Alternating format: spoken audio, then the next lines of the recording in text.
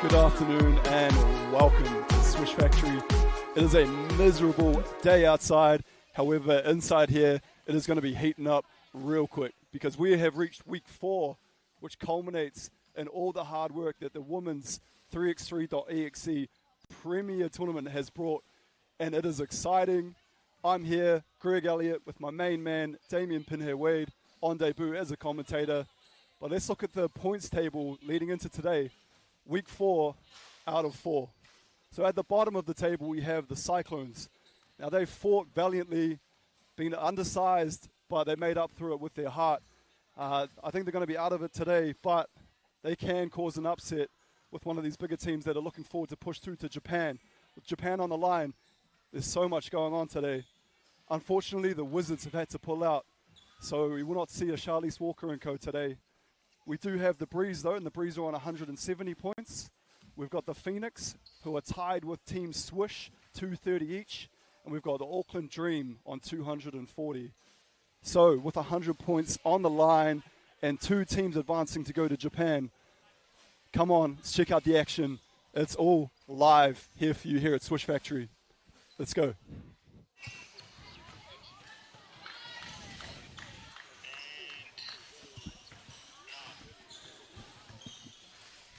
Tēnā koutou, tēnā koutou, tēnā koutou katoa, and welcome to Swish Factory. We are already underway, and you have the live voice of Greg Elliott, and I am humbly joined by the rangatira himself, Damien Pinheir-Wade, live with me in commentary today. Kia ora, Dave. Kia ora whānau. Here at Swish Factory to bring you some soulful notes of the 3-on-3 tournament today. And as I said, we're already underway. We've got the Dream out to a 6-3 lead over the Cyclones. Cyclones, again, doing it tough with only 3 players today. But with everything on the line and the Dream is leading the competition, the top 2 teams are going through, booking their place on the aeroplane to Japan. And so it's everything to play for today. As we see Barry launch one from behind the arc. Dame, nice to have you out here on Auckland's North Shore for your first taste of the women's 3x3.EXE. Yeah, first commentary gig in my life. Excited though, lover of basketball. First time, not a well-known name in the 3-on-3, but I dabble in a bit of 5-on-5. That's all that matters, my friend. It's good to have you here. Always, big shot. Not short of Korero with my main man Dame, as we see Berry swish from behind the arc, and that is a good sign early on for the Dream. The Dream currently atop of the points table with 240, 100 points on the line today, and as we will talk about and mention a lot more in today's action, is there are seats on an airplane, Dame, and who wants to go to Japan? Absolutely. Right on the Dreams tails, we got Swish and Phoenix. Just hot on their tails. So those are probably the three teams that you're looking forward to today to try and get the 100 points to book their spot to Japan. As I said to you earlier, we do have the Cyclones, who are unfortunately probably not going to get a look in today on one of those seats, but they can be that thorn in someone's side. They can maybe create a bit of an upset here. Absolutely. Playing for pride here. I've noticed they've only got three playing today, so yeah, really in the last round they're just playing for pride here. It's usually the underdog teams that get up in situations like these. And that's the thing, when you've got your back to the wall and you can't, you know, as you said, battle for that top spot. You know, you got to look for the A, you said pride, and B, it's, I don't know, there's something about being able to cause an upset and ruining someone else's day that can be absolutely quite enjoyable. Yep, absolutely. Current score, we've got 9 to the Dream, Cyclone on 4. And as you said, this is your first look at the women's competition. It is indeed. Now you'll see quite a lot of talent on display today. And out there at the moment, we've got Kasten Buckman, we've got Sean Pupuki-Robati, Olivia Berry, and Jelena Vucinic out there for the Dream. And how about, Dame, do you want to give us the Cyclone team list? Cyclone, no worries. So in there, number 31, we have Leata Tinana Williams. 34 there, we have Ramona Fuaiva'a. And then number 32, Parehuia Delamere. That pronunciation was perfection, my friend, as we see. Big three there from Sean Pupuki-Robati. She is a phenomenal 3x3 player. She can do a bit of everything. Take it to the hoop, back to the basket, spot up shooter. Right there, catch and shoot. Almost made a liar out of me, but you said the previous shot, she was nothing but net. As Vucinic takes it all the way to the hoop, and she will earn the points the hard way. 11 to 5. I think the Dream will try to wrap this up as quick as possible. You're trying to conserve your energy, because once you start getting into that business end, you really want to have something in the tank, that's for sure, Dame. Yep, a couple more round robin games and then semis and finals coming up, so need to save as much energy as possible. As we've got a timeout here on the floor. Just looking to talk things over. It's going to be another tough day out here, I think, at the office for the Cyclones. As you may notice, Dame, even like a Pupuki-Robati definitely has the size advantage, and there seems to be one player for each team, Dame, that is bringing that size and that physicality. I know the Cyclones have just fallen a bit short in having a player that just adds a bit more height, and it's really been the difference maker for them. But as I said, they're battling away. They've come close so many times to getting that elusive dub. It's so close, doesn't really cut it though in terms of trying to put points on the board and the total point scoring. Absolutely. Not only that though, just with the Cyclone only having 3 players and lacking a big, rebounds are quite hard to come by. Doing a good job at the moment though. And that's a good thing for the Dream when you've got an Olivia Berry out there. You don't even have to worry about rebounds. She is catch and shoot, puts it on the floor. Great little post move there. And gets maybe a little freaked out there after the first. Some good defense there from the Cyclones. May have scared Berry out of going up with that a second time. Or unselfish and giving it up for her open teammate. Good defense there by number 10, Olivia Berry inside. Tanana Williams there, gets one up. Tough shot. And we will see the ball returned to the Dream. Very tough shot there. Great defense, though. Now, I think you said that you Tanana Williams, number 31. I do, yep. I do know her and her twin, who's just sitting to my right at the moment. She, I assume, would be their fourth player, but looks like she's nursing a bit of an ankle injury. That is correct. Coming with crutches. Been very lucky to have both sisters participating, and they've usually done it tough. It's been the two of them and one extra usually, but it's definitely a tough injury.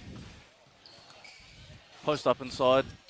Some royalty in the house already. We've got Mata Cameron, Raymond Cameron. Ray Cameron played for him for Ngāpui at the Māori Nats a couple of years ago. Great fella. I believe there's another one of those coming up shortly, is there? There is actually next weekend. We have the Māori Nats 3-on-3 tournament.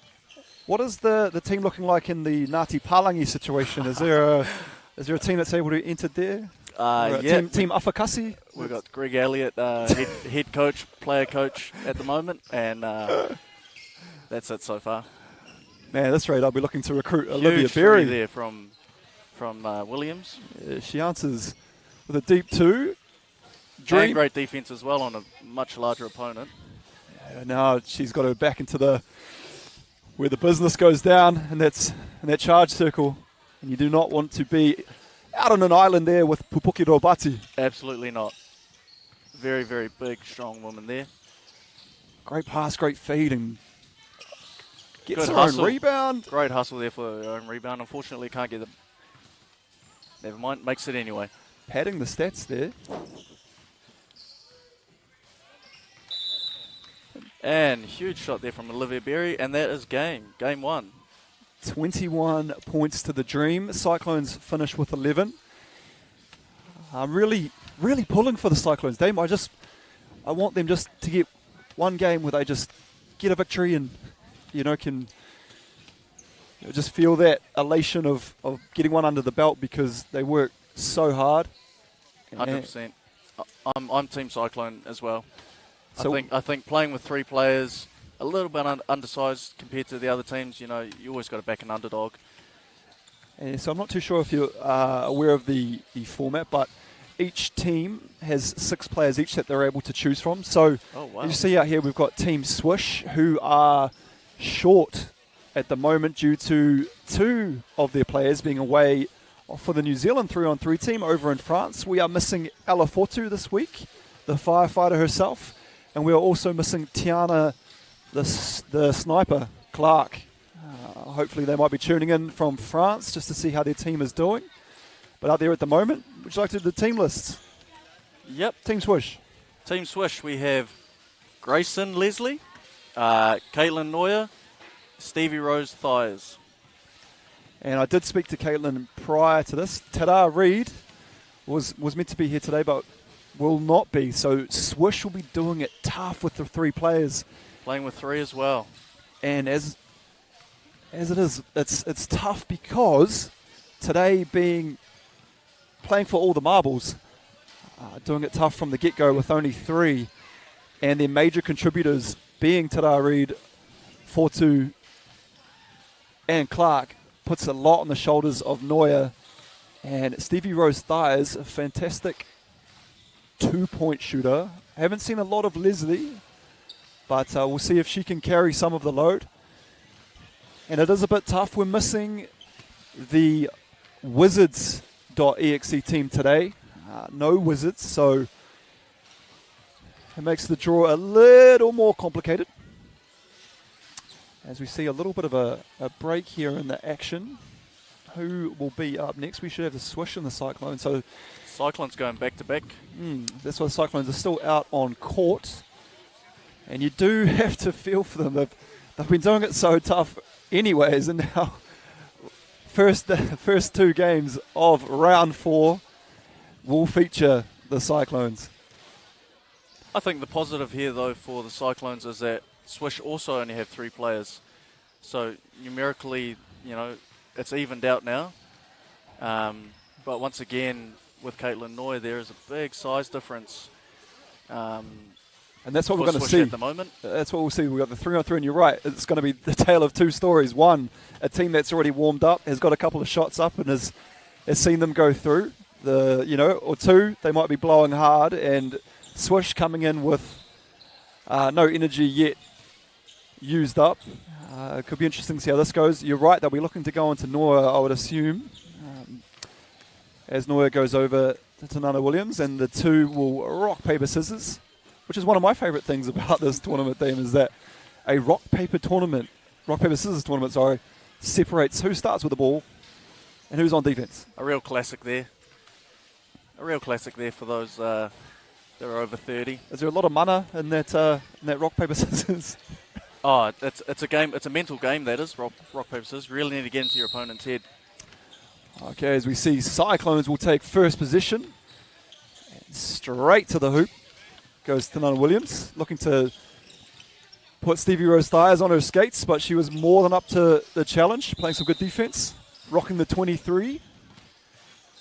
I think if the Cyclones really want to win here, they need to utilise the guards. They have three smaller, more agile players.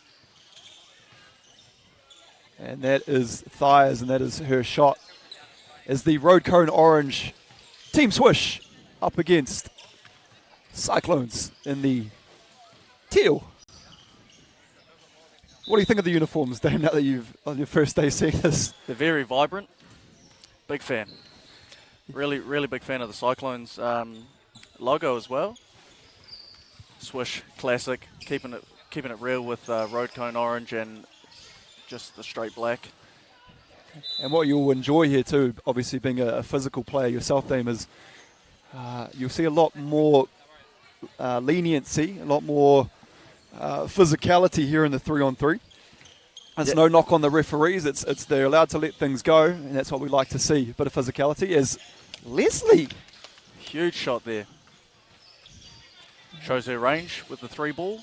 And is that probably going to do wonders for her confidence? First shot, absolutely. First bucket. Huge block there from Noya.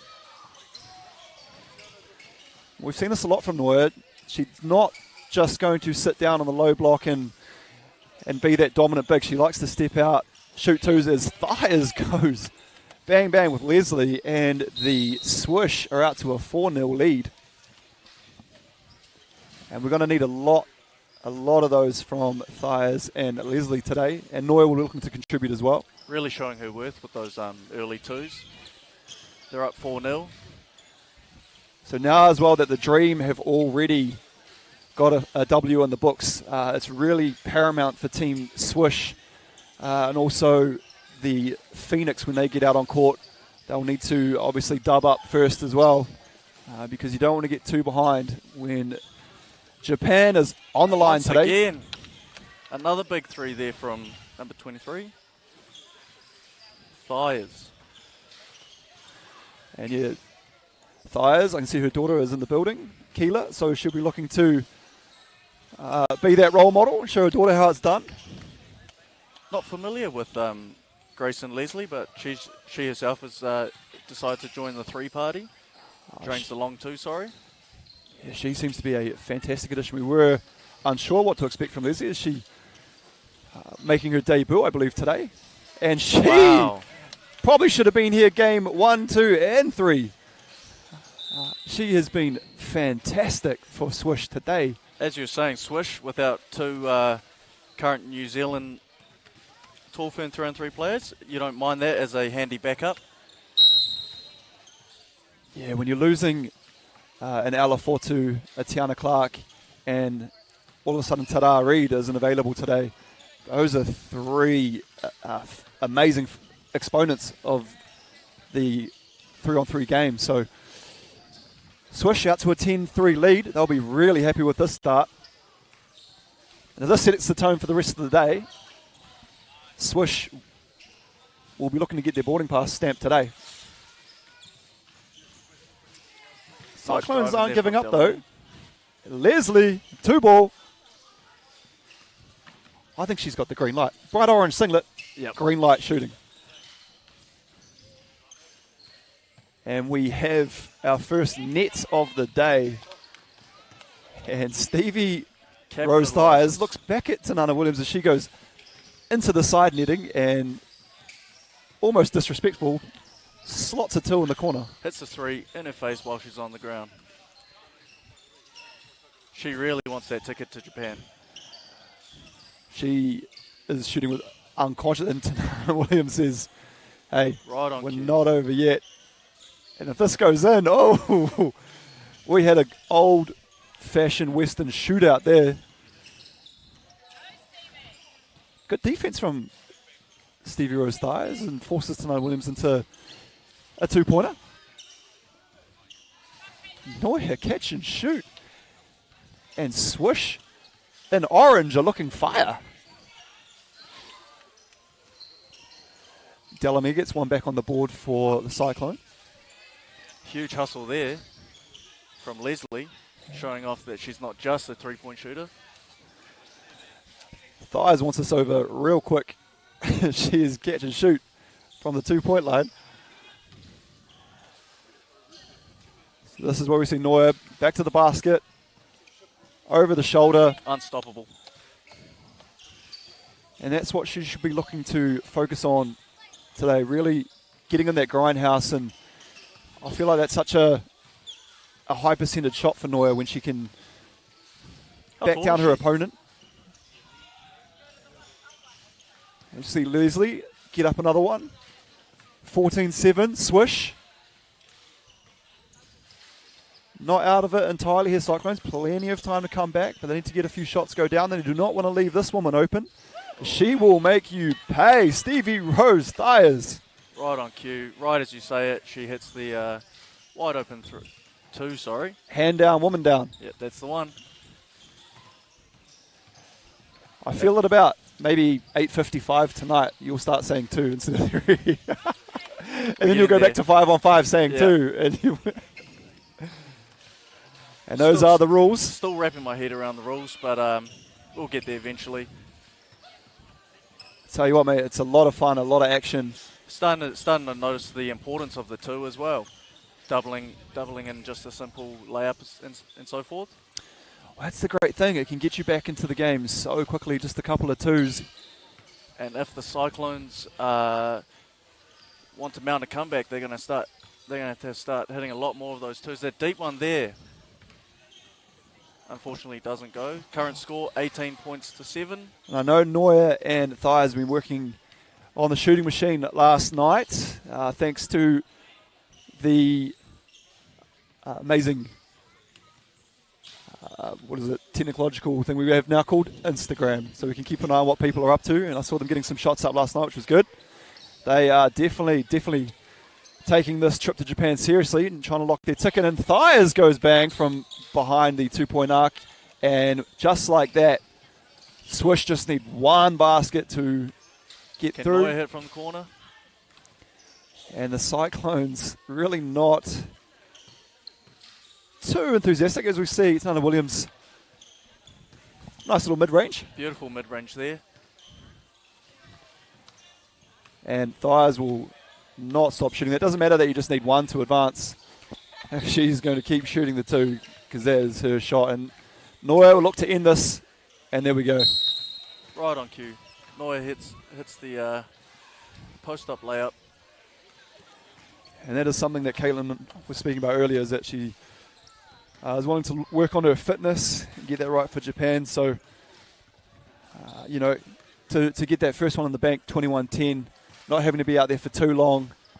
I think from 2+ minutes that were left on the clock, you want to get those games done and dusted early. And that's going to be a real tale of the tape for them, having 3 players today. How are they going to be later on? As we get our first look at the Phoenix as well as the Breeze. The Phoenix won round 2. And the Harbour Breeze have not yet won a competition. But I'm not seeing Kendall Hedemeier for the Phoenix. Now, are both of these teams doing it tough with 3 as well? This could be interesting, Dame. We've got this huge round where, 2 of the 3 teams at the top are going to go through. And two of those teams, Swish and the Phoenix, 3 players each. I think what's happened is it's fallen in an unfortunate weekend. I do believe that the Kahu and the Stingrays may have had a game either today or last night. Yes. Maybe that is the reason for a few players' unavailability today. Also, you know, the 3-on-3 Tall Ferns doing it over in France at the moment. But some big names out for both teams. Now, what I like to do, seeing as it is your first day, and I like to throw you onto the bus all the time, do you want to give us the team list for the Breeze and the Phoenix team? Absolutely. We'll start off with the Breeze, the Harbour Breeze. At number 34, we've got Cooler Baudry. 31 there, Lou Murphy.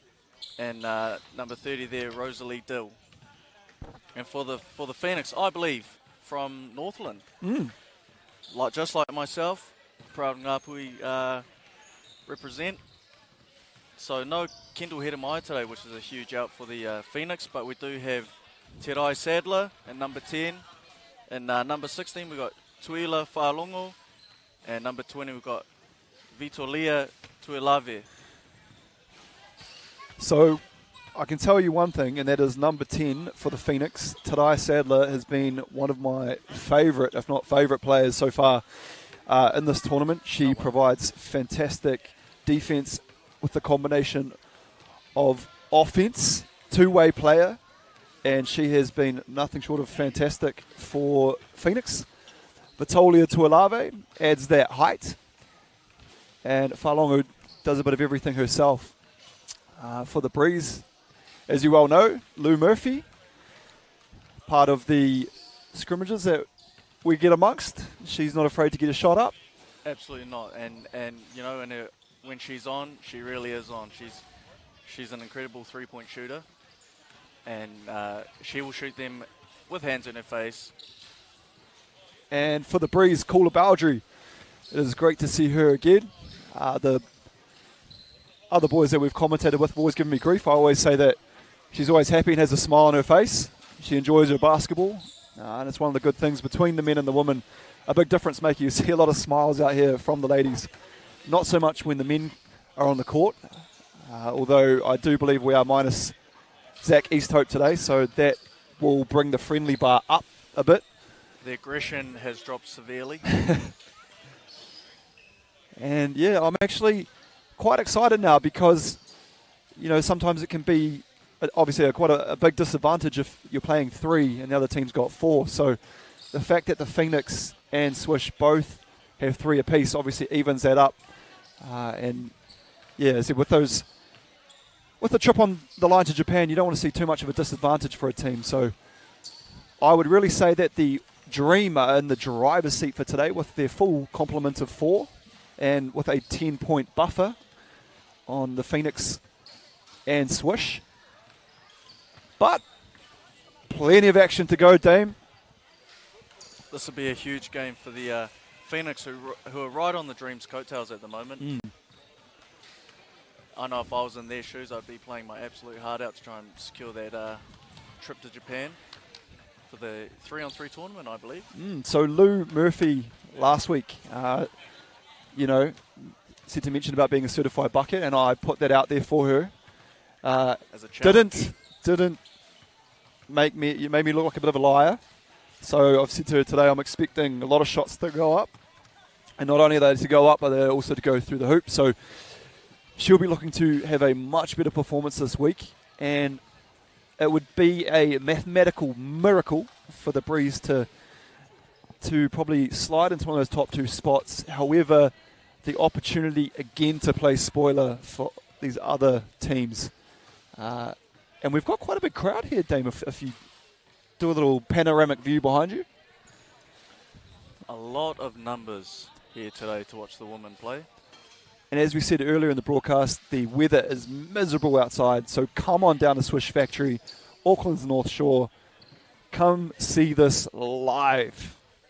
It's going to be a big day, and Dame and I are very excited to bring it to you live. All the action. And we see 3x3 Sadler get the Phoenix underway here. Hot start for the Phoenix. Lou Murphy, catch and shoot, the self green light. She won't be very happy with that shot. If I know something about Lou, she takes the game very, very seriously. And we see Farlonger with the aggressive drive. Sees her rewarded at the line. Just leaves it short on the iron though. Cooler Bowdry with the handle. Little pick and roll action. Dill. Wow. Amazing Nice. post moves there. Nice left hand finish there from Dill. Easy drive there by 3x3 Sadler. Showing off her class as a player. Great vision there from Lou Murphy. Okay, and if anyone would like, you are welcome. Please leave a question or a comment for Dame and I. We're more than happy to answer any questions. And I can see we've got A. Horrocks, a.k.a. the Bald Voice, has already left a question. Did you get your sugar-free sponsors product from the commish? We've had... The Rangatira actually came empty-handed today, but we can't hold that against him because this was the man that brought us donuts. And there's something about being in a commentary booth for 6 hours, and if someone brings you food, they are absolute royalty to you, and you love them with your whole heart. So probably one of the main reasons you're here with me today, Dame, was... Just a little thank you. I'll accept it. I appreciate it. Thank you very much. Yeah, I think that he may have knew that was going to get him through today and has shown up empty-handed. I myself brought the 2 Powerades and pick and mix lollies. But hey, that's just a little koha.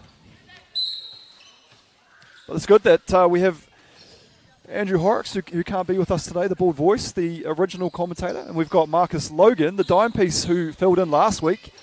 Meant to fill in again today, however, was called up to replace Zach Easthope, who was on standby for the New Zealand 3-on-3 men's team. And that has been fortuitous for us because that means D. Wade is in the building, the Rangatira himself, and it'll be him and I bringing you all the action today. And what have you thought so far, Dame? This is your first... My first taste of 3-on-3, in particular women's 3-on-3. Very intense, very fast pace, a lot more twos than I realised. But it's good to see that the women are still showing off their post moves inside. Myself being an advocate for the inside game. And I tell you what, Dame, it's not just raining outside, it is raining inside as Dill. Big shot to allow a tough pass there outside the 2-point arc, but this has been an awesome start for both teams. Very well matched up. Current score of 8-6 to the Breeze, and Dill with another big 2. And this is the thing with these two teams is that even though the Phoenix have won round 2 of 4, the Breeze have been quietly racking up points in the background, coming into today with 170. And as we talked about, it would take an absolute miracle for them to find themselves in one of those top 2 spots. However, they've got a lot of mana to play for, a lot of pride, especially as these women are from the North Shore, and we are here on Auckland's North Shore. Sadler popping off at the moment. I've just seen she is a Cook Island 3-on-3 represent. And I'm not surprised that she is a national representative because she is absolutely devastating at both ends of the court. Dill just gets caught in 2 minds there, wanting to put up a shot. Sadler gets a little hand up, maybe a touch on the cookie jar, and turns the ball over. As we see a big screen there from Farlongo. But a body contact there, Dame. You like that? First time I've seen a call on the inside. I do enjoy a bit of physicality when I play basketball. I think anyone that knows me knows I like to bump it inside. Huge 3 there. Bowdry for 2. And that's the thing you'll see today is a lot of people might talk about the refereeing, and it's like, no, it's not about the refereeing. It's they let things go. This is how 3-on-3 is played. As Dill caught off balance, and she makes the miracle shot. A little up and under scoop lay. As Murphy turns it over, Sadler not for the first time today with the steal. Tuolave just leaves it short. She goes up for that layup. And the Breeze out to as Murphy. Blue certified bang. bucket Murphy. 15 steps up to the plate. 15-11 Breeze. This will be a huge scalp if the Breeze can knock off the Phoenix. Murphy again takes it strong to the hole. Very strong drive in there from Lou. Almost loses her arm in the process. And she is looking to get some oxygen into her before putting up the free throw. Far longer. Catches Bowdry, takes it to the hoop. Bucket. Phoenix are going to need a few more of those to drop if they're going to come away with a win here. The Breeze currently leading by 3. And Lou Murphy come to play today. Has heard you subconsciously, and she is absolutely popping off today.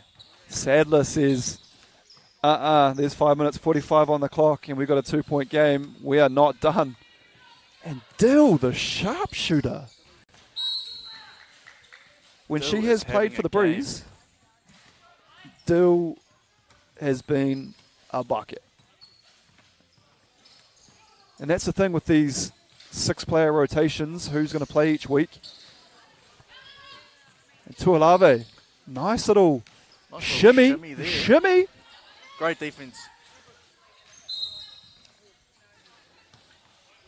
Yeah, Tuolave shook her out of her shoes almost with that previous possession.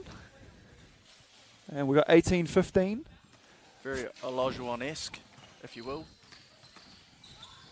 The Phoenix will need to get a couple of stops, a couple of baskets, and this game can turn on its head real quick.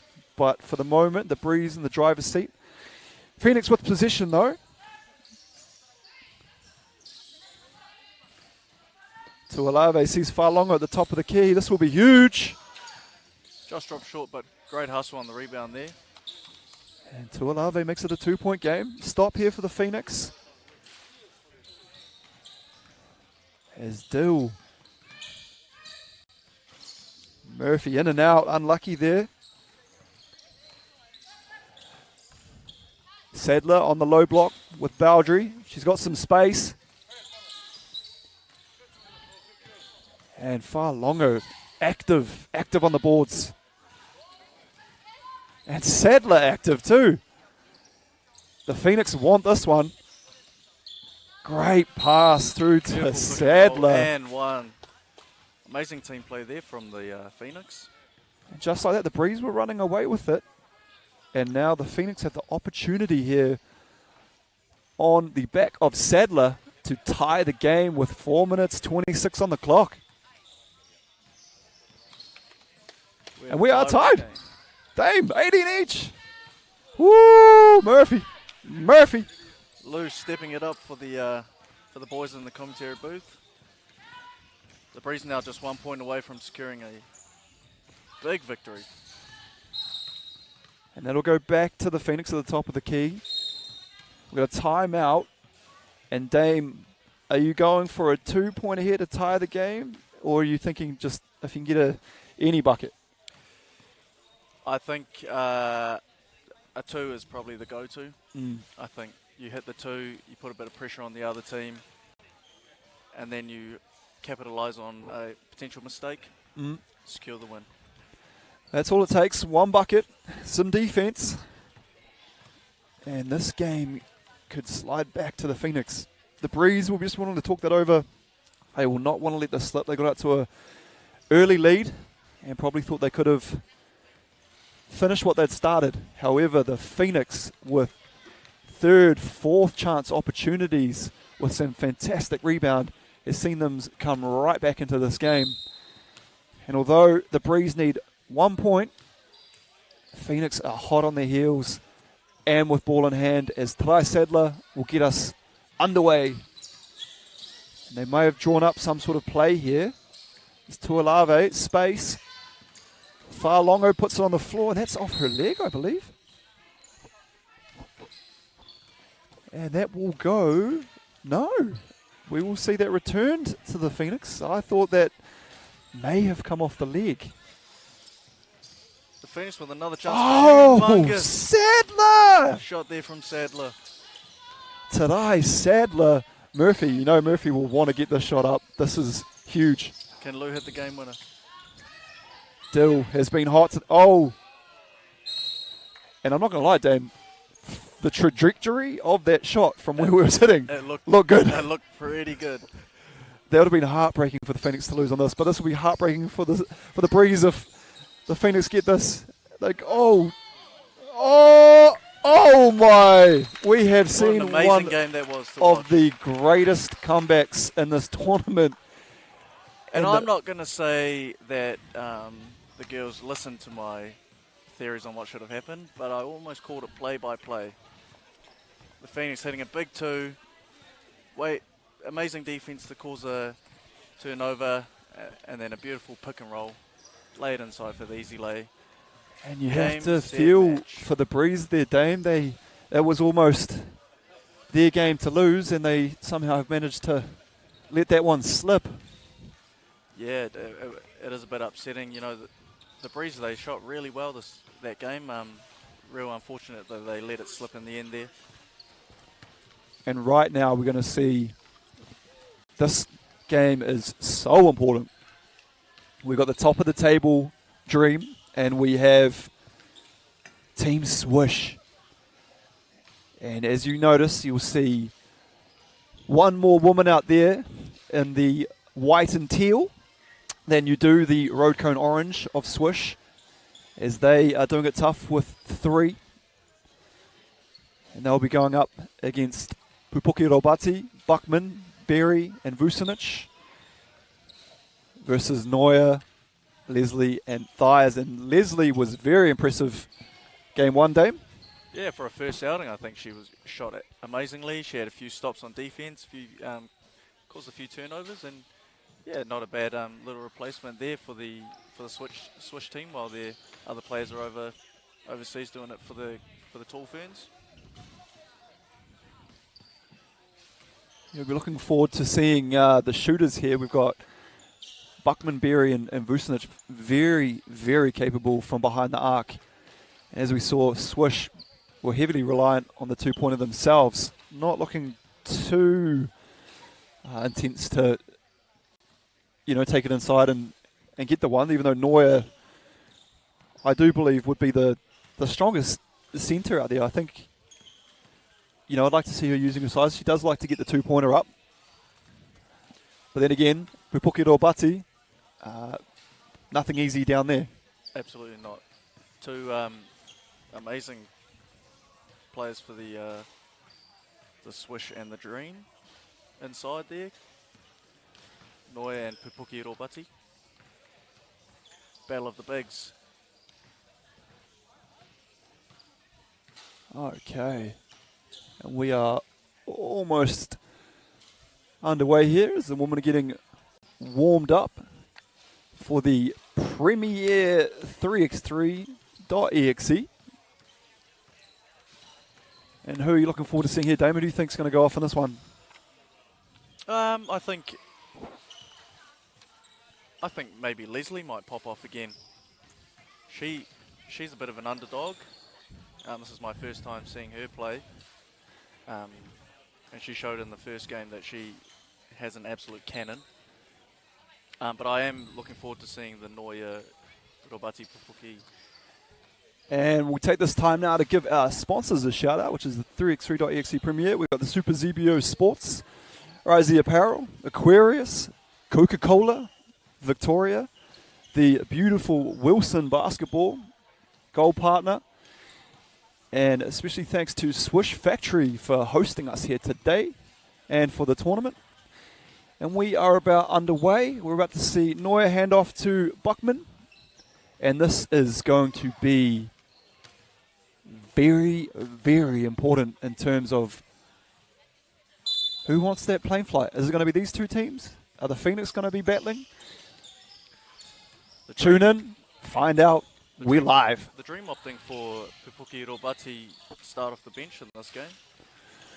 When you've got shooters like Vucinic, Buckman and Berry, that's a dangerous, dangerous feeder out there at the moment. It's a great luxury the Dream have, having that extra player. I think in the end of the game, it's going to come in and be a major factor. Yeah, the Dream could theoretically get it done in 11 shots. They've got such good shooters out there, so it's going to be interesting to see how this one plays out as Berry. Oh. Always a strange one where a player like Berry knocks down a contested two and then the easier finish at the hoop, you know, sometimes is a little bit off-putting. As Thiers, and they're going to need her to be explosive in this game as Buckman gets around Neuer. Neuer sort of may have assisted her with a little unseen nudge, you could put it in the back. A nudge there. Little nudge. I think the benefit of the 3-on-3 tournament is that the referees are more lenient and just let the flow of the game continue. As we see Buckman again cash in from behind the arc. Leslie, we hope to see her get going again. Neuer with what I'll hope was a pass to Leslie. May have been put down as a missed shot, but I want to give her the benefit of the doubt and say she was looking for the assist. I can only assume it was an alley-oop pass. I can imagine Leslie throwing that one down. Neuer recalibrates, gets another one up. Leaves it a bit too long as Berry leaves it short, but she does have a fantastic stroke. That was a very deep two, and it only just fell short. Just shows the range that she has. There's that centre inside battle that I was looking for. And that's what we want to see from Neuer. She's got a great over-the-shoulder, can finish with either hand, ambidextrous. Thiers to Neuer. Does she have a two-point shot? She absolutely does. That's the great thing about her game, and I'm unsure as to why Neuer hasn't been picked up. Oh, Berry. Wow. Huge contested two there from Berry. Yeah, I would have expected to see Neuer having been signed by one of the women's NBL team for the upcoming tournament. However, his Thiers off the glass. Leslie showing her worth on both offense and defense as well. She's had a few stops so far. The swisher up, 7 points. 8 points to 6 is Neuer with a nice little mid-range. Robati ties it up from behind the arc, and we have an 8-apiece ball game. Dame, what's happening? What are we seeing here? This is like you said in the last game, this is an old-fashioned shootout.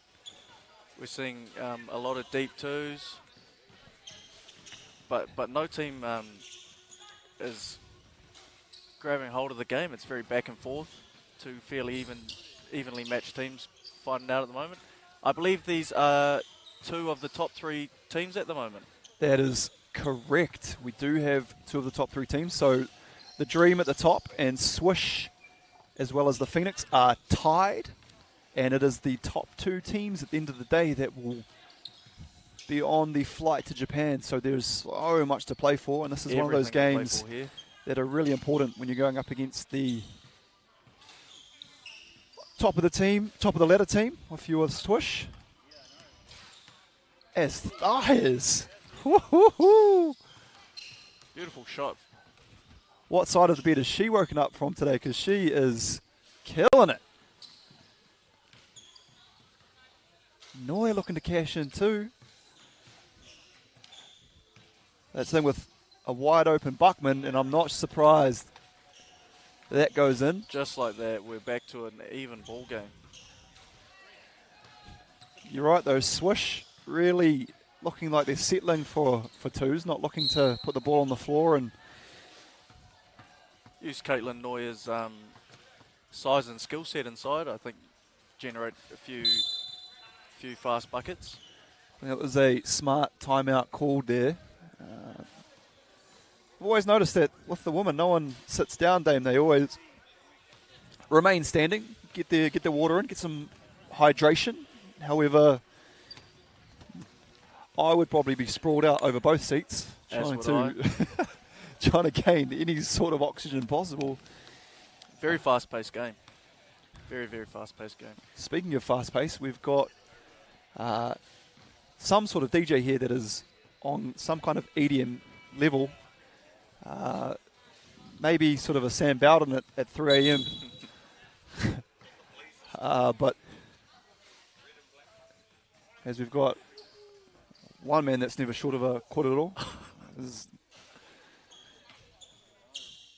Raymond Cameron himself, here with his mum taking in obviously probably the Phoenix, the woman from the north, wanting to see them book their tickets.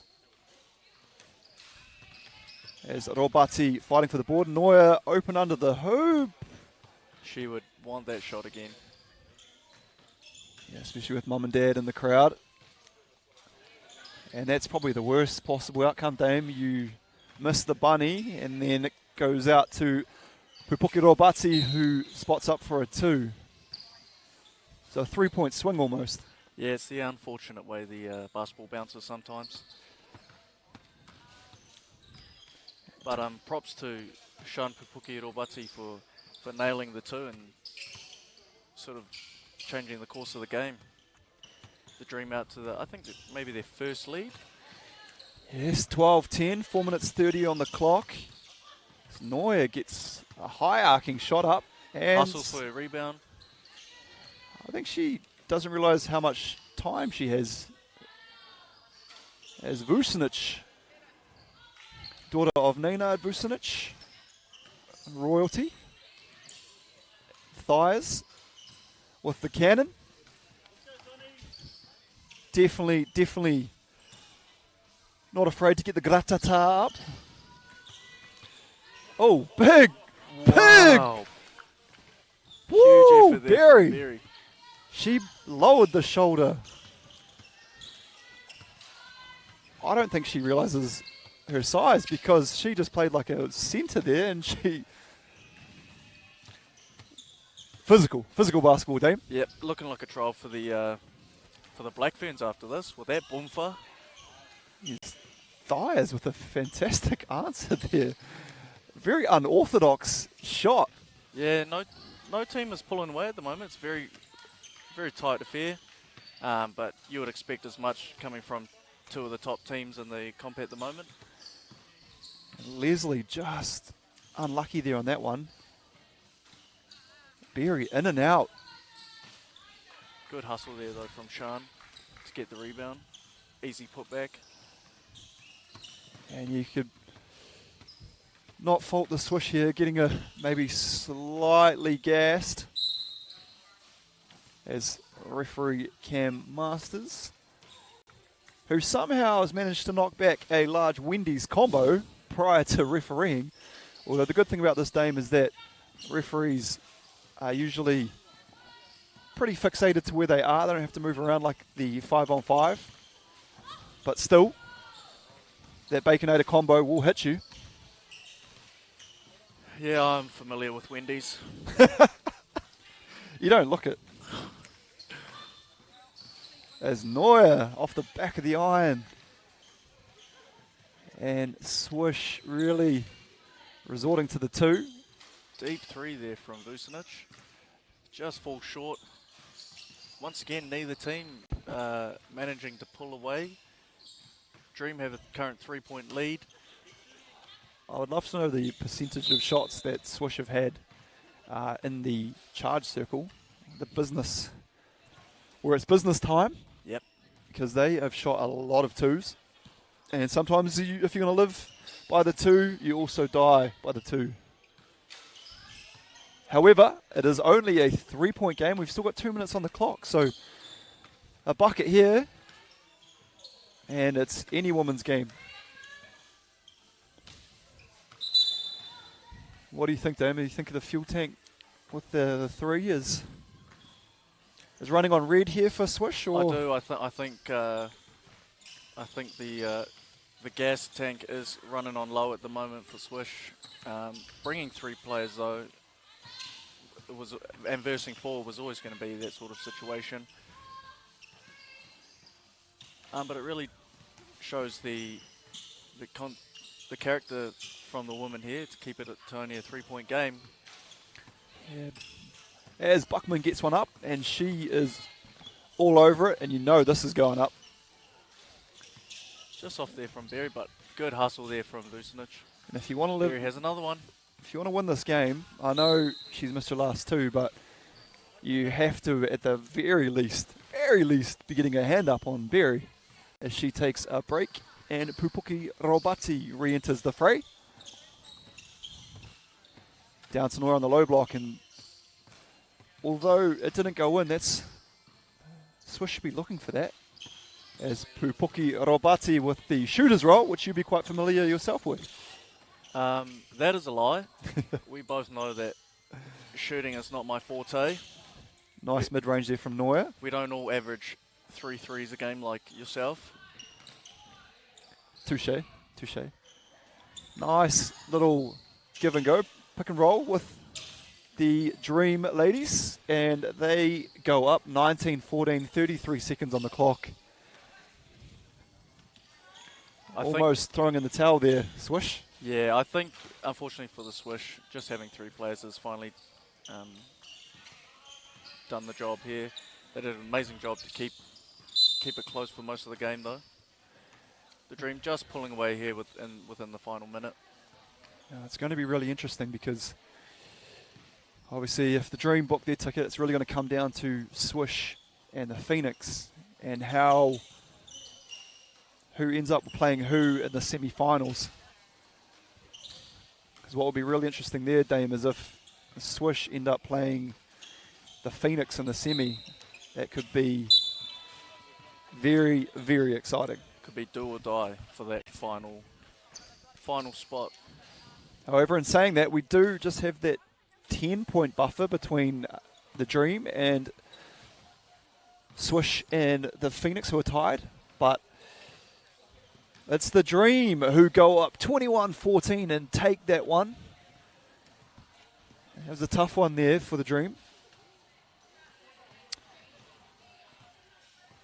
Okay, so it looks like the playoffs, who we got there? Could be the Breeze and the Phoenix. Already punching their tickets to play in the semi-final.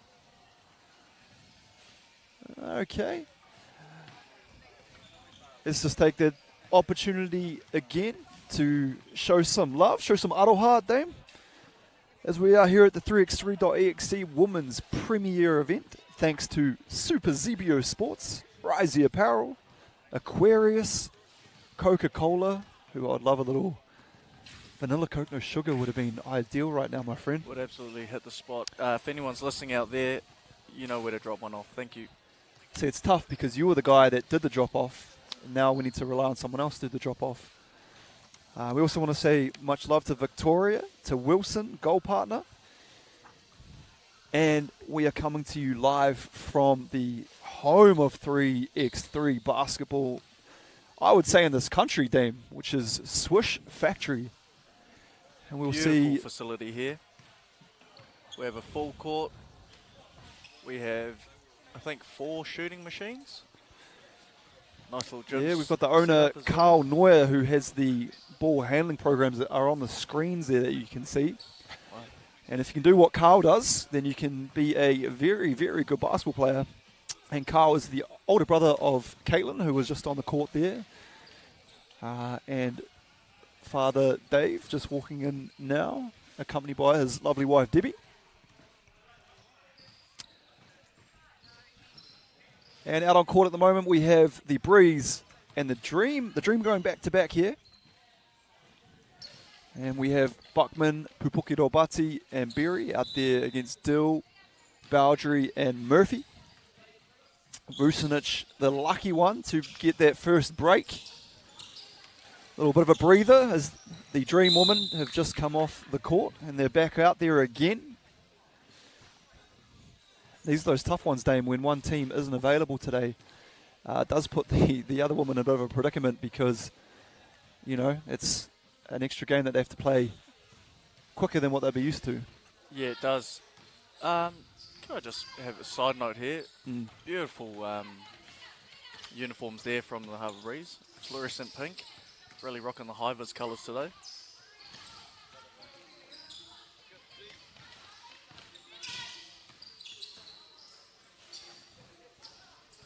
Yeah, the bright pink to go along with the teal action.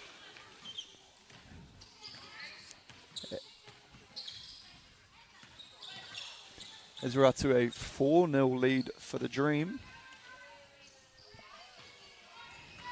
And this is semi-final 1, I do believe.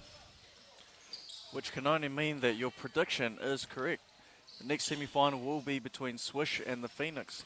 And very high chance that that game could dictate who goes through to Japan.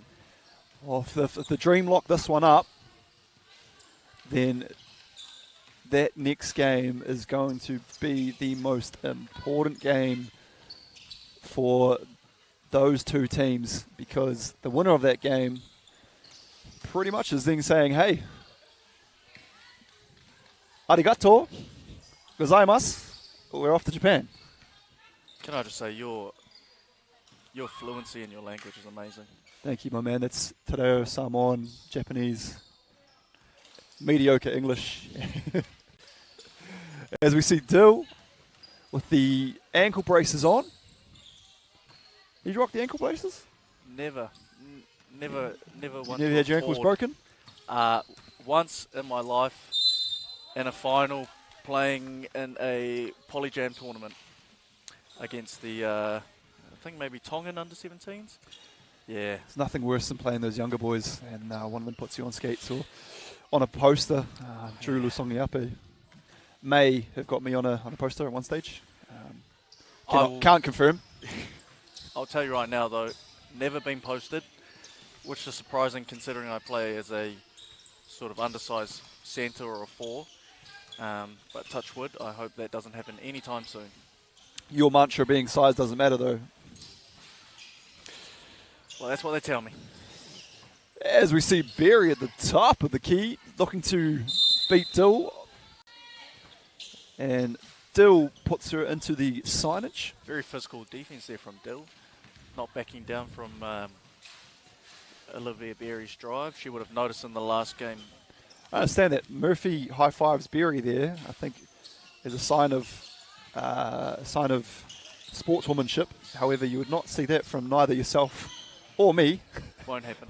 I would probably go the fake extend of the hand, the Amari Stoudemire extending the hand out to help someone up and then just pulling it away and walking off. That's probably how pitiful that you and I are. But good sportsmanship there from Murphy. Yeah, and saying that, I think a lot of the women here, although they play in different teams, I think they're all really good mates off the court. The New Zealand basketball scene is a very much a tight-knit community, especially in the women's game as well.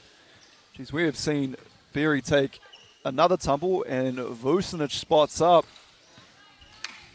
And I tell you what, the Breeze were very lucky there to get away with that, because Vucinic with that much space and that much time, that's usually automatic.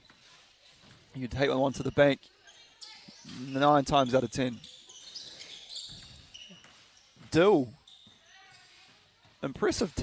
I like Dill taking it to the hoop, even though she's shown us that she can really shoot the ball. She can also put it on the floor as Buckman with the turnaround jumper. With the bright, what colour would you call those, Dame? Those New Balances that Buckman's wearing. Those are almost a neon green mixed in with a bit of a lemon and lime. We'll go with the lemon and lime. I like that. I really like that. With the teal, it's a lot of colour. It is, and I think it just blends in very well, leading up into the teal and white uniforms She's that they're currently sporting. Almost disrespected the outfit wearing black socks. I'm an advocate for the black sock, but yep, I think you're right in this case. White socks would have been a bit more appropriate. And the Dreamer out to a 9-2 lead early here as Pupuki Robati. Sean showing his strength inside, jamming that on 2 people. Yeah, it's going to be a tough day at the office there for Kula. Great And take by Rosie. From Dill. And some of these players getting a bit more game time today, as you said, on that 6-player rotation.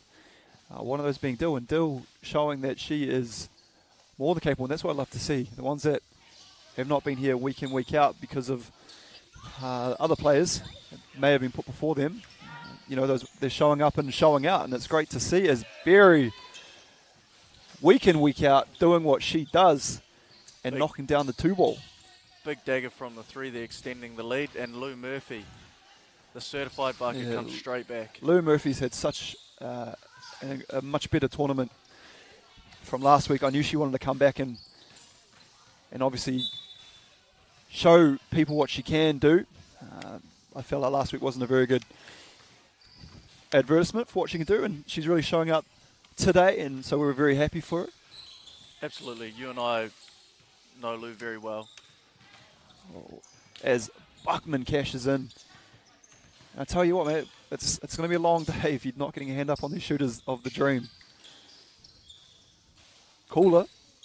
One of the more interesting names in the tournament. It is Cooler Baudry. I tell you what, Berry is putting the ball on the floor and she is making these very physical layups. It's great to see. Maybe she's showing out as an early case for the MVP. Yes, and it's an interesting thing that we get to do here, Dame, is that we get to hand out the MVP award. And the great thing about this Women's League is that each week someone different has won it, so someone different has also taken home MVP honours. That's obviously just a note to the immense talent that the Women 3-on-3 provides. Well, it's been really exciting because, you know, sometimes in some tournaments it's the one team winning every week and it's the one player who kills it. So, you know, to have 3 weeks prior to this and it's had 3 different teams win and 3 different MVPs, it's been a real pleasure, a real treat to take it all in. I almost wish you were with me for the rest of the time. However, we do miss the bald voice and the dime piece. I hope they're having lovely days. But that does allow me to have the rangatira himself, Damien Pinhay-Wade, live with me today for his debut commentary experience as Boundary hits. And can I just say what an absolute honour it is to sit next to you throughout this monumental event. Your mana is, shining bright like a diamond. So it's a pleasure to have you here, my friend. As Buckman cashes in off the backboard. The Dream's starting to run away with the game here a little bit. 18 points to 9. Yeah, the Dream may as well get their sleeping bags out and head to the airport now because it looks like they will be going all the way, either finishing first or second. So that would be enough for them to advance. This next semi-final really has everything on the line for the Swish team and the Phoenix. Speaking of Swish, Murphy, nothing but net from behind the arc. A little through the legs, but a crossover. Dribbling. And it really is a tale of the day so far for the Breeze. I think so far, if the Dream go on and win this whole tournament, I think Berry is, and as you said, talking about an early candidate for an MVP. He's put her hand up. I would go as far as saying front runner for me at the moment.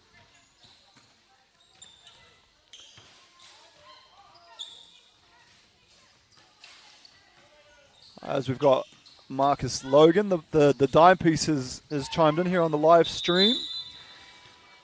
2 goats on the mic. What are your thoughts on that as the Dream go up 21-12 over the Breeze?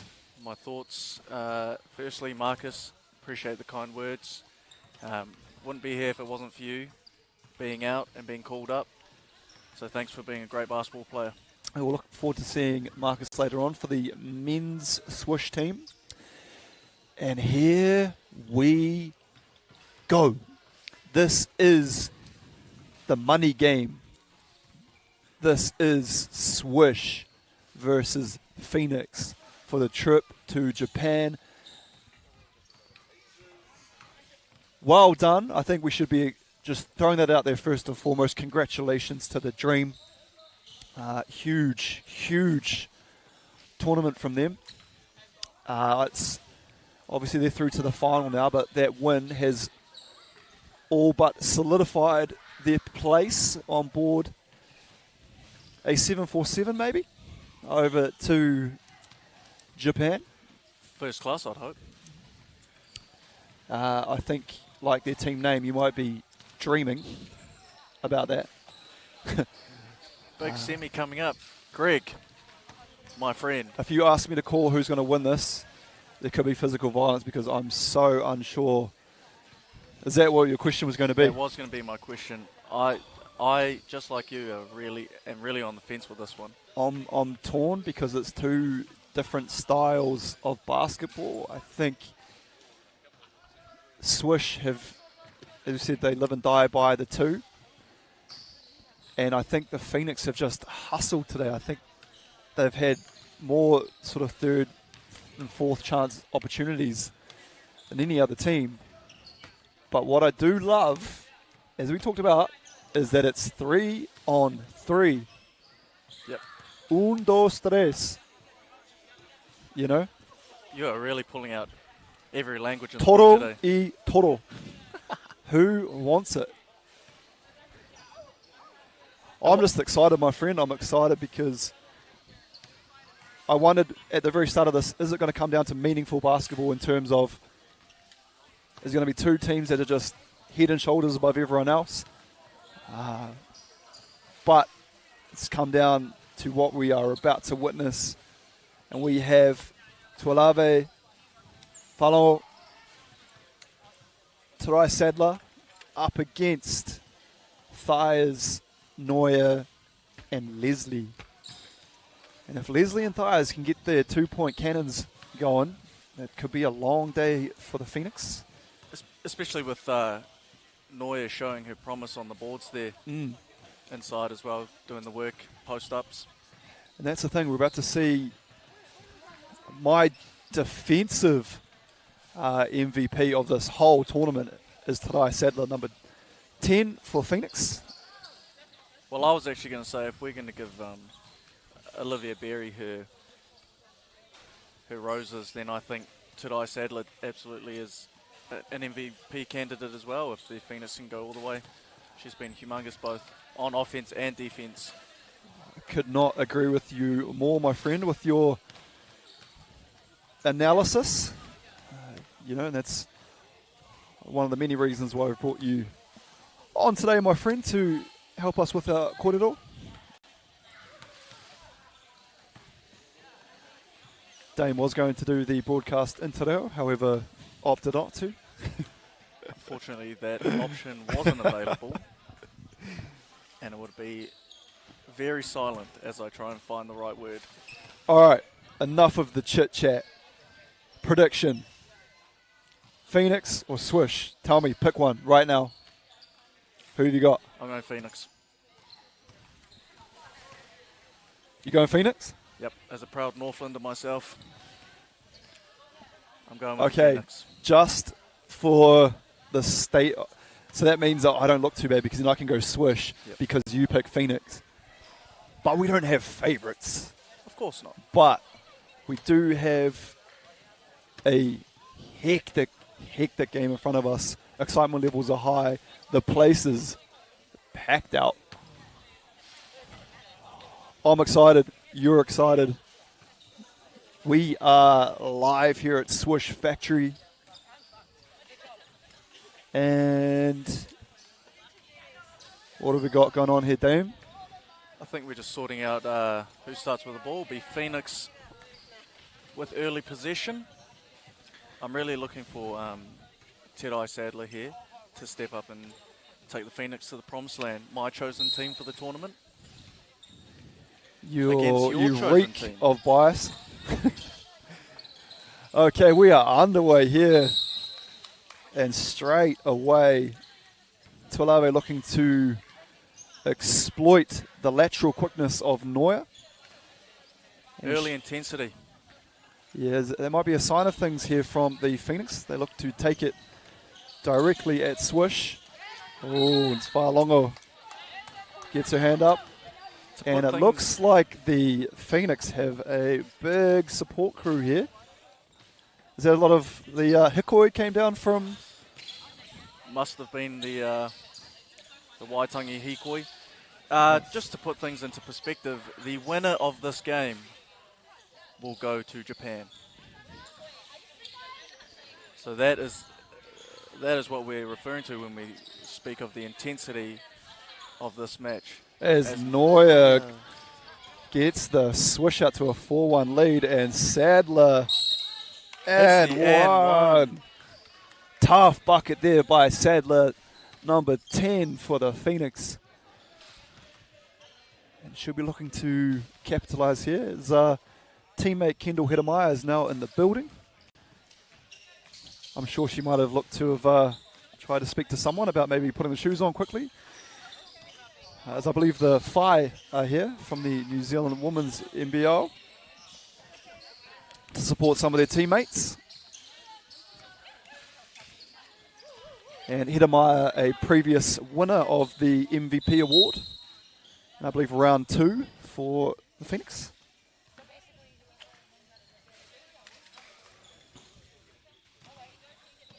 But yeah, I think Hedemeier is a stingray. And the Tuaihi? Is that how you pronounce it? Close. Tuaihi? Tuaihi. So, not that Ihi that we know. Not the plug. The plug. The Nike plug. Yeah, shout out to Ihi. Looks after the brethren in terms of making sure we're kitted out. You notice these nice red Nike. They are shining bright. Thank you, my man. And you have the Powerade Zero to match. Yes. And the Phoenix have brought this back to a 1-point game. Now, was that shot clock violation or is it a foul call by referee? No, we've got a shot clock violation. There was a shot clock here. I thought that might have been a biggest bailout since the Titanic. Yeah, if Gillian called that a foul. Oh, Sadler all the way to who did all the hard work, Dame. Just left it short. It's really unfortunate, but as you would know, Greg, it happens to the best of us. I've been there, you've been there, we've all been there. There's nothing worse than having the $20 move with the $2 finish. And we are tied up here at Swish Factory, 5 apiece. Neuer showing her presence on defense as well. It's almost like you... Oh. Thai is saying she's keen for Japan. She's put the body on the line, ties it up. And we have a turnover to Swish. And the crowd here really enjoying what they're seeing at the moment. A tight, close fought contest. Neuer puts the Swish up by 1. Whaolongo. Thias gets her hand in the cookie jar. She will take the Wilson out for a spin. Thias showing that she's not just a weapon on the 2-point line, also showing her defensive prowess. Deceptively strong. Dangerous. Oh. Sadler. Almost could have been called for a hook. Oh, Tuilave. Those are the tough ones, Dame. We're seeing these women make some really tough shots. And then they're getting a couple of good looks around the hoop. Right on cue, your defensive MVP, making a huge block. Maybe the nerves, I'm thinking. Maybe the nerves are getting to the woman. I think someone may have been in the air on both teams and let them know, hey, just in case you were unsure, if you win this game, you go to Japan, and if you lose, you don't. Yeah. So all the hard work that you put over or into for 4 weeks culminates right now. And so no pressure. No pressure at all. Thighs on the floor again. However, Swish come away with the basketball. At the end of the day, I think the team that really want it will be victors. Ooh. Fires looks out on her feet, and she still made that look easy.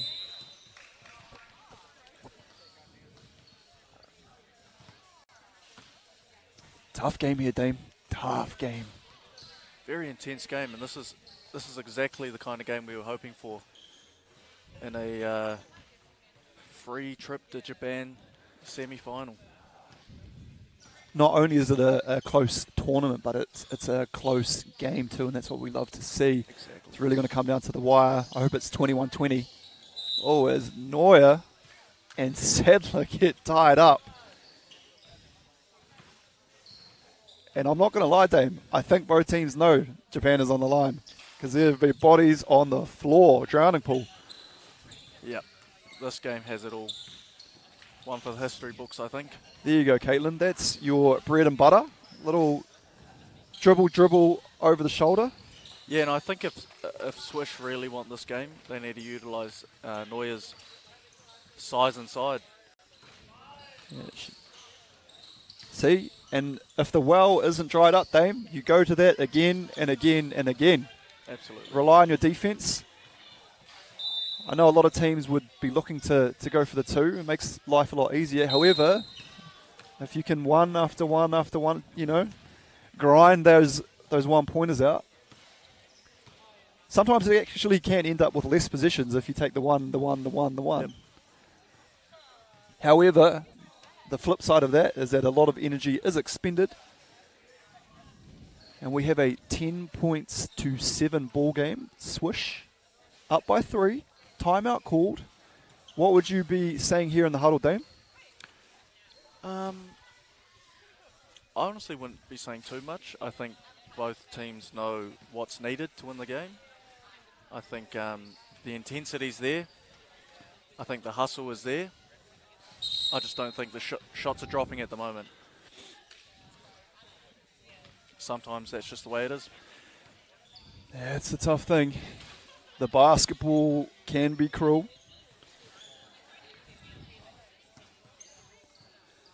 Here we go. We're about to get back into it, though. I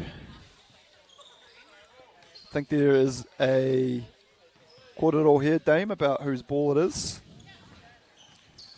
Looks like after that situation, was it?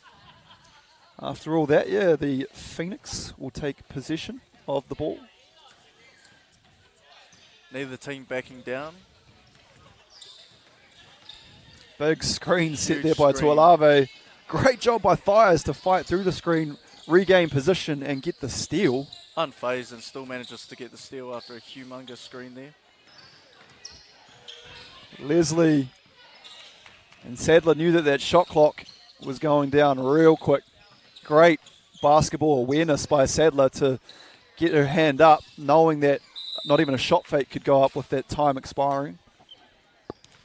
Very smart, calculated basketball player is Tarai Sadler, and she will go to the line, looking to bring her team within 2 now, 10-8 to the Swish. And Swish don't want to be playing with their food. They don't want to be settling for shots. They want to be getting good looks. Neuer probably got as open as she has been in this game to get that shot up. Blowing hard, though, these ladies have left it all out there so far, and there's a lot of basketball left. Oh, turnaround there from Tuolave. Nice. It looked nice. Showing off a very similar to DeMar DeRozan skill set there with the fadeaway jumper. As we see, Leslie had a great start to this tournament today. She has, in a humongous tournament. This one being the last round before the teams head off to Japan. Leslie really has stepped up both on offense and defense, showing that she can jam from the 2-point line, but also create turnovers. I tell you what, Tarai Sadler sets some fantastic screens. She has hit Leslie there, and she stayed hit.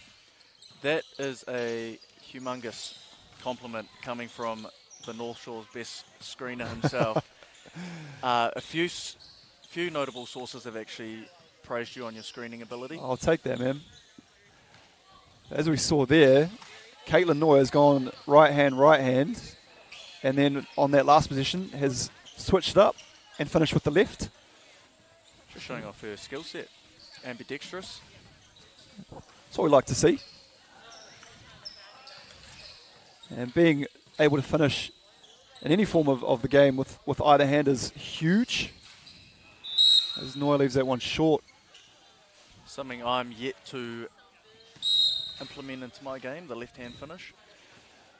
I feel like you're the Māori Isaac Fotu. I feel like you've gone deep into your bag and you've found a spin move that is, from my sources, has been deemed as one of the most hardest to guard players on the shore. So once you're in that D-Wade spin cycle, I tell you what, bring your laundry detergent with you and you'll get a free spin cycle for sure. Kind words, Greg. Kind words as always. Kia ora, Dean. Kia ora. I will humbly accept those kind words. Okay, action aplenty. About to be restarted here. Jilly Harris hands the ball to Neuer, who hands it to Tuolave. And Leslie. Leslie again. She has been everywhere and anywhere. Not only has she been a huge player, she's grown in confidence as the games have gone on. I've also noticed she's dived for the ball a few times. She really is putting her body on the line. And it is tough, Dane, because you said there's great finish there from Sadler. Beautiful. There's 6 players, but there's only 4 seats, I believe, for each team. So which 4 get a flight is going to be interesting. Yeah. Because I believe all the teams have used their 6 women at some point throughout the tournament. As Tuolave looking for that connection again with Sadler. I think in a situation like this, it's all about the team. The individual accolades aren't as important. You may go to Japan, you may not. Yeah, you're right there. You're not too phased about an MVP as long as you're... It's not like they serve MVP meals on the plane, that everyone's going to eat. Everyone's going to get the same meal. Yep, everyone's getting their chicken curry on the flight. Yeah, I don't trust I always get the triple chocolate cookie time, stock up on those. Wow. Various other treats. A man of class. Yeah. As Sadler... Physical there. Very physical drive there from Sadler. I think the right call as well. Neuer with the... offensive foul, wasn't it? Yeah, she stuck out the off arm, and tried to leverage herself off Tuolave to gain an advantage. And the referee said there will be none of that. And the Phoenix will have the ball down 3. 12-9 swish. Far longer, almost a bit telegraphed from Thiers. We like to see that.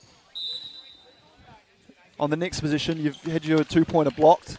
So instead of, it goes for the shot fake and then puts the ball on the floor rather than risking another block. Good defense from Thiers. And just leaving it short there, far longer. And all of a sudden, Dame, a lot of defense being played here, and there's only 2 minutes 15 on the clock. I don't think this one's going to go through to 21. No, I don't think so. I think 2 teams here with only 3 players. They're putting their heart and soul into the defense, and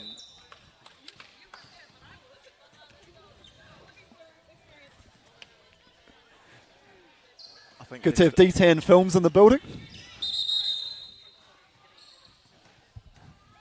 A lot of fans here today. There's a humongous crowd here for the women, which is just another note to the fact that basketball is the fastest growing sport here in New Zealand.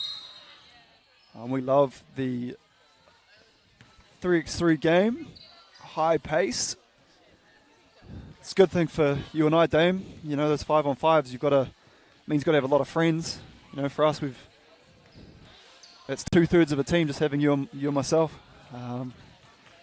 We've got a tournament just between the two of us. Two advocates of the game, I like to think. We've got a one-position ball game here, Dave, as Phoenix bring it to within 2. With 1:40 to go, shots dropping now are huge. And Leslie. Leslie. Oh. That's such a tough bucket from Leslie.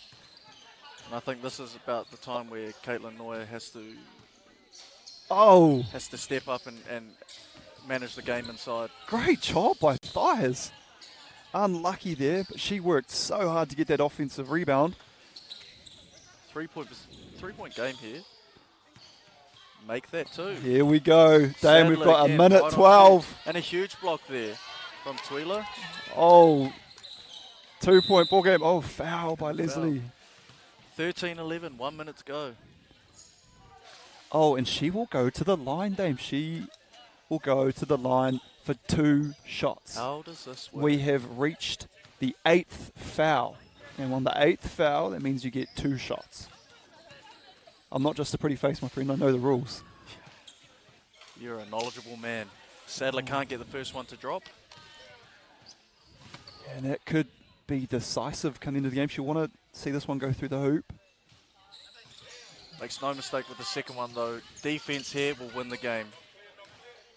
Oh, great take by Neuer. Physical, aggressive. And that was something we talked about before the game was, Caitlin, can you please, I know you like shooting the 2. Everyone likes shooting the 2, but, you know. Let's see that physicality inside. Exactly. Now they're down by 2. 2-point game. Now you would have heard some Neuer yell out there, no 2s.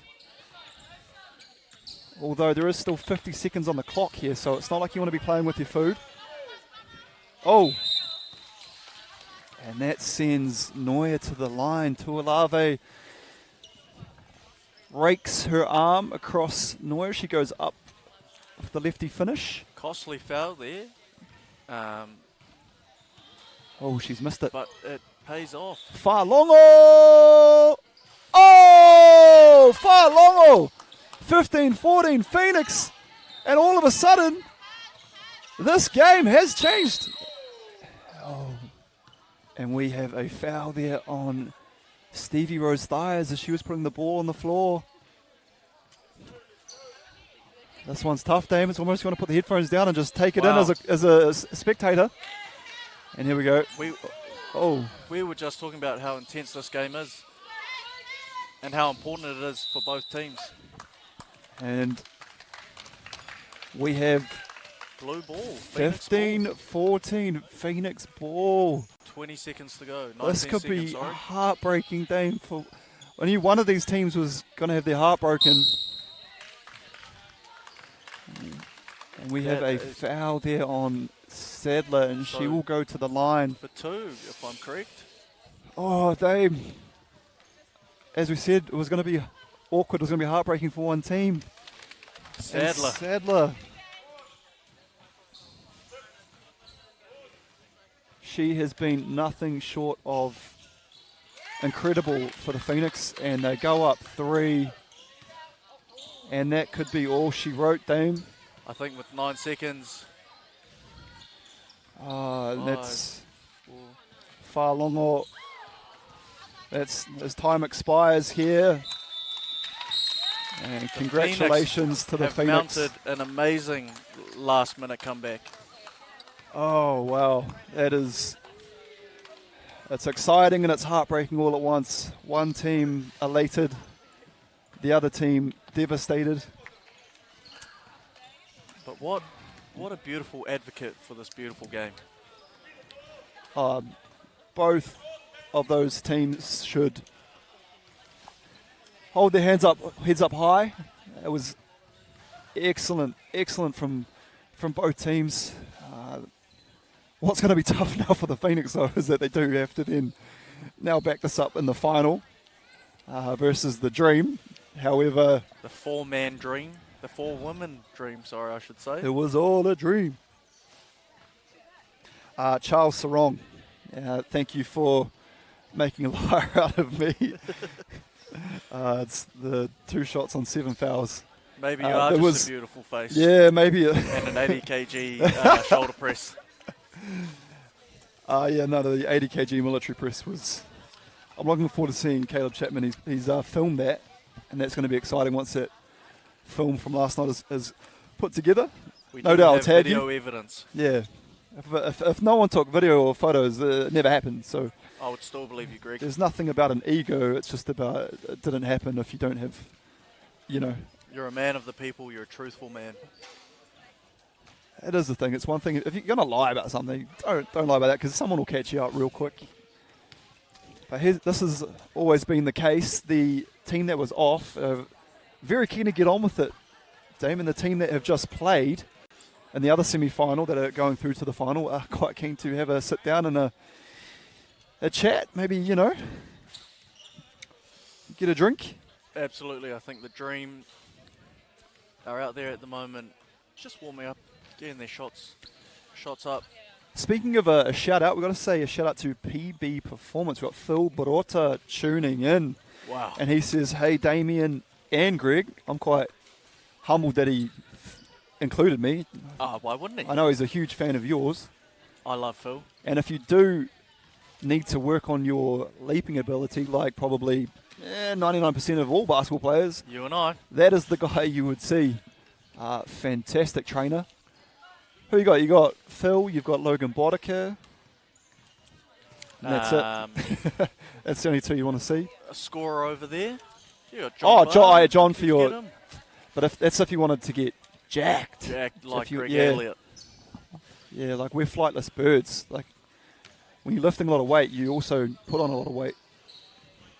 Whereas That's what KFC Phil, will do to you. yeah, those KFC eaters, they're like, oh yeah, protein, chicken. And here we go, ladies and gentlemen. We have the final here of the women's 3x3, and it comes down to week 2 winners, the Phoenix, versus week 3 winners, the Dream. Wow. And So the people of Japan will be seeing these women live in the flesh, as we've been lucky to do for 4 weeks. And that is something we've seen every week for 4 weeks, is Buckman making it rain from behind the arc. And I've got to say, it's between Berry for the Dream if they win, and Sadler for the Phoenix. I couldn't agree anymore, mate. 2 number 10s as well. I like this, Dan. We're on the same page. Speaking of 2 number 10s, that'll be very important today. The Auckland Blues versus the Canterbury Crusaders. Is that Perofeta versus Moanga? That'll be quite a contrast for you. Contrasting, considering you yourself, a man of both regions. Who you got? Don't ever disrespect me like that again and say I'm from Canterbury. I'm just from said Otago. I said a man of both regions. Otago is not Canterbury. You'll get killed in the streets down there. Let it slide because you are from the far north, and probably a lot of the far south doesn't really have anything to do with you. But yeah, if you do want to leave here with your limbs intact, you better show some respect to Otago. My bad. That's all right, man. Your father lives there, though, if I'm correct. He lived, yeah, true. And I know you spent some time there, so I just put 2 and 2 together, so my fault there. No. The fact that you know all of that, you're all got in my box again. That's a lot of research there. You haven't come here without doing your due diligence, and I respect that. I have done one or two quick reads. As Sean Pupuki Robatsi is helped up there by Tuolave. Takes a bit of a tumble. And I think both of these teams, have kind of, it's dawned on them that both of them are going to Japan. Not a lot necessarily on the line in this game. No one want to be picking up any injuries or... No, especially considering the Tuaihi season is upon us as well. Exactly. A lot of these women here. As Catherine with the double ends is passing love notes here to the commentary booth and has just confirmed, that we have it in writing now, Dream and the Phoenix are Japan bound. Swish finished third, the Wizards fourth, Breeze fifth, and the Cyclones in the sixth spot. So that's how things will play out. However, who finishes first overall in this whole tournament, because the Phoenix are only behind by 10. Everything to play for in that respect. As Berry looks to take Whalongo. And I tell you what, Dame, Berry is finding herself on the low block and doesn't shy away from the contact. I think you can sign her up to play the 5. She's showing her prowess inside. I think she could play the 1 through the 5. She's good, not afraid to mix it up with the tall timber.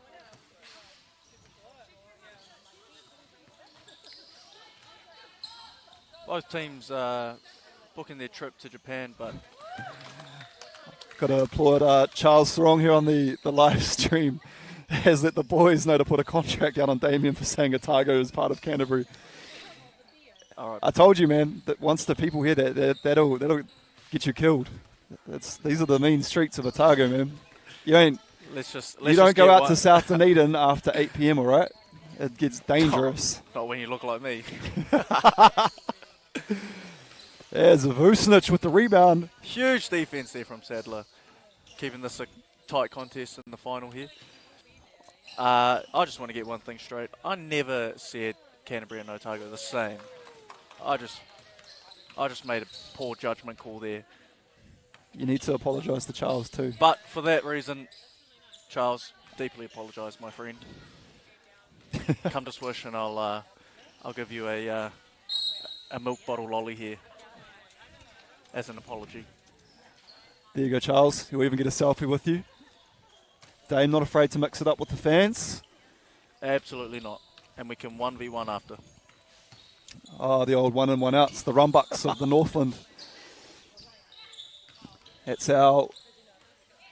Oh, as Buckman continues her hot streak of shooting here today from behind the arc. Buckman showing off in the final here. I think that's the third 2 she's hit now. See, that's what I also like about Phil Borota. He shows... Yep. When you show him the aroha, he gives it back to you. So more than happy to shout out PB Performance. As I said, if you're looking to elevate not only in life but on the basketball court, DM him immediately. Yep. Philip Borota, one of the genuine nice guys out here on the North Shore. He is, and he always shows a willingness to help other people, further themselves, whether it be, in the basketball scene or just as a person in general, Ex-Waikato and Manawatu player. He is. Speaking of ex-Waikato, is Ray Cameron in the building. Brother of New Zealand coach and legend, Hall PC, of Famer. Pedro Cameron, Hall of Famer, correct. And his mother, I believe, Mata Cameron there too, so lovely to have the Camerons in the building. Not surprising when there is a team from the north on a big stage. Greg, something you'll notice as you surround yourself more with Northland people, we really do show out. The brother, Charles Sarong, give that lolly to Andrew. But all good in the hood down here in the lovely Dunedin. See, that's shout out to Charles tuning in, man. We rate and a lot of respect on anyone from Dunedin. I do it tough up here a lot, trying to, as a Highlanders supporter and everything else Otago, because we kind of are battlers. But in this case, neither of that matters because we're getting to take in Dream versus Phoenix. And the final here for the 3x3.EXE. Dream with the upper hand at the moment, but Peter Myers here now to sort of give the Give the Phoenix some guidance. That's what I was saying. Would have been nice for her to just lace them up straight away. But yeah, it looks like, as you talked about earlier, those two women's team in the Toihi League going at it. So looks like those players may be looking to get a bit of rest after a big battle going to war in a pre-season matchup, I believe. As Sadler she'll be looking to probably hit the ice bath after this one. She's taken quite a few knocks to the body. Still has a smile on her face though. And she, very good free throw today, Sadler. Amazing shooter. And hustler on both offense and defense. And the Dream up 4. And that is how many players they have versus the Phoenix 3. I'm not sure if Usnich cleared that, but looks like play on. Has Berry won an MVP yet? No, so when the Dream did win, it was Pupuki Robati that took home the MVP honours. And she's just showing with her presence inside why she took out that MVP honour. But I think it's safe to say if the Dream do get up here, Berry not necessarily in the final, huge. However, they would not have got here without her magnificent so far today.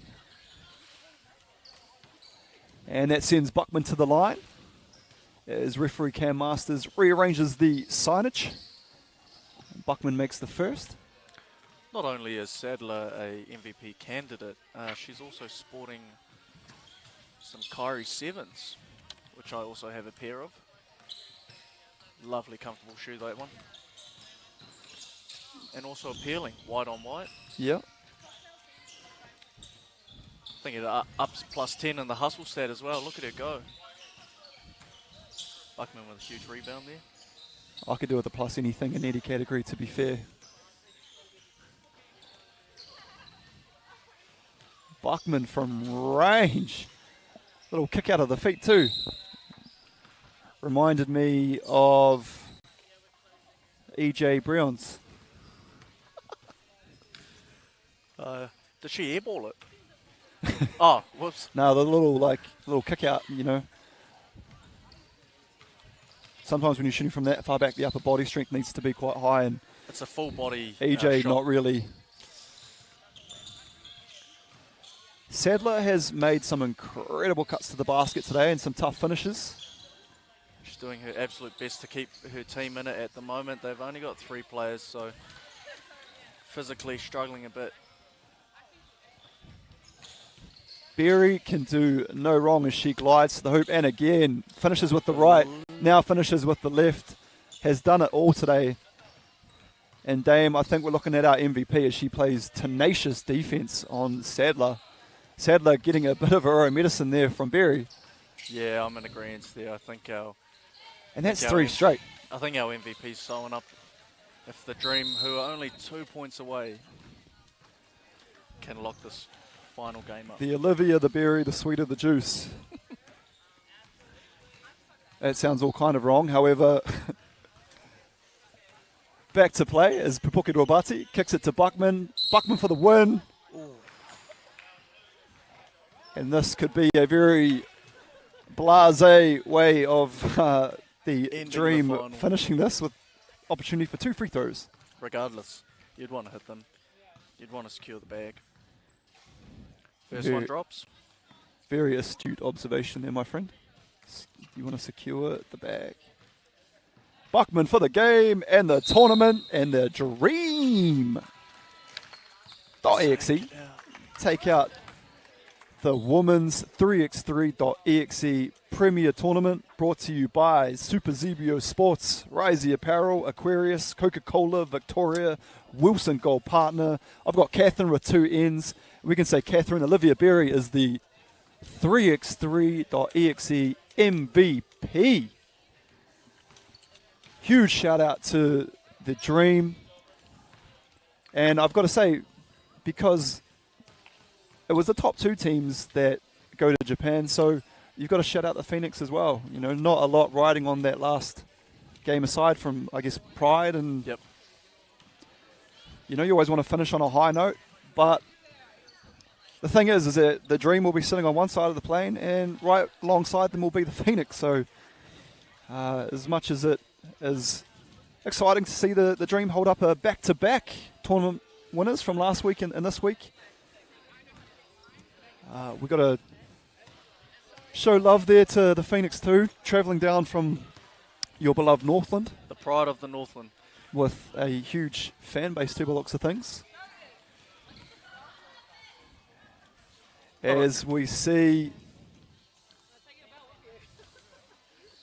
Not only that, I think Swish deserve a shout out as well.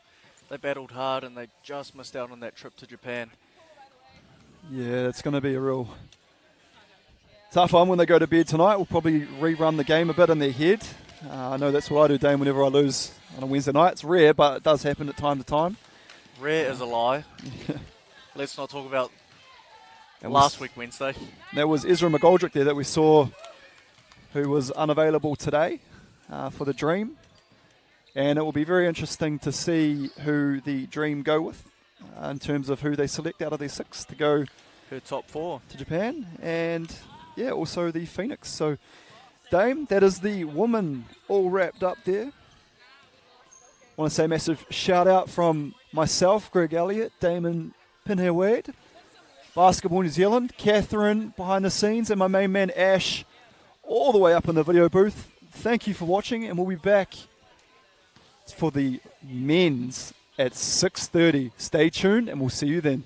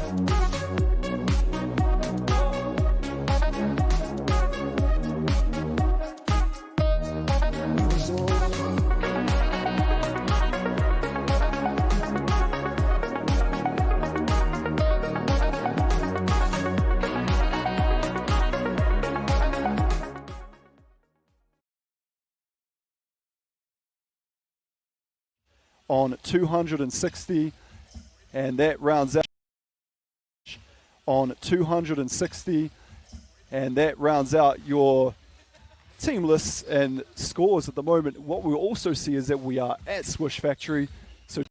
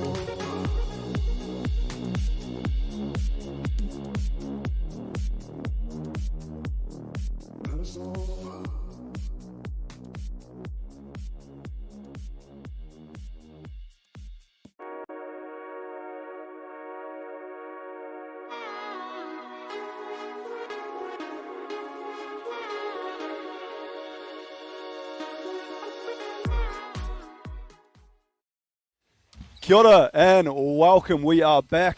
We're here for the men's premier 3x3, and it is exciting times. We're up to round 4 of 8, and myself, Greg Elliott, here in commentary with my good man, Damien Pinay-Wade, D-Wade, on behalf of Basketball New Zealand, Catherine and Ash up in the studio.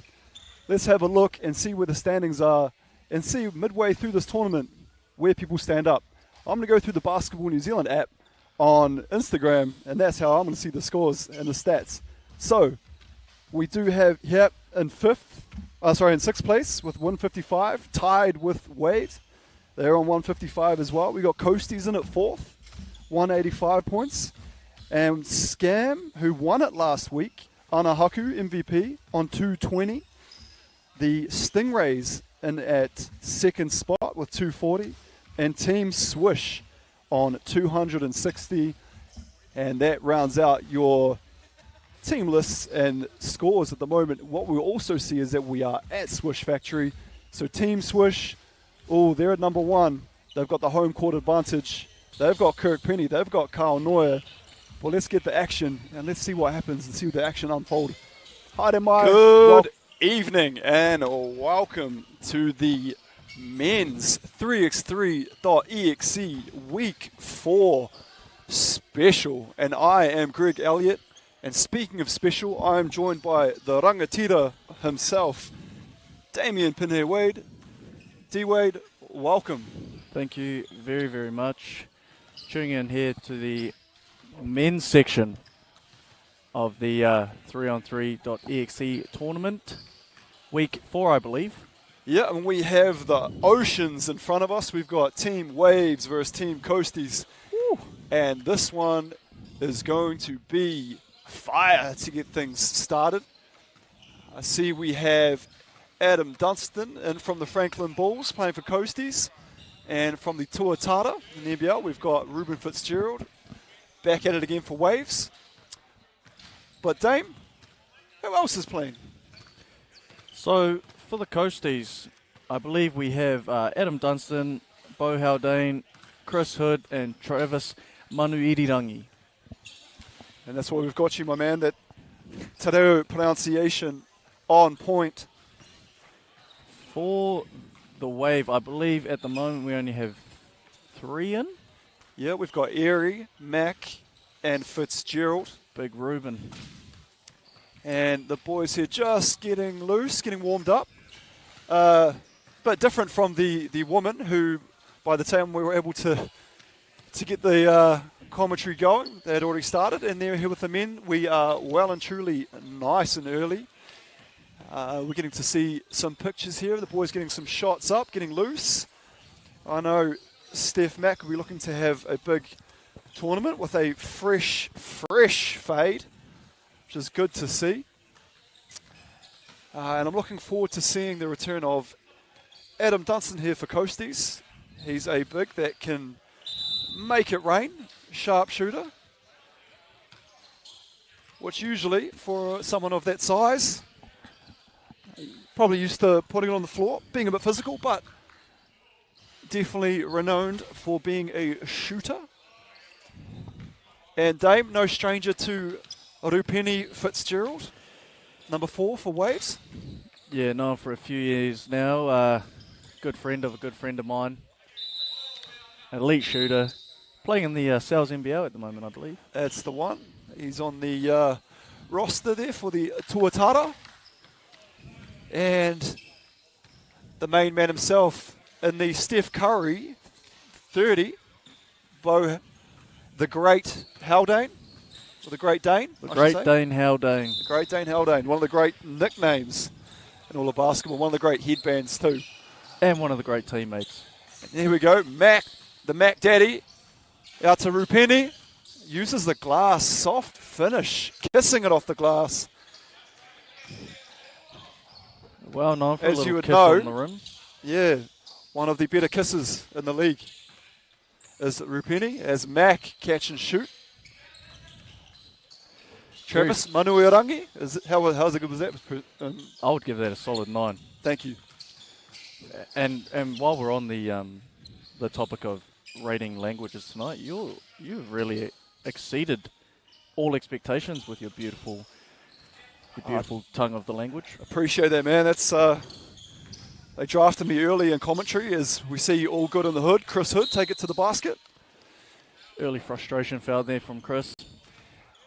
I think the cheeky smile there by Hood as he leaves calls for the quick sub to Bo Haldane as you miss a sitter like that, you quickly would like to almost disappear into the wall, Dame.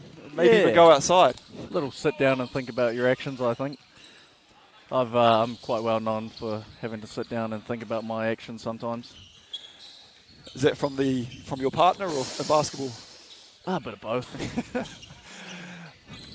Quite often yellow carded by the other half, I believe. Yeah, I'm in the dog box at the moment as we speak. So see, and that's what you'll hear, my friend. No, even when people are in the dog box and it's blatantly obvious, they would never admit that on camera. However, there we go. You heard it here first. If not anything else tonight, you will know that the rangatira is in the dog box. And on top of that, there's also some basketball being played. So some good quality basketball. And they don't want to leave Rupeni Fitzgerald that open for that long. Usually 9 times out of 10 will make you pay. Yeah, misses his first 3, but that's the sort of player you want to put a hand up at least when you're sort of trying to stop him shooting those 3s.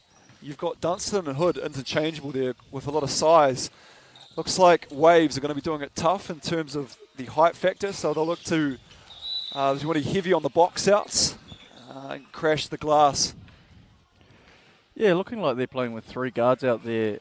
Not only that, only 3 tonight as well.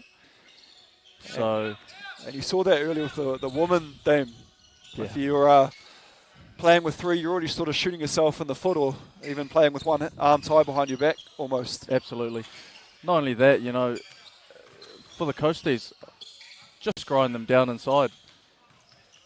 If anything, it's going to tire them out. They're going to sort of have lapses in judgment. That would be my game plan, personally. And the Great Dane is quite a physical player as well. So, but as I said, Rupeni's going to get himself open, and he's not going to die wondering. That shot will be going up all day. And he's that kind of guy that will look at it and go, I'm quite happy there's only 3 of us. That means I don't have to sit down, and I'll get up as many shots as I want, and I can. Little fact for you, Chris hasn't made a 3 in the last 3 tournaments. He told me last week. And he makes his first 3, first game, first shot. I'm surprised he openly admitted it to you. What is it with you that brings out people's honesty and openness? I think it's at the mana levels. Maybe I'm a blanket of love or something. I'm not too sure. No, I think that's just when you cement your rangatira status and people feel safe going to the chief. If anyone's wondering what that meant, that does mean chief in Te Reo. And I've got the proud, what tribe? Ngāpuhi. Very proud Ngāpuhi man myself. I know if Keys was listening, Brother Keys, and I got that wrong, I would never hear the end of it, so I just wanted to clarify that before I brought that to the table. A few of you might know Keys. He's a 3-on-3 player himself for Valley Boys, but also a proud Māori man, proud Tūhoi man. Shout out Tane Waddy. As we see Rupeni up top. Oh, beautiful move there. Interesting seeing a screen being set there by a diminutive, at best, Steph Mack. Not afraid to get his body, involved. And when you've got Hood, Haldane and Dunstan out there, it's, setting those screens, it'll be tough. Not the biggest man out there, but you know what? He plays with heart. And he plays above his size, and that's sort of what Wave are looking for at the moment. Almost similar to what we saw from from the Cyclones and the women's. Absolutely. Earlier. As Erie kicks it to Mac. Mac with a good look at the basket. Just off with that shot. Being an employee, though, of Swish Factory, I know Steph will be quite familiar with these rims. As Fitzgerald launches from behind the arc, leaves it a bit short. The pride of Tauranga, especially with Jaden Bazant. Oh, as Dunstan with the M1 finish. Dunstan. Is he playing NBL this year? Who? Dunstan. Dunstan is signed by the Franklin Bulls. On the roster there. Veteran of the game. Pukekohe, South Auckland-based team. Beautiful roll of the tongue there. It's not just the basketball that's beautiful, Dame. It's also the commentators and the commentary itself. Multiple facets of the game.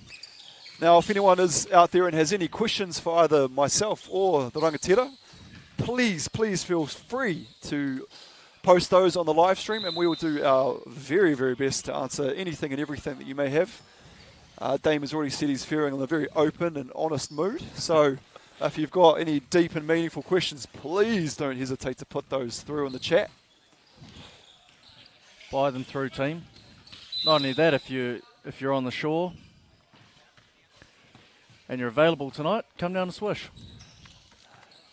Yeah, the more the merrier. We're really impressed with the crowd that gathered for the women's event tonight. It was the 4th week of 4, so there's a lot on the line in the women's. A little bit lucky for the men, as the Tauihi NBL League will be starting for the women. That's why their competition was for 4 weeks. And that has seen the Phoenix and the Dream advance, book their flights to Japan. And that's what the men are playing for too, but they are at the halfway mark. This is week 4 of an 8-week competition, as Fitzgerald blows by both the Great Dane and Manuiarangi.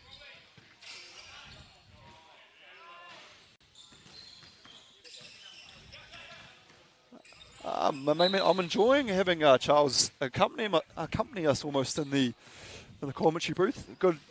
Good observation there. Dunstan, Hood, and Allen, all ex-Nuggets players.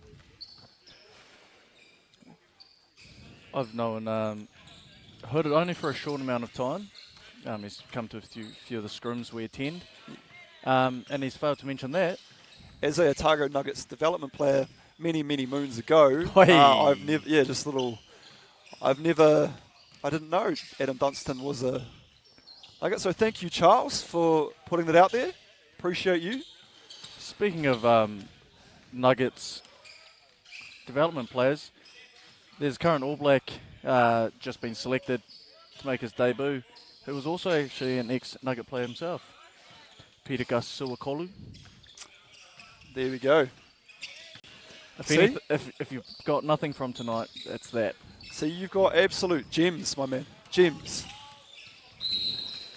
I guess you share that with the current All Black. There we are. I'm surprised the All Blacks haven't actually called me, but that's all right. It is a massive shock. Those big shoulders. Bear in mind, an 80 kg military police. No, believe it or not, I've not actually put Dame up to saying any of this. This is all just out of the pure kindness, the mana that he brings along. I really appreciate him. So great having you here, my man. And shout out to our previous commentators, the Bald Voice, Andrew Horrocks, currently covering the Blues Crusaders game. You would be remembering the dime piece, Marcus Logan.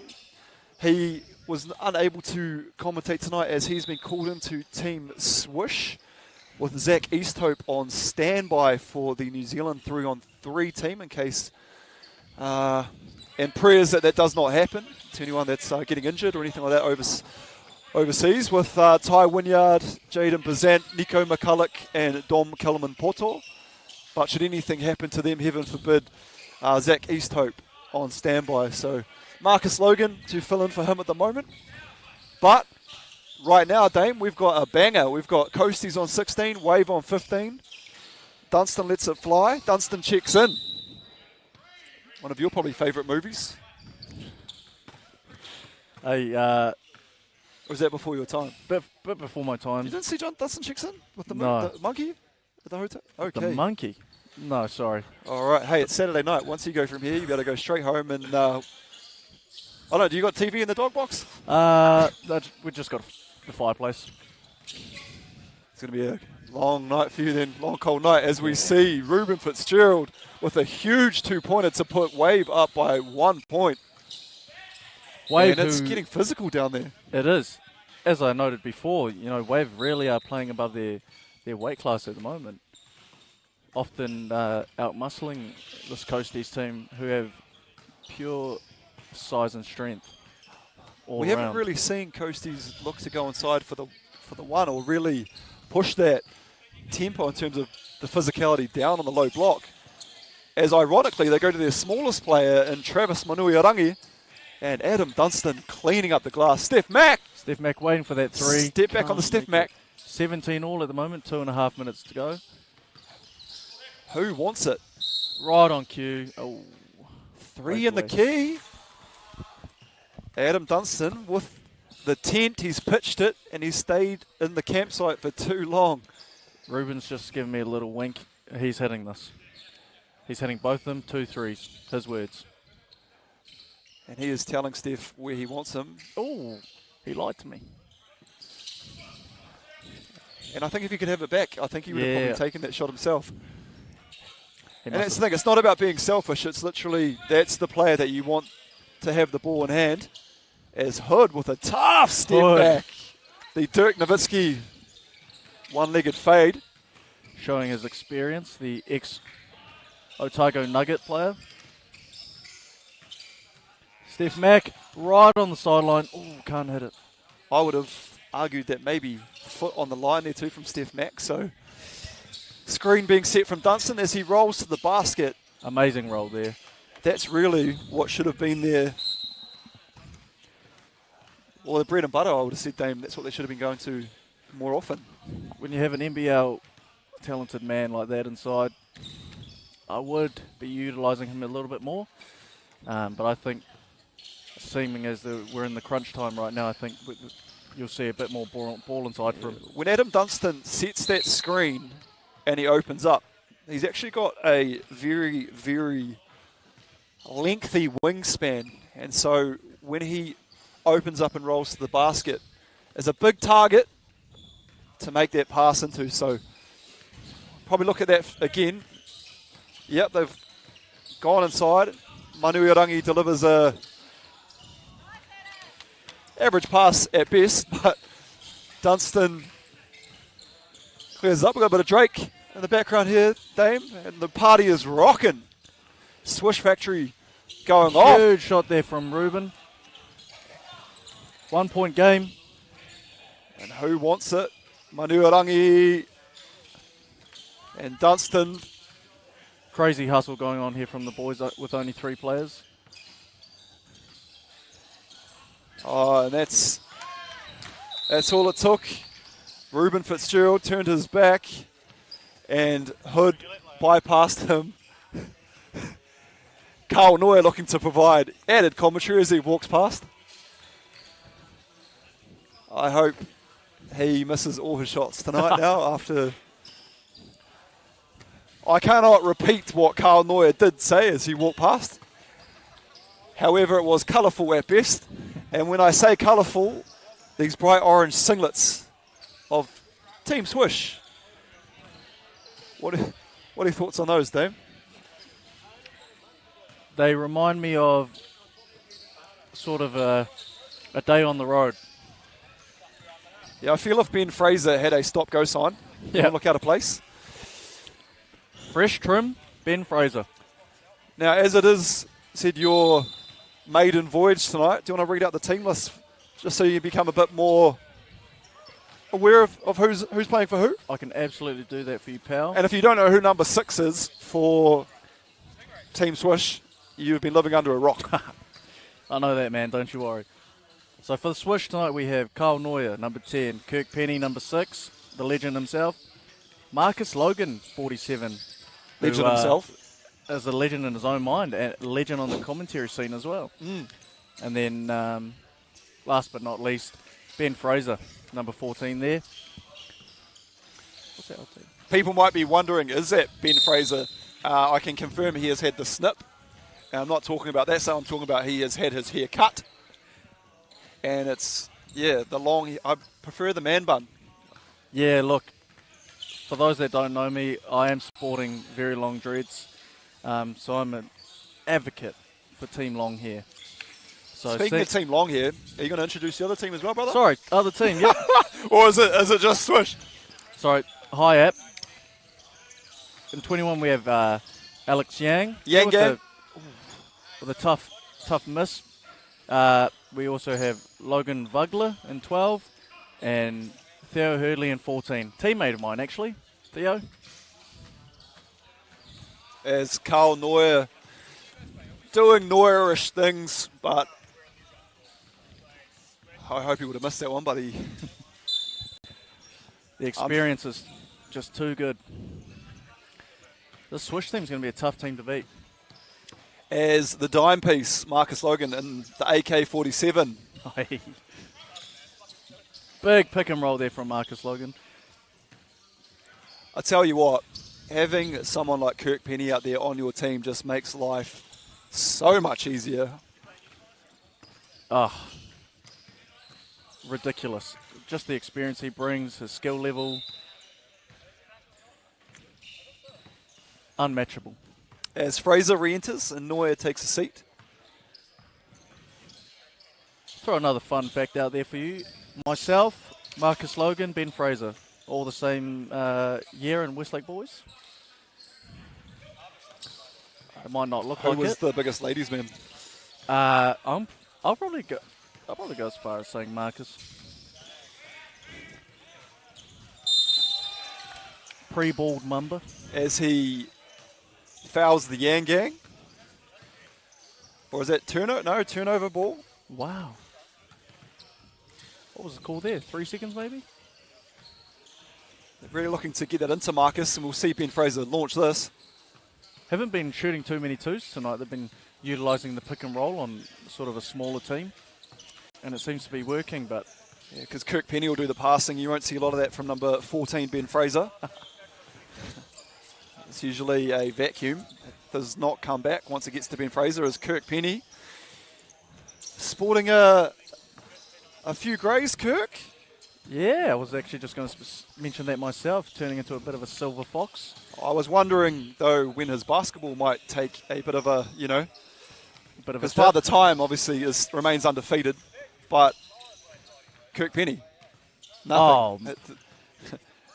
That hand was millimeters away, and he still made that. That is a tough shot. Yeah, Hurdley had real estate there on the Kirk Penny estate, and Kirk was not fazed, not bothered. And when you've made two, like he did, you've got the green light. To be fair, Kirk could take any shot at any time, and I don't think anyone was going to really say anything. Absolutely. Who's arguing with 172 tests for the Tall Blacks? That's incredible. That's a stat. 15 years in the team. That sort of experience is just irreplaceable. Here's me posting the other day about like season 15 for me for North Harbour, and then you've got Kirk, who just 15 years in the Tall Blacks done it on wouldn't have said a thing. International stage. Has Ben Fraser. Ben Fraser bringing the physicality to the Yang Gang, and he'll be called for that. Knocks number 21 to the floor. And the ball will go back to Hyatt.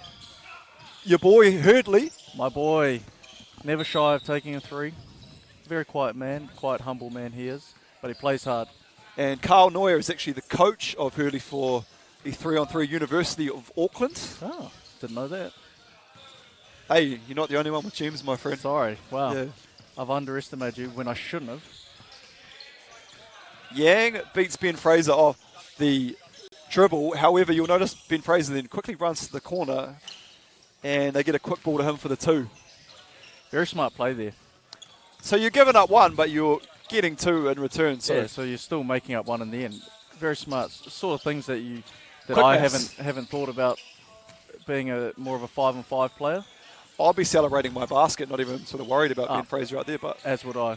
Super rare for me to hit a that is ridiculous. That, I swear if someone had the time and put together a Carl Neuer highlights package, it's just ridiculous shots like that. Like, this team is making a statement. 19-6. Huge defense there from Marcus Logan. This is the sort of team where, come the end of it, you'd struggle to get your 4 to Japan. You've got an amazing 6 on paper. It's the tough thing when you've got a Zach Easthope. Who else is in this swish? Geordie Jameson. And Geordie, that's right. So teammate of yours, isn't it? Yeah, no, a lot of time for Geordie. But I mean, if you were going to take 4, I mean, you'd have to probably fit East Hope in somewhere. Yep. I would say, I don't know if Kirk is really looking to take his talents on the road. And by road, I mean flight. So I think it might be Kirk to make room for Zach.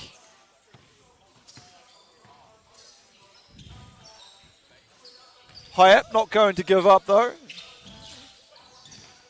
Yang doing his level best to ensure that they stay in the game. A 3-on-3 specialist, I believe. Alex Young. Unselfish basketball there. And not often I can say that about Ben Fraser, but making the extra pass, making life a little easier there for Kirk. As Neuer gets his big frame in the way and launches from deep. Oh, Neuer, unfazed. Game, set, match. Awesome shooting from the boys out there from Swish. That's almost, if you're on the other team, no matter who you are, it's demoralising to see. You got Carl Neuer hitting one-legged runners. You've got give and goes with Kirk Penny and Ben Fraser and Marcus Logan. As I have a bet with Ben Fraser that if they don't win today, I'll be able to get the clippers out and shave that man's head. However, if they're going to be dominant like that, I think Ben is pretty safe. The clippers shall stay in the car. But we have the Stingrays up next, and the Stingrays actually won the tournament, I believe, week 2, I think it was. Don't quote me on that. And Te Lewis, I believe, was MVP, so he likes to live above the rim. And my main man, Dame. Stingrays and Wave. Who we got out there? I got you, brother. So number 12 out there, we've got Cullen Masters. Number 9 there, Daniel Dobson. Did see a big throwdown from him last week. Yes. Te Lewis in the 13, and Tom Power, number 22. So that's the Stingrays. And for Wave, once again, we've got Big Rubes, Fitzgerald, Steph Mack, and Jacob Airy. Yeah, I'm looking forward to seeing the Power Ranger, number 22, seeing how he goes. The big man. Has he played in other tournaments? I think this is the first time I've seen him. But big frame, big body. We got Cully Masters, the king of the TikTok, number 12. I have put him in the bin as a grown man doing dances on TikTok. I said, please, Cully, I love you, but we're basketball-orientated men. We can't be seen doing those sorts of things. Sad thing is that he's actually all right, but he's a phenomenal high flyer, so I'm like, please don't waste your time dancing. Really hone in and use that time wisely. Work on those skills, buddy. Te Lewis, a product of the Franklin Bulls NBL system. I'm not too familiar with the Stingrays team. These guys are based in Tauranga, and there's the Prince of Tauranga, Ruben Fitzgerald, walking past. Jaden Bazant might have a little bit to say about that, but 2 premier guards. And Kaya Berridge, actually, on the up-and-coming New Zealand under-17 team, overseas at the moment. I would say he's got next for Tauranga basketball. Love to hear it. Huge win, actually, for the New Zealand under-17 team, against the second-seeded Iran, I'm going to say. But we've got Coach Alex Stojakovic here from the Stingrays team that's going to be representing Tauranga team in the Sales NBL, I believe in 2024, where they'll enter the league. So this is their 3-on-3 team, and trying to get some of the local guys in and amongst the mix. Well, I can only assume that this is just the start of things to come for the Stingray. Well, that's the thing. You've got to build, and you've got a target in 2024. Yep. And so you've got to start putting the foundations in place. Rome wasn't built in a day. as they say. I'm assuming you'll be waiting next to your phone for that sort of call. I've been trying to make eye contact with Alex Stojakovic ever since he's walked into the building. Not for that reason, but for the sole purpose of hopefully he needs an assistant. Oh, I was thinking more of starting 4. I think by the time 2024 rocks around, my friend, I might be at the Olympics for powerlifting. And it looks like the Power Ranger will take the first seat on the bench. Wave with not the same fortune where they can have their 4th player. They're playing with 3. Their 4th player tonight, I believe, was Taumata Toki. Unfortunately, unable to make it tonight. I'm sure he brings the size that Wave are lacking at the moment. Also having Dan Powell and... Yeah, DP not with us tonight. Wonder where he is a 33 elite. Wonder where DP is. I think he... I don't know if anyone else follows him or anything like that, but he's Black Hawk down. He's a new father. Oh, DP. DP, so he's might be down in Christchurch, which, as you know, part of Otago. Oh. I'm kidding, I'm kidding. Charles, get him. Get him, Charles Sorog. But yeah, you're wanting all the smoke tonight, man. Just kidding. You do not want the wrath of Otago. I probably need to walk you to your car just because... I gotta head out for my name now. Yeah, man, that's... Whew. Do Dobson. apologise to the people of the beautiful Otago. Great defence there from Dobson. Cully Masters rewards him with the pass back out, and he knocks down his 2. Unorthodox layup there from Mary. Doesn't quite drop. And just like that, the Stingray playing like a well-oiled machine at the moment. Dobson going back-to-back there from behind the arc, and they should be looking to get it to him again real quick. Tatui Lewis gets caught up. Steph Mack setting some good screens tonight. He is. As I said in the first game, he's really proving that it's not about the size of the dog. Sorry, it's the size of the dog. It's the size of the fight in the dog. Size matters. Dame Wade, you heard it here first. Unfortunately, yeah. Airy takes Cully to the rack. Beautiful drive in. May have gone away with a little bit of a hook there, but Karma has come to fruition there, missing the wide open layup. What I really hope is that we see Dobson or Tatui Lewis just get a little bit of space, because they like to live above the rim. They got... What I don't like when someone says they got sneaky bounce, these guys, there's nothing sneaky about it. They have hops. And that's a tough finish there by Dobson.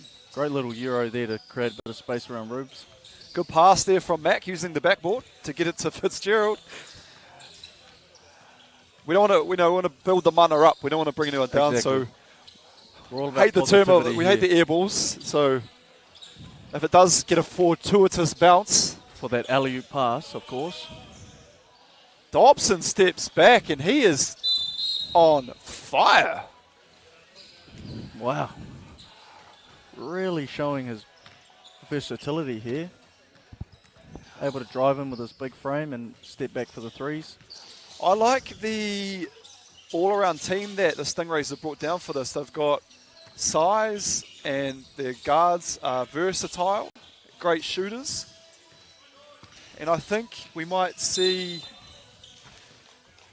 I don't know, I feel like a Stingray Swish final. I'm calling it early. That is an early call. I think you can't go past Swish. I got a sneaky feeling Scam might get up and repay the fans for another trip to the final. No Ana Haku though, and he was the MVP of last week. So whenever you take an MVP out of any team, it's going to be tough. But I think it's also the added, these boys come up from Tauranga as Powell makes the 2. Yep. So it's like almost, if you're going to drive all that way, like you're not here to make up numbers. Yep. 5 Auckland-based teams, and then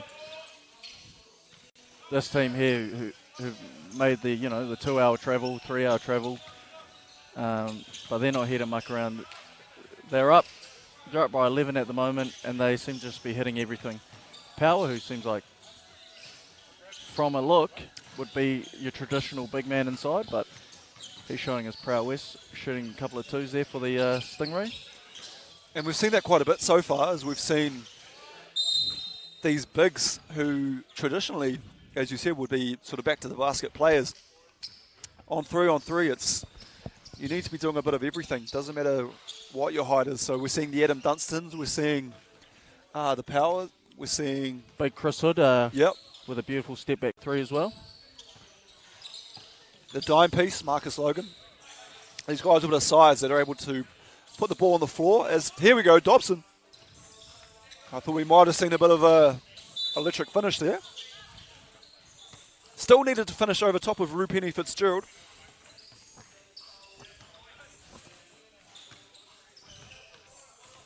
And Wave will take the ball at the top of the key, down 18-7.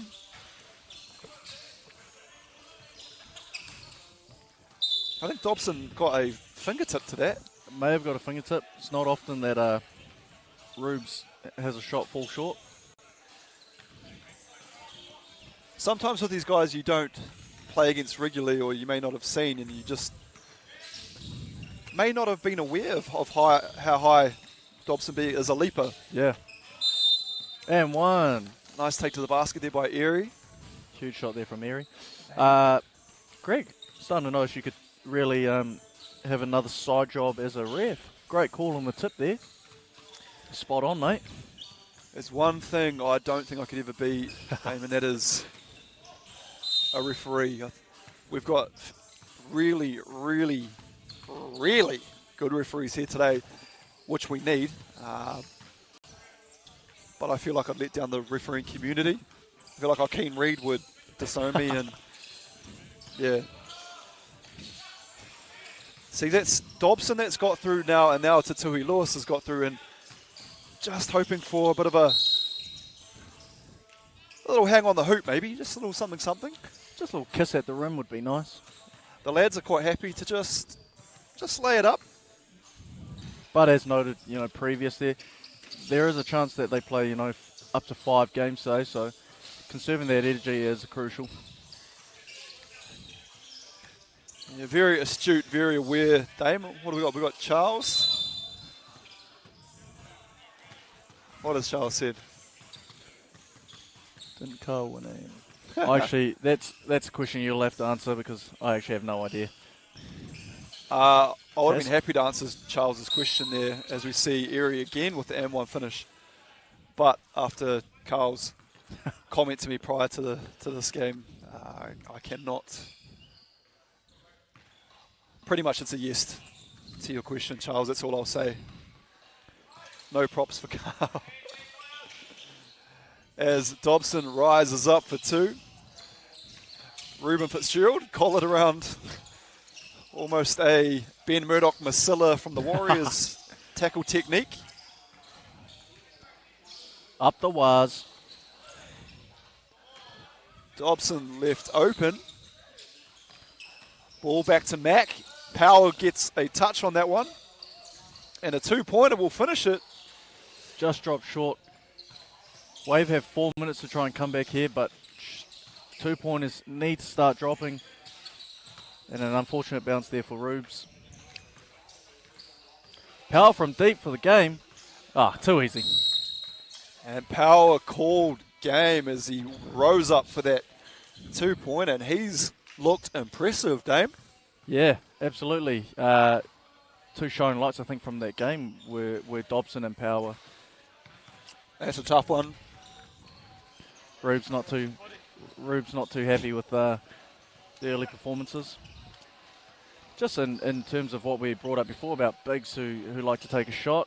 Out comes Zach McKenzie from... One of the great Raiders, Zach McKenzie. One of my proteges.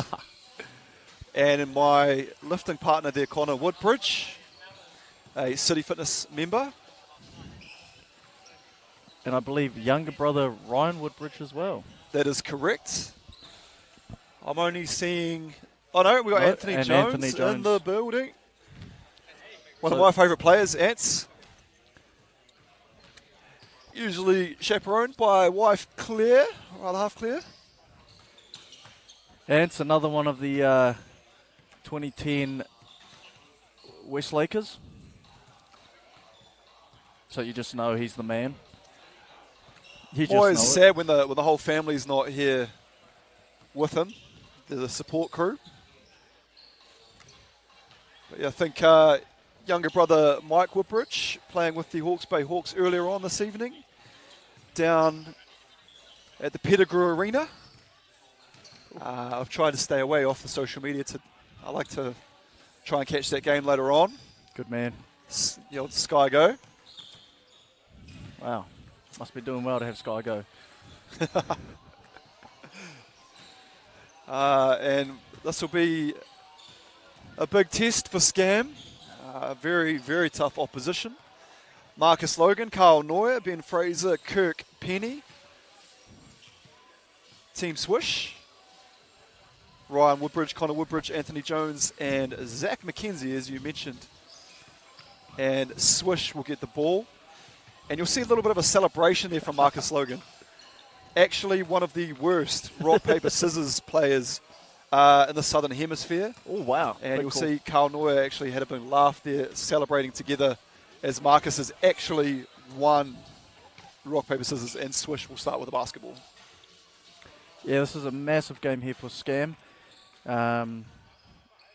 All four players from Swish can shoot the three. They can take it inside. It's going to be quite a hard thing to stop, but I think the experience of Anthony Jones, dabbled in a bit of time in the NBL with Franklin Bulls. Mackenzie, currently in, I think, a development player for the Bulls. Yep. So there's a bit of experience there. Boys are really going to have to switch on, though. We usually hear from the Woodbridge clan on the chat, so if anyone's out there on the chat and they want to have a conversation, then they're more than welcome to jump in on the chat.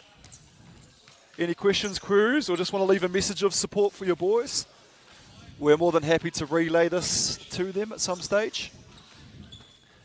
I'm here, Greg Elliott, alongside the Rangatira, Damien Pinawade. On behalf of Basketball New Zealand, my main man, Ash, in the booth, and Catherine running everything here with two ends. We are delighted to be bringing this to you live.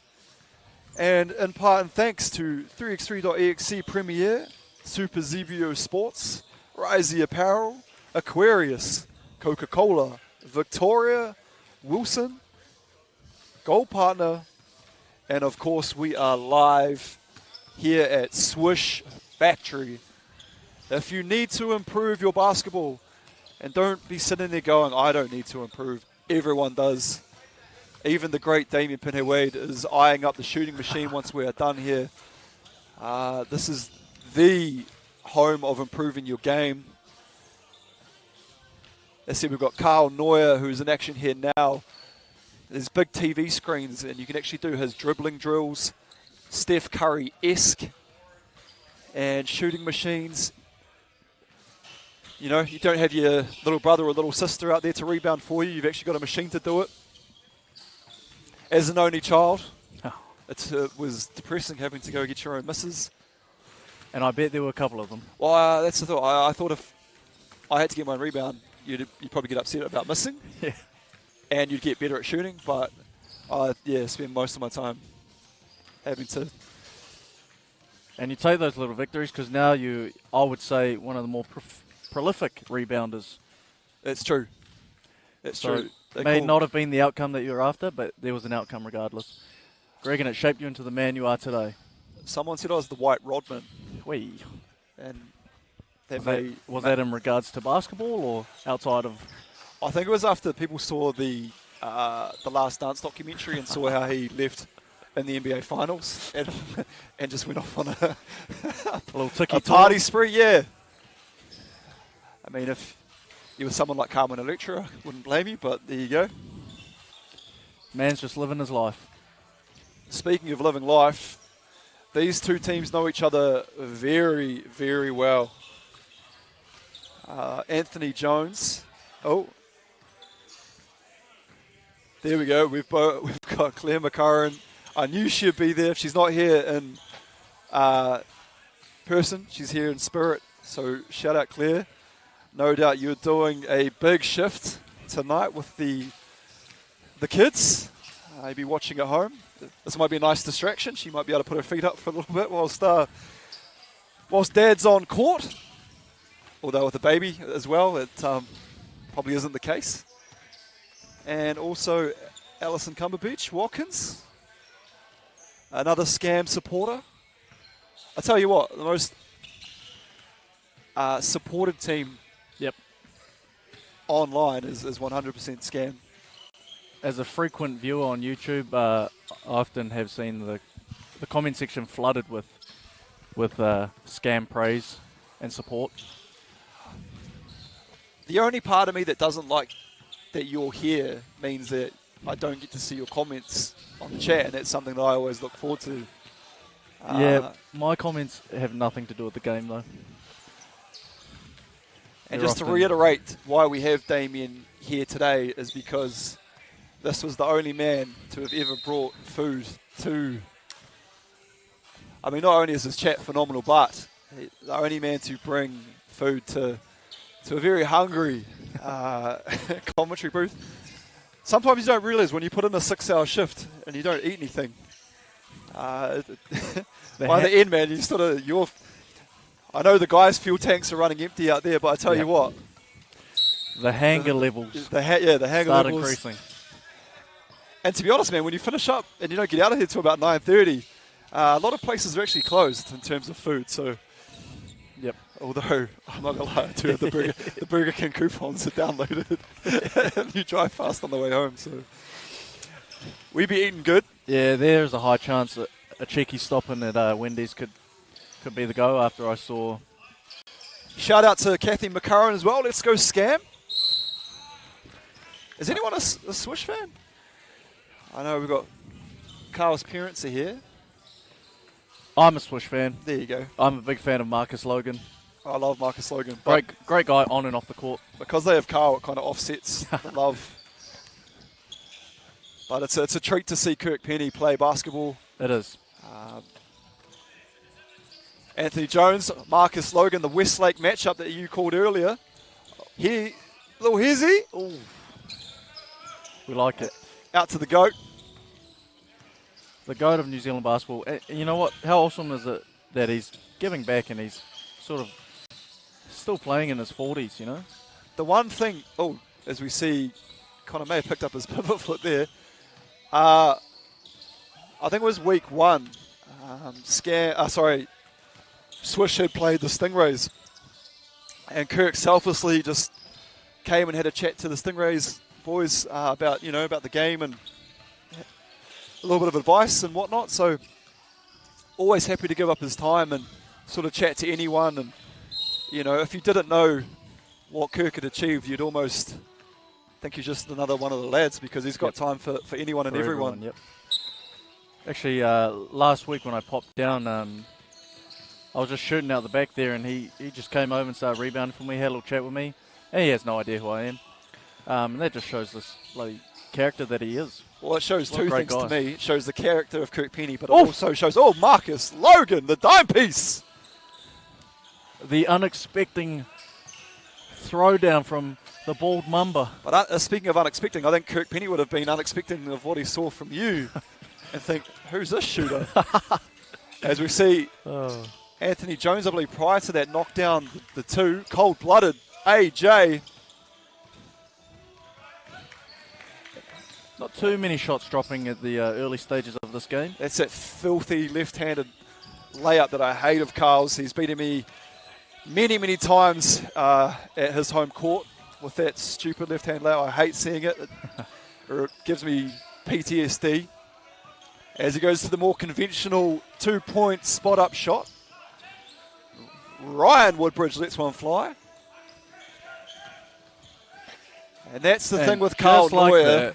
You have to close out on him the minute you think he's not going to take a shot, that's the shot he actually will take. So a lot of people see a guy on one leg falling backwards and think, oh, he's not going to shoot that.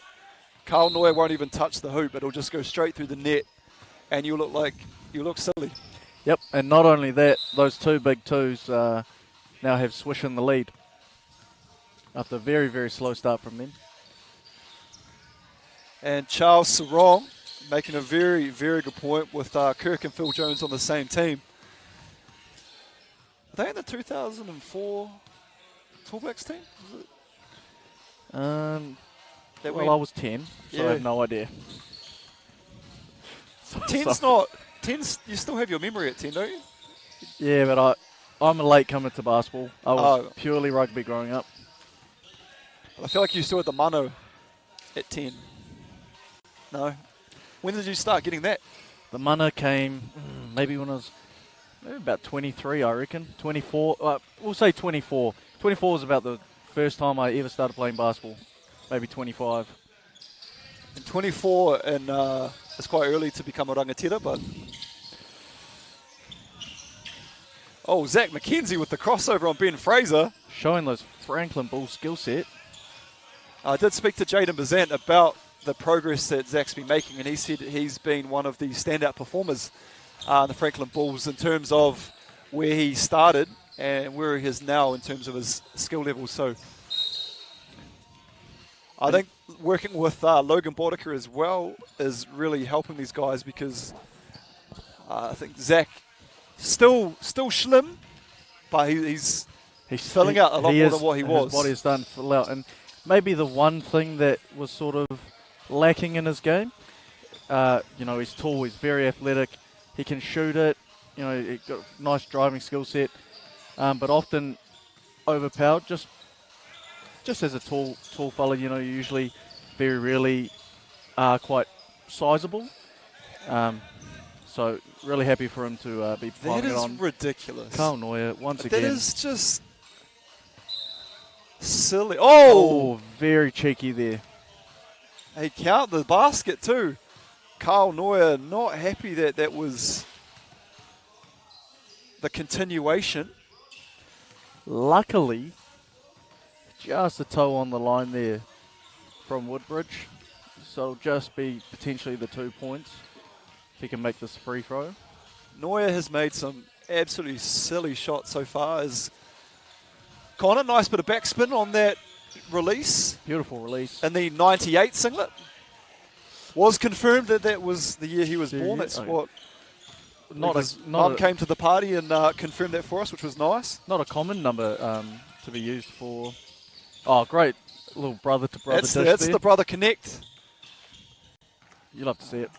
We're all about whānau here. And speaking of, if you're free, make your way down Swish. Yeah, it's not too late. It's not too late at all. So we have a turnover. And if you're loaded, bring us some food. Cheers. I don't care if you're poor. Just Beautiful pick and roll there, but Ants with amazing help D. Anthony Jones knew exactly what Marcus Logan was wanting to do there, and he was trying to raise up. Scam doing a wonderful job here of not letting Swish get too far ahead.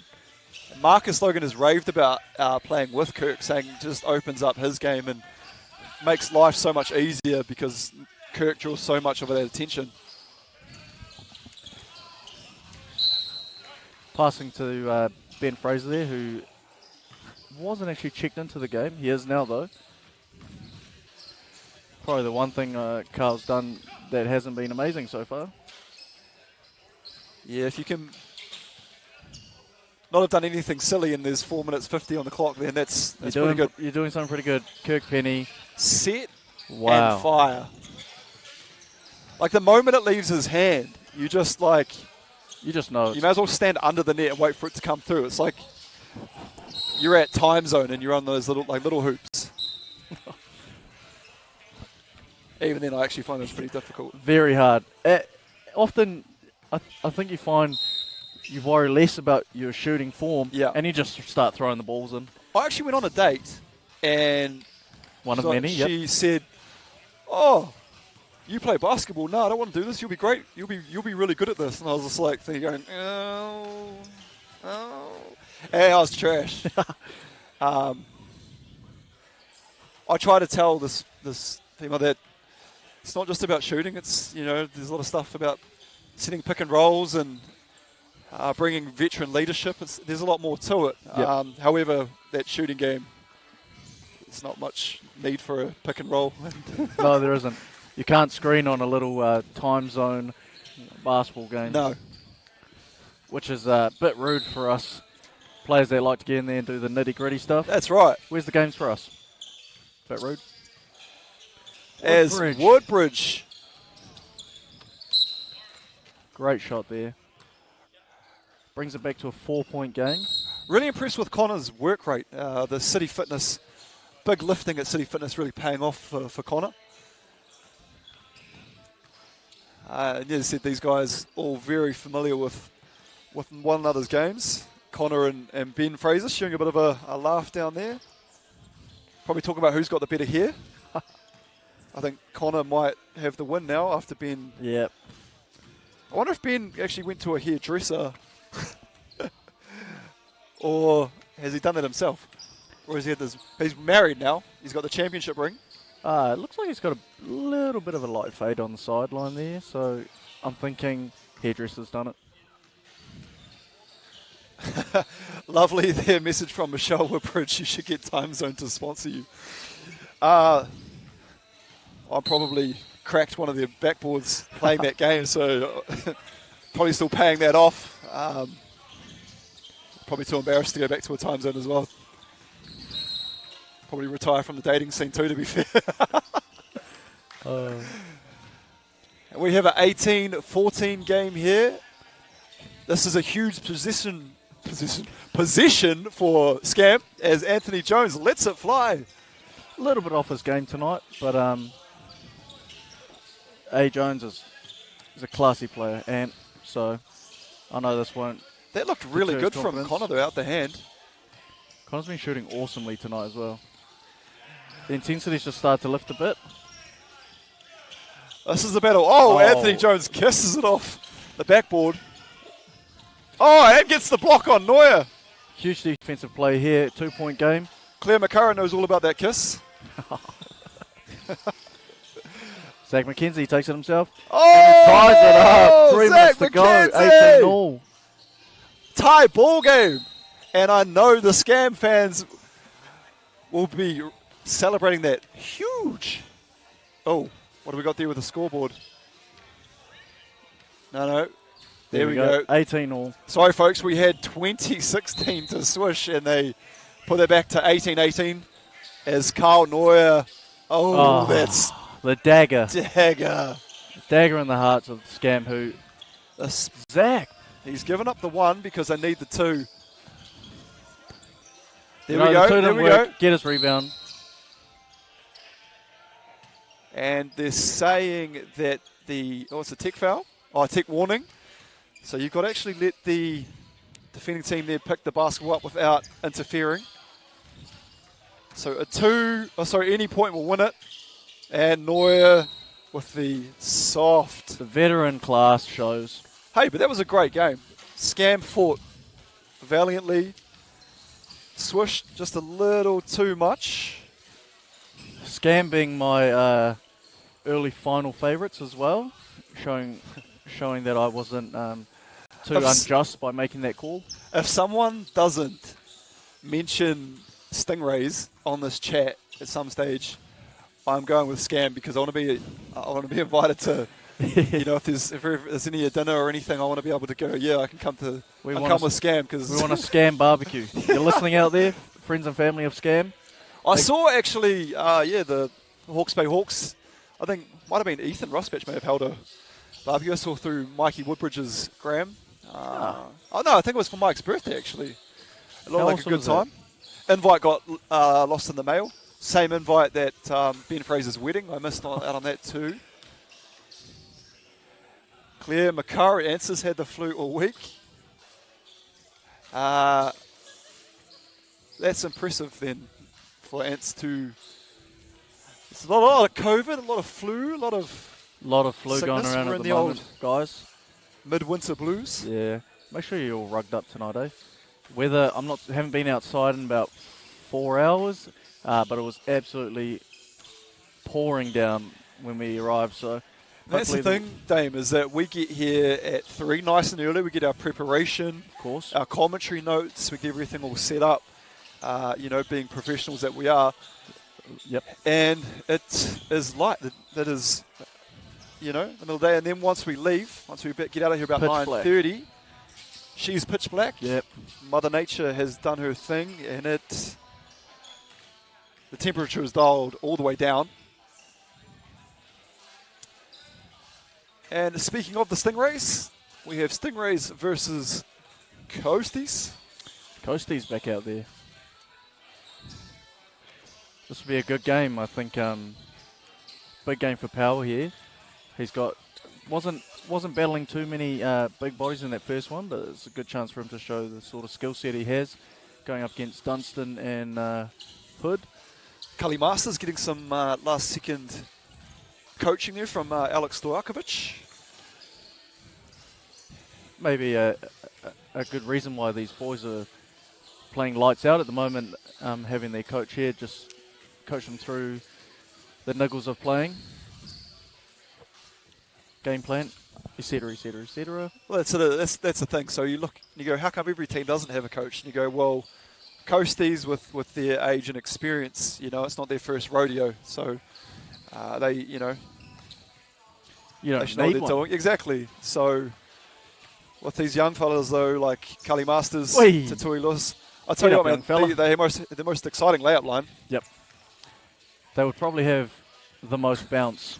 It's very interesting when you look at the two teams here in the layup line as Tatui Lewis doing ridiculous things, and then Hood with and Adam Dunstan.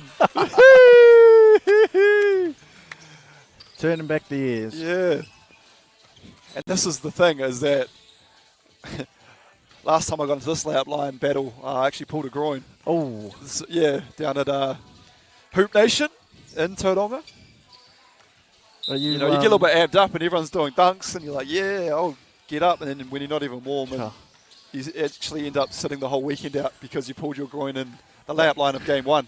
That's a lot of money to fork out to view from the sideline. Not only that, but you look like an absolute creep with an ice pack down your pants and you're walking around,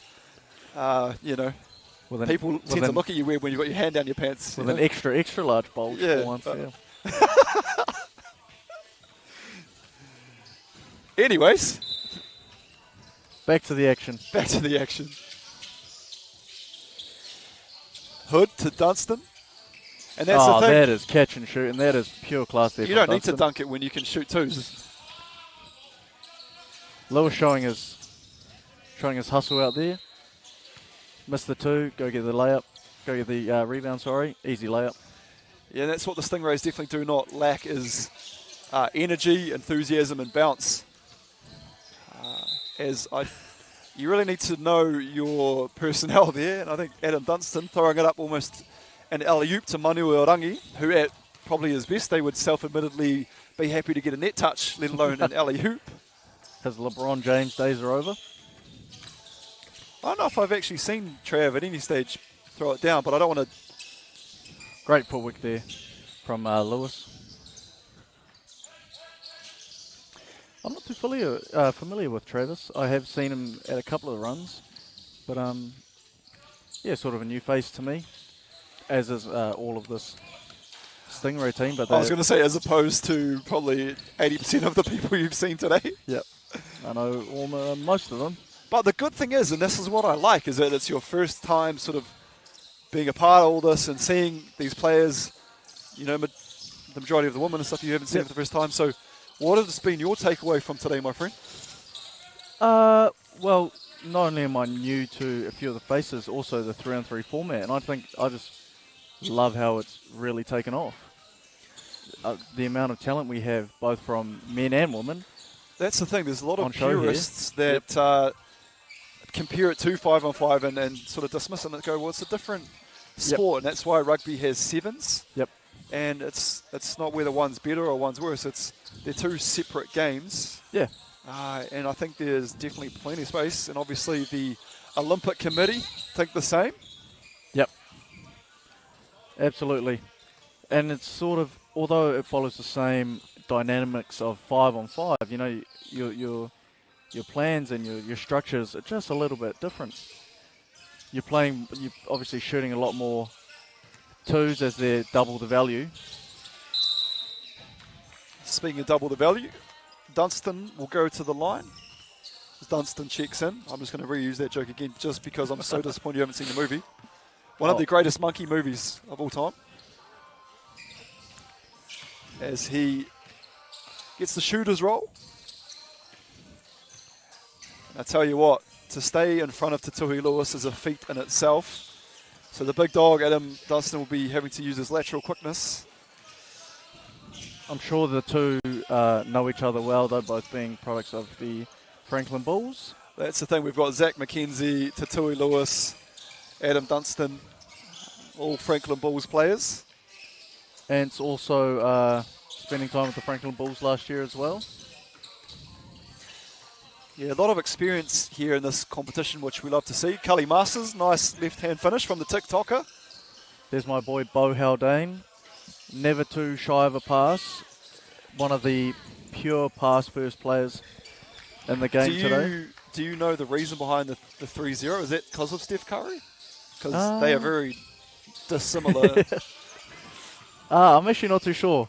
I do know that in our Rangers team, he has been told a gajillion times to shoot the ball more often. Because he, although not on show often, he can sling it.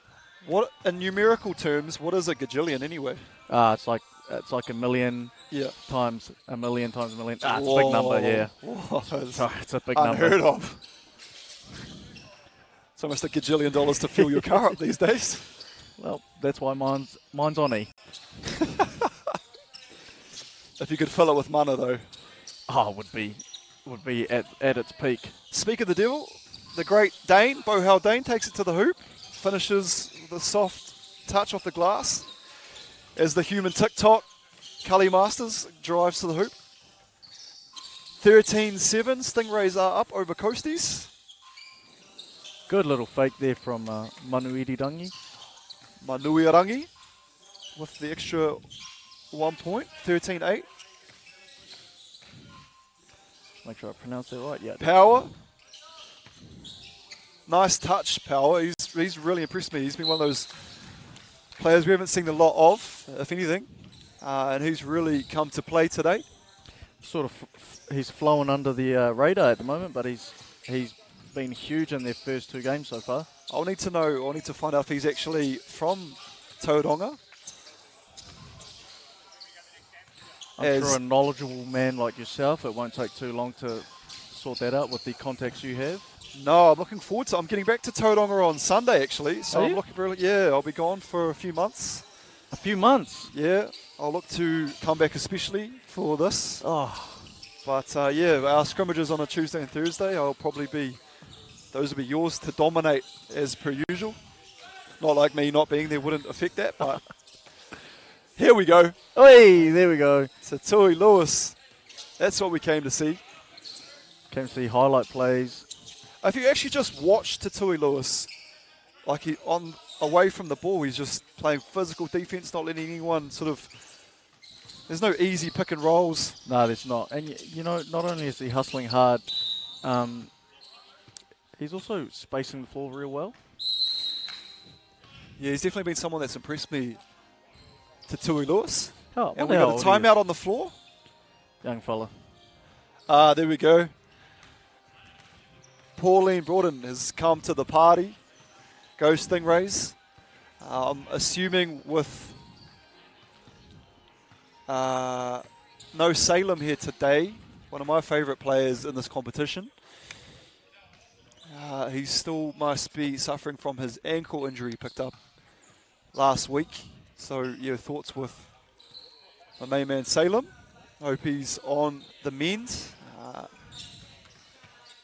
Sometimes a little ankle sprain can take you out for a couple of weeks, though, and something you don't want to rush back from. So shout out to the Yeah, the Broaden family.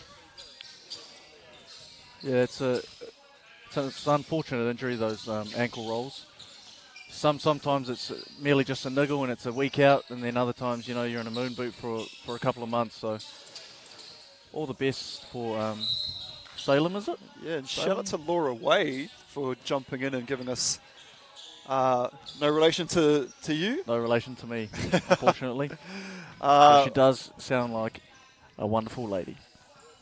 Now, she's referring to, I'm assuming, is the Power Ranger she was referring to, who went to St. Peter's down there in Cambridge.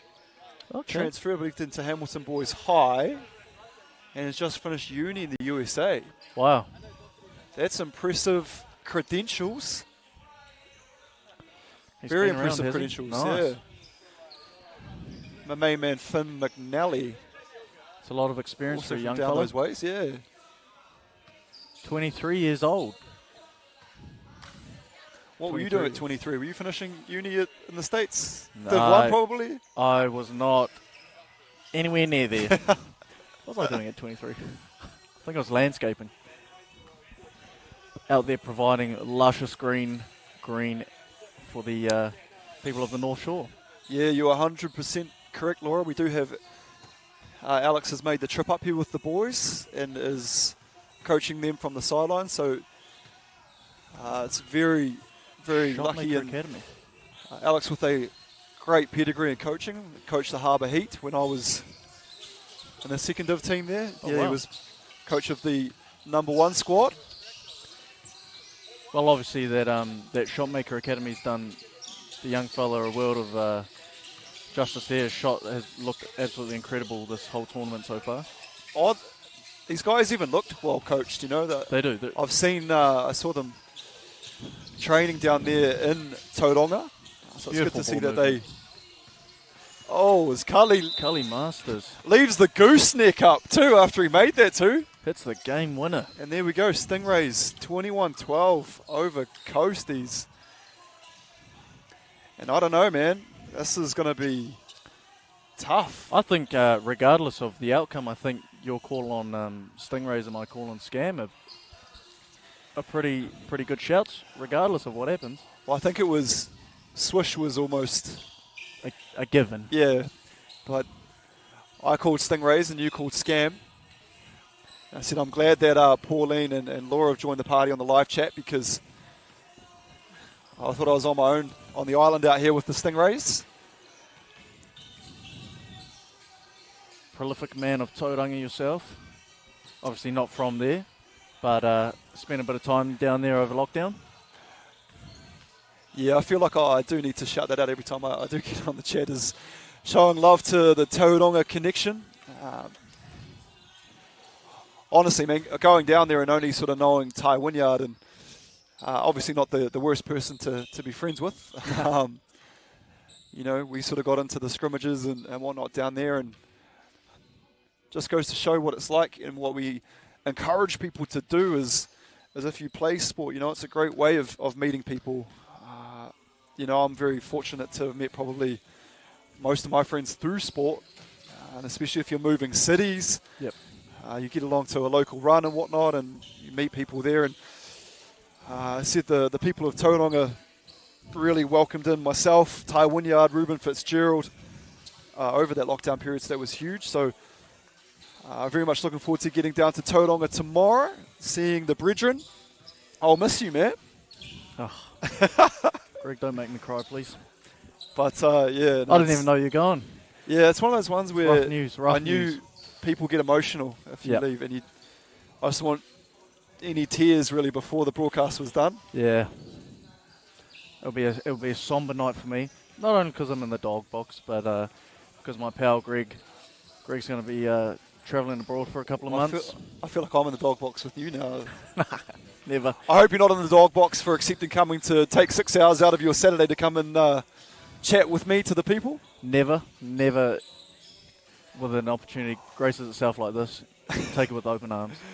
The only bad thing is that if it wasn't this that's got you in the dog box, I can only imagine what it is that may have got you there.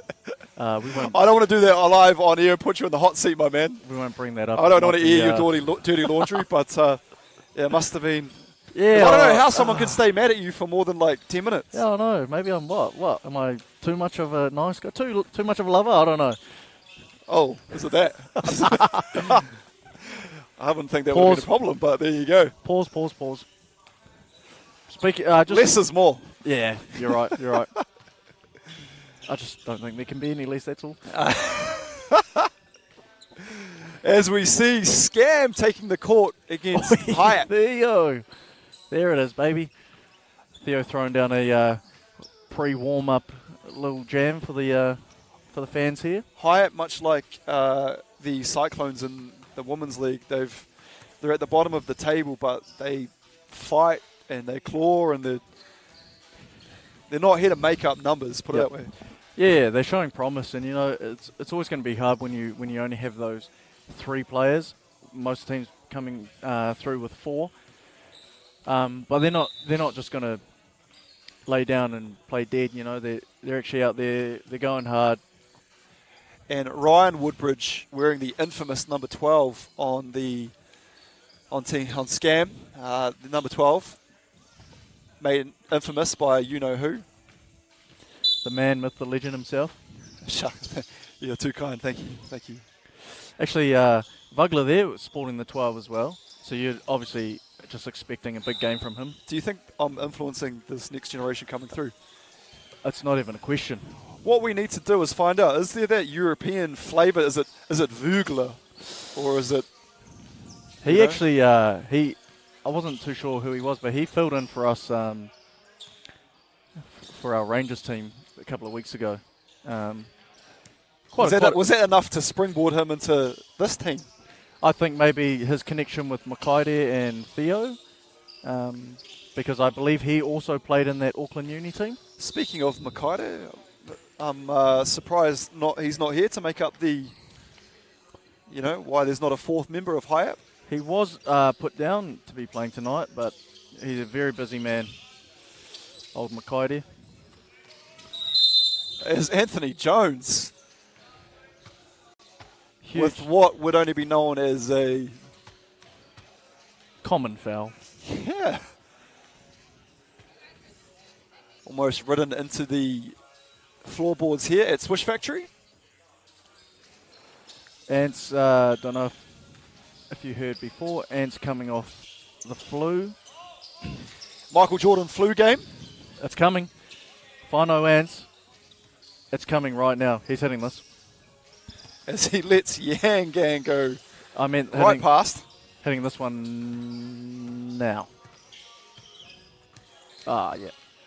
The old shimmy. Yep, thank you.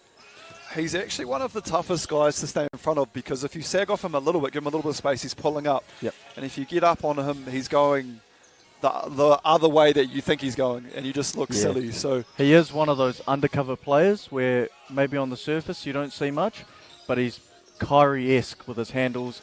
He's quick, he hustles hard, and he's got a pretty decent shot as well. Yeah, I was disappointed that he wasn't able to showcase more of his talents when he got that opportunity with the Bulls last season. But this man is one of the great family mans and actually works extremely hard in the day job.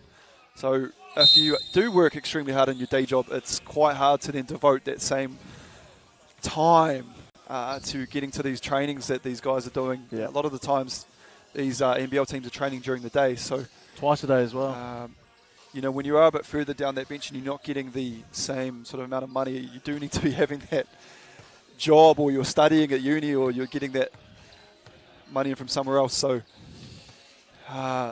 you can pay the price almost. As Vugler lets it go from behind the arc. Love to see Zach McKenzie get a bit of space to throw it down, but he'll settle for the turnaround jump shot. Zach McKenzie hitting a beautiful step back 3 probably about a minute ago to give Scam a 7-4 lead. Alex Yang doing his best to claw it back. Got a message from the bald voice himself, Andrew Horrocks, who said that Ben Fraser's wife can confirm it was a hairdresser that cut his hair. I might be looking for a refund. And I do miss the man bun. So, or maybe, do we speculate even further? Now that Ben Fraser, now that he is a married man, has the wife said, hey, enough's enough? I want a proper haircut. Yep. We can only speculate. As Hurdley uses that big frame of his to hustle for that rebound. Good boy. 7-5, 2.5 minutes gone in this contest. Hurdley. Big Theo drains it. That's my boy. He may have heard you, Hurdley. Hyatt playing for a few competition points here. As you're saying, they're not too high up on the standings at the moment. That's lovely. Thank you, Pauline, for letting us know that Salem's ankle injury is not life-threatening. Awesome. We will see him back sooner rather than later. That's the kind of news we all look out for as it was Mackenzie. As basketball players. All the way up. Nothing can stop me. I'm all the way up. Wouldn't it be nice just to float to the rim like that and just if you wanted to, you could dunk it or just have an option of potentially dunking it? Yeah, Yeah. I mean, would be pretty awesome, not going to lie. But yeah, I'm sad for you, man, because if you can see Salem live, he is one of the quickest players, man. He's a freak talent. And I always found it funny. You know, a lot of times when there's brothers and they're very similar, it's almost like a Scott Barrett in rugby, and is obviously his brother Bowden. So it's like your brother's the first five, and you're a lock. Yep. And so Shalom lives above the rim, big body, whereas Salem is a very, very quick first step. Will take you. Very similar sort of carry on in rugby league as well. Tommy Trebojevic from the New South Wales Scum. You'll be looking forward to making it home for Game 2 and Game 3 of the league once we get to the conclusion of the 3x3.EXE. And as we take a bit of a break here, I just want to say thank you to the sponsors for making all of this possible.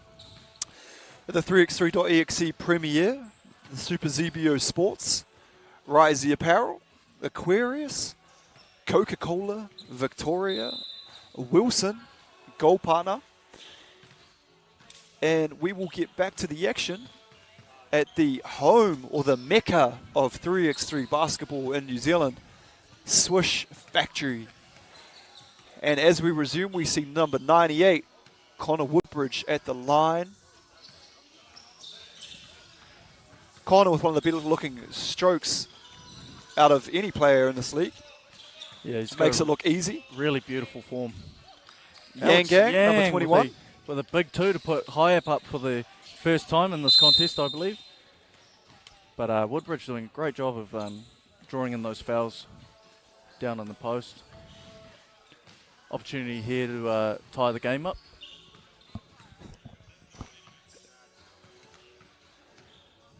He's going to live at the free throw line here, Connor. And he gets the shooter's roll. It's the beauty of that sexy Wilson basketball. As Yang takes it all the way to the cup. And Hyatt. Thank you, Dame, for showing me the live score of the Warriors game. And they are already down to 6-0 to the Panthers. Tough to be a Warriors supporter. Really looking forward to New Zealand versus Tonga. So then that's Absolutely. our chance of getting a victory there. And not only that, Tonga have a really strong team. Very similar to this the Scam team. Very strong team. Probably the underdogs at the moment. 15 apiece. And Scam will definitely not want to drop this one. As we said, Hyatt, bottom of the table, but they scrap, they fight, they claw. They've only got 3 players, and Yang creates some space with a baseline spin. Big move there to I don't think Zach McKenzie actually thought, silky smooth, and when you Just need a bucket, dissects the two men. AJ7 is yo man's. Yang putting on a bit of a clinic here in this contest. I know that's going to eat at Zach too because he's... Oh, nice. Great pass. Beautiful from pass Connor here. Woodbridge. I think the winner of this game could potentially go through to a semi-final. Zach McKenzie. Former Raider, former Ranger, and now Franklin Bull showing off his skill set. What do you think of this camo green, this military-esque uniform that Scam? It is very different. Not my favourite colour, not my favourite uniform, but... Oh, it's a huge turnover. McKenzie went for the win. Hurdley to tie. Never too shy of a shot and just cooks it a bit too deep. Anthony Jones for the Anthony win. Jones. For the win! No. And Hiab have another life. And we'll blame that obviously on the flu, which has affected him all week. Yeah, no matter what happened, if anything bad happened, It was the flu. Yeah. Exactly. A prestigious man like Ants would never miss those.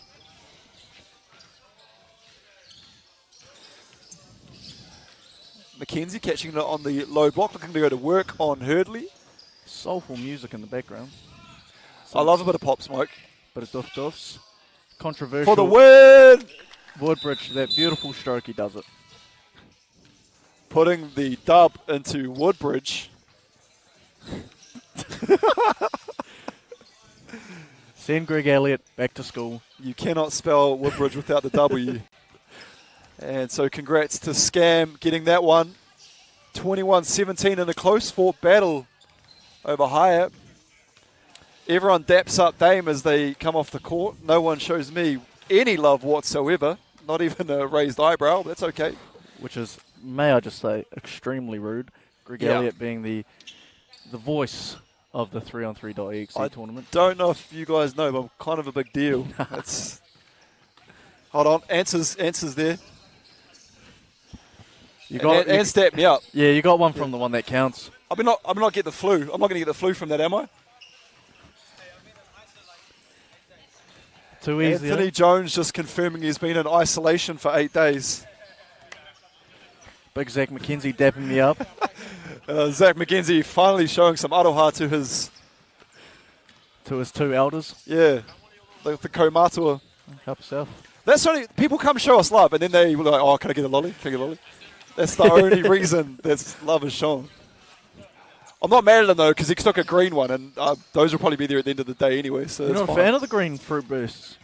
I'm a purple or red. That's wow. me, man. So I hate the peach. So the peach? What's the peach? This one. That's orange. The orange. Yeah. I was going to say if there's... Yeah, I love the peach. But yeah, I bet. Yeah. I bet you love the peach. I was going to say, if there's a flavour being left over, it's these ones. Okay. I can't stand them.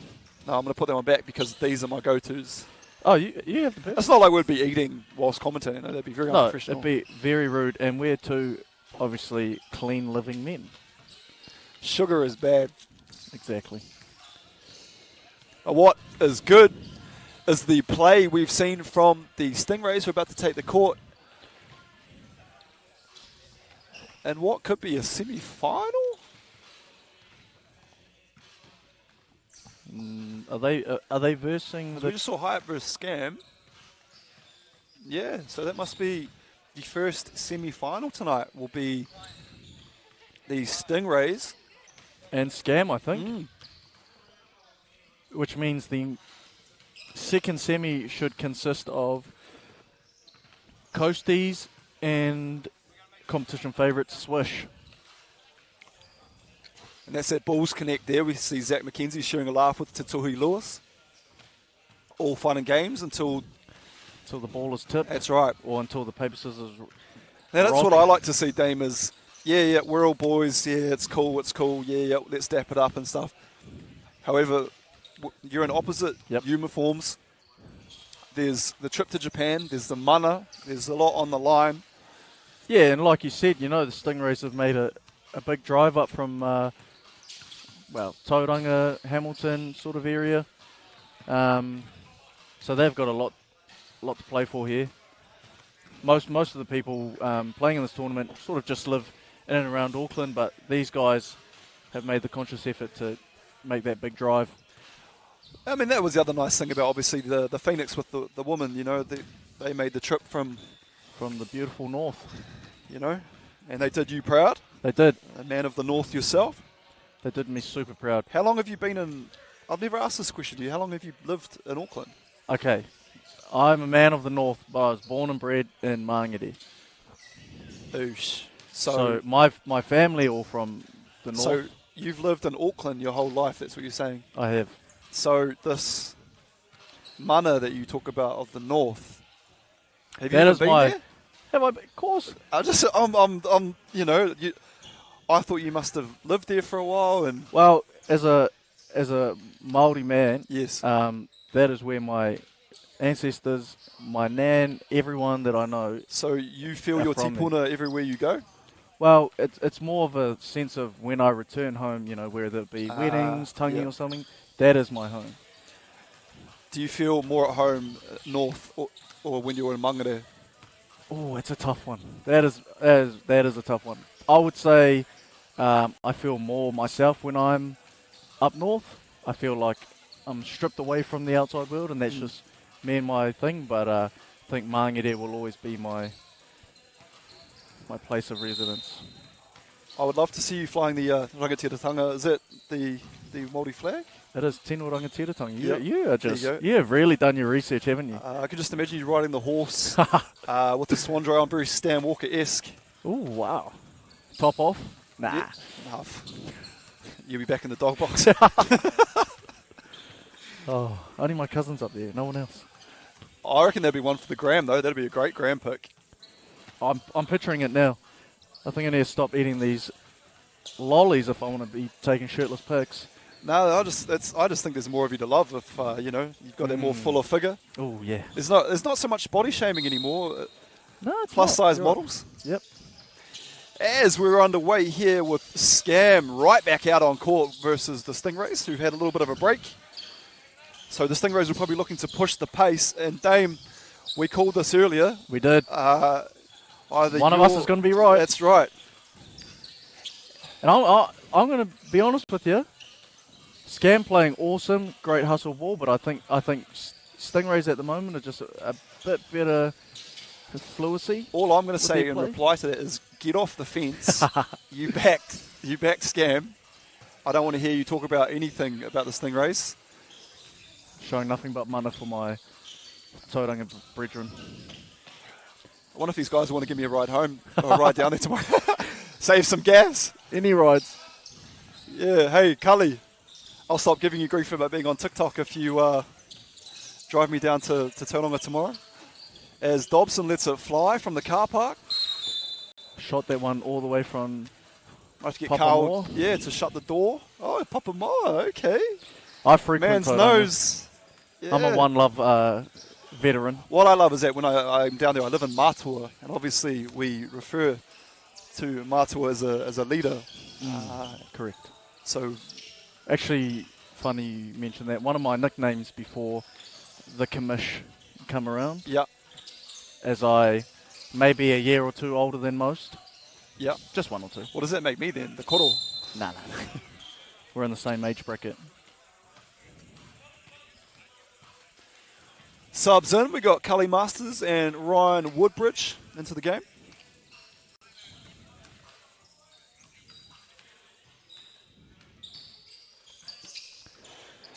I feel like these teams match up really well. Really as Tatui well, Lewis yep. gets his hand in the cookie jar there. I think this is going to be quite a tight affair, this one. Tatui Lewis doing his best impression of MJ in the 90s. Wow. Hustling. Tatui Lewis was draped over Connor like a bad suit, and Connor just hit that when splack. I did what?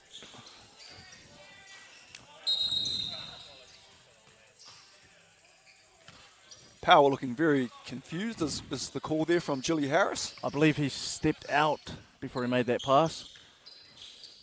So the ball's back to Scam. Woodbridge Oh, with a tough massive and bucket. one. He has been humongous for Scam tonight. I can tell Michelle would have loved every moment of that. Tough drive there from Connor. And he makes it count. So we're tied up here. I think this has the makings of a very, very tight contest. And Poor Power has been caught in the key and has been called for the 3-second violation. And we've got a turnover ball. I think this is going up. This is going up. Yeah, Bang. it's going up. And it's going in. Oh, Connor is such a good player of the game of basketball. I enjoy... There's certain people that you enjoy watching, and Yep. Connor Woodbridge is definitely one of those players for me. Is he... he's got aspirations of playing NBL, or is he developing for anyone at the moment? Or So he was with the Tuatara last season. Okay. I think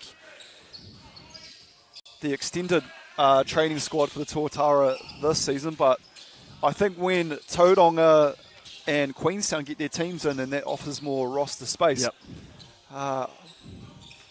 Plus, it's always tough to, when you live in a certain place, it's hard Yep. to always get those NBL contracts. You know, Agreed. sometimes it's hard to go to like an Invercargill and play for the a team. You've got your, maybe have family, maybe you've got your job, etc. up here. As Stingrays extend their lead to 3, 12-9. Very lucky shooter's bounce. But nothing's going to stop Mr. Woodbridge here from jacking from deep. Oh, lucky there. I thought Connor had done enough to maybe cause a turnover. But then we'll go back to the top of the key where Connor will have to hand this off to Tui Lewis. Carl Noir being the third commentator. Always wants me to play. I wouldn't have picked a better... I tell you what, if I played, I'd just be there for a flagrant foul and sit the rest of the tournament out with suspension. I'll be happy with that. To legally hit Carl, I'd sign up for that. As Dobson lets it fly. Stingray starting to pull away. Just as But they start to Woodbridge. pull away, though, C-Dubs, That man Woodbridge not giving up anytime soon. Agent 98. Oh, I like that. I took that from Jared Weeks, Agent 97. Used to play for the Breakers. Oh, Jared Weeks, yeah, yep. Zach McKenzie. Oh! He's been watching my highlights, I think. Oh, And it's all falling apart here for the those Stingrays. two big shots have brought Scam 2 points If I was behind. Scam, I would have kept it going, kept the momentum, but I saw Connor do the old hand at the horizontal, meeting the other hand at the vertical, therefore creating a T, which calls for a timeout. You are on something else today. What a knowledgeable man. Oh, what's happening? Sometimes you have to explain. Yeah. Absolutely.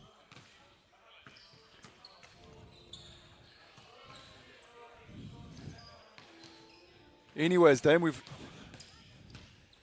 sometimes it's hard because you actually get so enthralled in such an encompassing game that you can get distracted in the commentary booth. You can get caught just watching because we got a 2-point game. Stingrays up, however, Scam with ball in hand. Dare I mind you, semi-final number 1 as well. That's right, this is business time. So the intensity of the game is on show here. Zach, big shot here from McKenzie, and he hits it. Wow, we have a tie game. Cully, All to play for here. Great defense from Zach. that's the thing, man. They'll let the boys play here. That's what I love to see. A bit of physicality. Nothing better than a bit of physical basketball. Get that ball. Big Woodbridge, you know he's jacking that. Oh, good look from Woodbridge. And again. And catch and shoot. Oh, that's it. Wow. Huge play there from Ants. But the boys fails 18 apiece. Dobson answers for the Stingrays. And the Stingrays? Dobson thought he did enough there to cause a turnover. I give a feeling this is going up. Going to have to look for the pass here. You know, answers Jack in there. Just short. We have a tie at the moment. Both teams 3 points off securing the dub and a place in the final. The two teams that we sort of predicted would make the final as well. Who wants it? Continuation? No. On the floor. Those are just those ones where you put your head down and just tuck the ball under the arm and you who's got more money? You or the... You mutter onto it through we've got five a ball on the dudes. court. It's the first time we've seen that all tournament. That's actually been a pretty tidy facet of the ball game. I can't help but feel it was Marcus Logan would have had something to do with that. And Stingrays go up by 1. What do we got? We got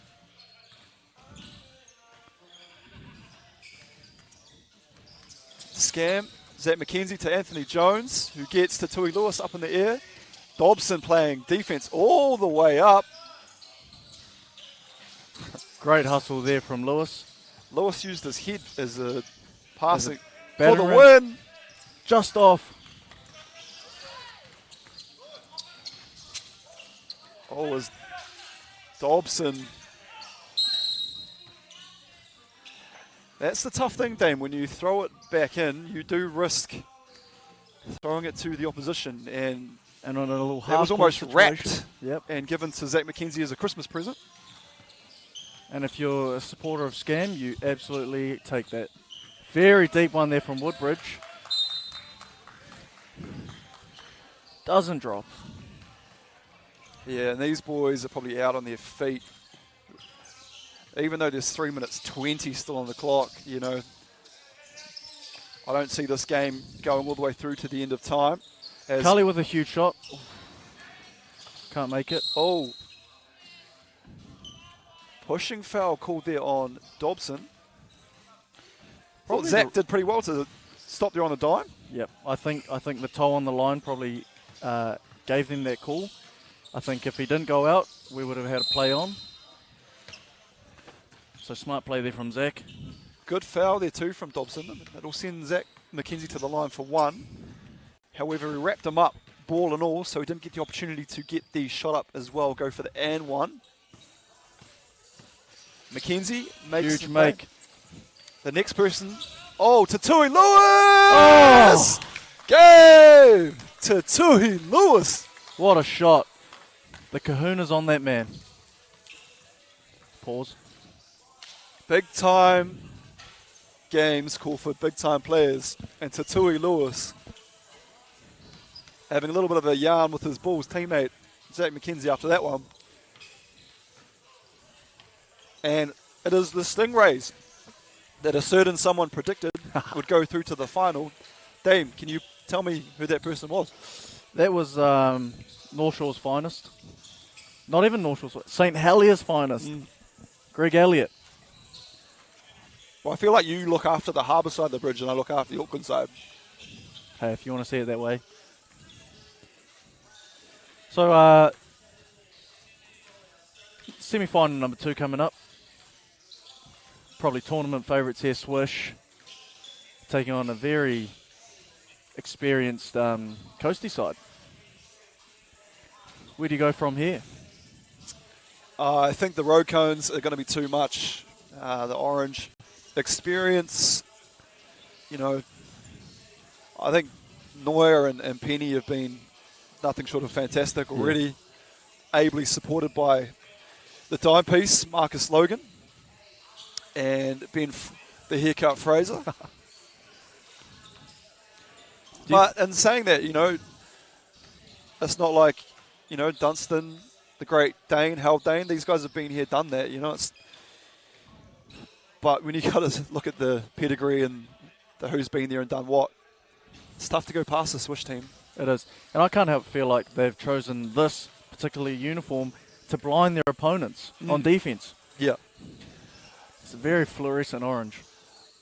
Carl actually enjoys holding a stop-go sign in his spare time. Doesn't even get paid. He just likes to go out on the street. He's a man of the people. He's by the sounds special. of it. Yeah.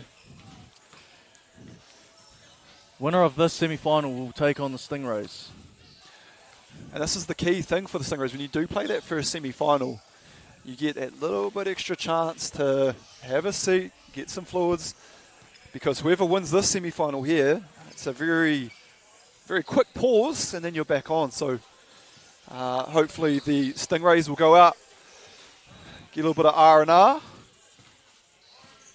Although it's a pretty young team, so when you've got those young legs, Dame, you don't really need. They could probably go again. Yep, absolutely.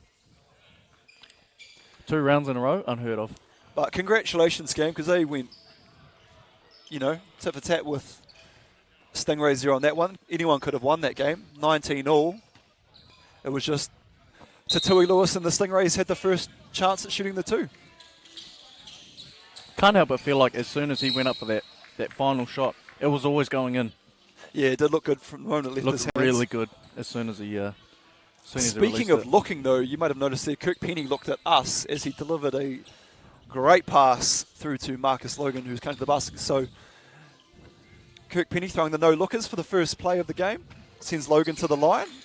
An AK-47. Yeah, I think he's dialed in really early as Kirk. Manuirangi may have had that displaced by Neuer. You know, when you look off Neuer and take the 2 yourself, it's big for Marcus. Yeah. No Zach Easthope today on New Zealand 3-on-3 standby duty. But as you say that, the 2-point specialist himself, Neuer from the corner. And hustling on defense too. See, and Trav's smart. Trav knows that just because Carl's all the way back there doesn't mean he wouldn't shoot it. Yep. Oh, Kirk, too experienced. Captain Kirk to Marcus Logan to Noisini. That's a new one. Yeah, Carl's always had horrific music choice. So, you know that Bup Bup Medicano? Yeah, they used to play that all the time. Oh, really? Mental, yeah. Guy knows how to get under my skin. Oh! T-Rav. Had Marcus Logan stumbling there. It's one thing you don't want to do is be on skates on camera. No, you don't. Not when we're sitting here, because you'll never hear the end of it. Swish, though. And speaking of never hear the end of it, hopefully Andrew, the ball voice Horrocks, has recovered from being rear-ended in his car crash. We like to mention every single week. And hope that week 2 of his new relationship, that is going well. Congratulations to Andrew. Dating a professional golf player. Wow. Yeah. Lydia Coe. Must be nice. I don't think he's pulled off the co. Or it could be a male one. Who knows? Hey, no judgment here. Exactly. Not surprised either or. A man like himself, the classy man. The bold voice. Can do as he pleases. He will be back in commentary next week, but we're very lucky and thankful that D. Wade, the rangatira, has filled in and has done a superb job, I must say, my friend. It's been great having you here. I've thoroughly enjoyed my time here. And if you ever need a replacement, I live a minute down the road. You'd be keen to do it again, would you? Absolutely. This time I'll come a bit more prepared, and I'll bring KFC with me. Yeah, that's the thing. I quite like the donut idea, just because... no, we would have smacked the KFC earlier. I just wouldn't have lasted. Not like the donuts would have either, but there we go. That's neither here nor there. Donuts? You mean salads? The salads I brought last week. Oh, mate, if only a donut was like a, healthy meal. Speaking of which, is there a Krispy Kreme out here? No, but they sell them at the BP. Speaking of Krispy Kreme, Kirk Penny, jeez, that was sweet tasting. Swish starting to run away with it now at 10-3. Yeah, you don't want to write teams off, but I think we always said it was either Swish and whoever was the winner of that previous semi-final. We said that from the get-go. Yeah. And I would imagine we'll see a Stingrays. But there's points to be played for, so...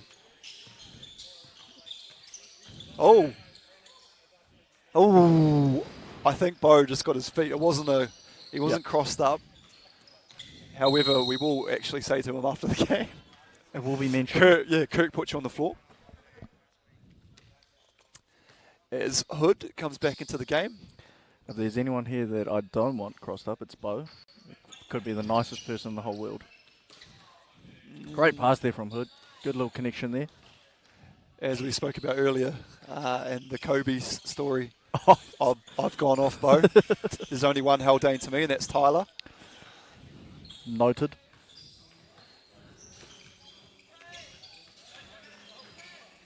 Often referred to as the third Haldane, you are? Yeah, I was happy with that until the Kobe incident. Bo and I have the same size feet. He offered to provide. I've always said I've wanted to get Kobe's. They're so rare, I have big feet. Like, believe this or not, like Kobe's, they fit bigger. And so I'm a size 16 in Kobe's. What size shoe are you? I'm a 14 in normal. Don't let Anahaku tell you otherwise. It's true. Ask the plug even. Ask the plug Ihi. That is a true story. I mean, I don't put it past you. You're a large man. Yeah. How tall are you? 6'5". All right. Well, I'm 6'2". Yeah. And I am currently sporting size 13s. So I feel like I'm just right on that good position where there's still 13s in stock. I feel usually when you go to most stores, 13 is like the last one. Yeah. And they always have them in stock. I feel with the 14, there's some stores that have it, but when you go in and you look at them before you actually speak to anyone, and there's like 2 pairs of shoes on the rack, you go, those are hideous. No one would. Yep. And you ask the clerk, and you go, oh, hey, do you have anything in the 14? They go, yeah, we've got 2 pairs of shoes in the 14. And they'll come out, bring them out to you, and it's those the exact 2 pairs that were hideous. So, that's why we have to go to the plug. Ihi out there at Nike Dress Smart, one hunger. As Neuer steps back for... No way. You just knew that was dropping too. I feel like there might be a tracker that's put into the ball because when he shoots, because he owns the place. He's rigged it. Yeah. Some of the shots that he takes are just so... Oh, it's just effortless. Really is, just watching him shoot. It's effortless, and as Travis hits it deep too. 17-10. It's not like the coasties are getting blown out. It's AK-47. As we say that, a little dagger there. Put the dime piece. 2 points. 2 points away from a victory here. Neuer from deep. Oh, didn't get the... It looked good as it came out the hands. It really we were did. right in front of that. The angle that Carl shot that at was right in front of us. That wide frame of his. The big diff. The big doof. Yeah. Great pick and roll there. The dime piece would want that back. When Kirk gives you something like that, Kirk sets the table, you have to feast. Yep. And if you turn down that feast, back to the bench you go, sir. Yeah, getting the call up, as mentioned earlier, was scheduled to be on the broadcast. Big 47. However, congratulations to our main man, Zach Easthope, on standby for the New Zealand 3-on-3 team who are currently over in France. Yep. Not only that, Coasty's missing a lot of 3-on-3 experience with Ben Castle out for them, unavailable tonight as he celebrates his partner's 25th birthday, so happy birthday to her. Congratulations, bench. Punching. Yep, with a face like Ben's, anything is punching. I like to call him the Amish warrior. Definitely looks like churns butter by day, plays basketball at night, Yeah. Mechanic. Yep. He is. If you need help with your car. Actually, not a car mechanic. He installs, lifts to lift up cars in the mechanic stores. Well, there we go. He's a lift mechanic. There we go. A car lift You mechanic. learn something new every day, and something that everyone, if they don't know already, then should learn is that Carl Neuer, if he catches it from anywhere behind the arc, he's going to pull up and shoot it, and so you need to get a hand up. And quite often, he hits it regardless. As he's done there, Swish go through onto the final. As predicted by you, Greg, the seasoned veteran. Swish. This is my versus fourth week here, Stingrays. man, so I've got a little bit of a understanding of intricacies, player tendencies. You know, we don't miss a beat. Seems like it. As we talked about earlier, Stingrays have had a bit of time there to catch their breath. We won't see a lot of time for Swish to get their energy levels back. Probably get some Coca-Cola products in. But apparently, as we say goodbye to Scam as they head home. Are they hot? I'm going to tell your mum that you offered me a cold kebab. I mean, that's kindness, but disrespectful at the same time. But he wants us to get salmonella. Cold meat? That's a thought that counts, Greg. Yeah, no. I got to say, a lot of love there for Connor Woodbridge offering up his chicken kebabs. Yep, and not only that, I think he was a, if Scam managed to take it out, he was a front runner for that prestigious MVP award. 100%. Now we've got to turn our eyes to these two teams, and I think for me, Carl, I would say, would be the front runner for Swish. It's between Carl and Kirk. I think Carl just has a step ahead at the moment. And I think it's either Tatuhi Lewis or Dobson here for Stingrays. Yep. I think personally, Dobson sort of outplaying him just a little bit, Lewis. But Lewis, that big three to send them to the final, you can't not factor that in. I feel like the Tatuhi might be te reo for tenacious because his defense has been fantastic. It has been. He's the kind of player you want. He's difference maker off the ball. He hustles hard. He'll get in there and get you rebounds. And surprise, surprise, he'll hit a little fadeaway 3-point to win the game. I got to say, mate. Sorry, 2-pointer. You from commentating the first game through to you commentating now is just it's almost a different person. I'm witnessing self or personal growth right in front of me. It's amazing. It was those pre-game nerves. Joined alongside here by Steph Mack. Unlucky to have an early shower tonight, brother Steph. Fun fact, though, ranked number 1 in the Hong Kong. It's very prestigious. And a kindergarten teacher. There you go. Not much bigger than a kindergarten student either, but great sense of humour, though, does Steph. A man of the people. And a friendly face around Swish Factory. I always rate kindergarten teachers because, believe it or not, I actually studied early childhood. Did you? Yeah. I never would have guessed. At Otago University. Oh. Is that just outside of Christchurch, is it? I'm kidding. Don't make me call Charles. I'm kidding. Charles the Hitman Sarong. I'll hit him up immediately. Yeah. Last name like Sarong. I'll Which, just as say, you know, is like a lava. That's scary in itself. I thought you're more of a kilt man. My Scottish roots. You do have a lot of roots, don't you? You got your I'm ingrained everywhere. Mangere roots, your northern roots. I thought you would have had the chanclas on tonight, the chantles. Oh, you got the Crocs. I'm sporting the Crocs tonight. I thought you'd have those in sports mode. Nah, they're just casual. If I was playing, the strap comes down, sports mode. Please tell me you've never hooped in Crocs.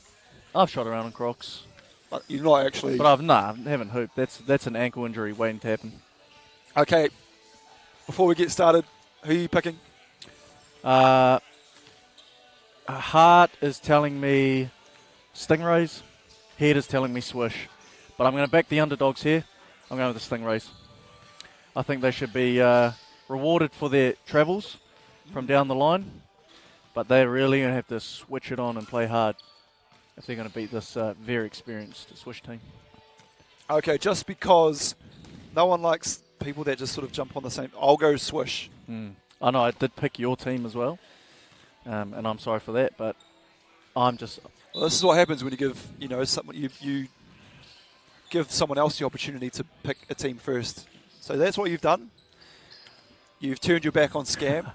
You've now turned your back on Swish. And Pauline here with the double race support. last goal raise from Pauline. And Kirk with... Very early foul. Yeah, audacious. Hand up straight away as well. I think the quickness of Cully there sort of threw him off guard. I think, yeah, Kirk's watched too many of Cully's TikToks and was... Here we go, he's gone again. These teams are no strangers to one another. As Dobson almost sets this screen onto Tui Lewis himself. Time running down there, he didn't really have much options. Oh, bit of Chris Breezy in the background. Couldn't think of a better way to play out this final. I feel Carl like, Moyer. I don't know if Excuse Me Miss is necessarily like finals music, you know? That is to me. I know Carl has got a good friend, Dan Ox, I think, through George FM. Oh, okay. This is definitely not going to be on his mix, but more of a... This is more of a late night flavour jam. Yeah, this will get you out of the dog box when you get home, I believe. Probably not. As Ben Fraser all the way to the cup. Ben Fraser with a uncharacteristic miss. And Dobson makes him pay, but Carl Neuer goes straight back up with the 2. Oh, That is pure experience there from Neuer. can't catch it with your feet, that's the only problem. As in and out from Carl Neuer. Unfortunate there. As Cully eyes up Neuer, steps back. Shows off those TikTok Oh, moves. it's a Tui Lewis. Skies over Kirk. And Carl pretty much from the other end of the court. That's the front iron. Te Tuhi. And you see what I did there, putting the 2 into Tuhi. Oh, You're a man it's a of long day. It's been a long day. You're a man of class, you are. You know when you have to explain it, it's not good. Sorry, I zoned out there for a second. I was thinking about the song in the background.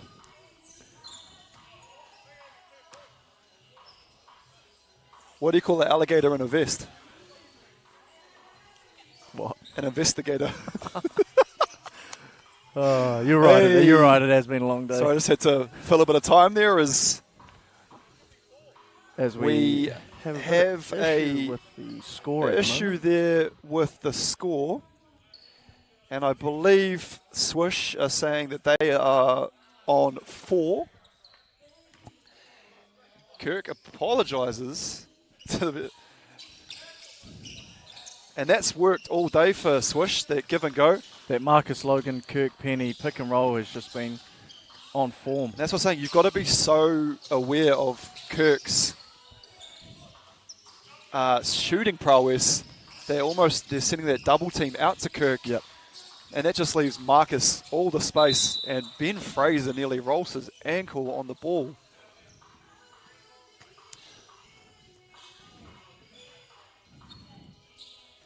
And we are back underway here to Tui Lewis, to power. The Stingrays currently with a 3-point lead.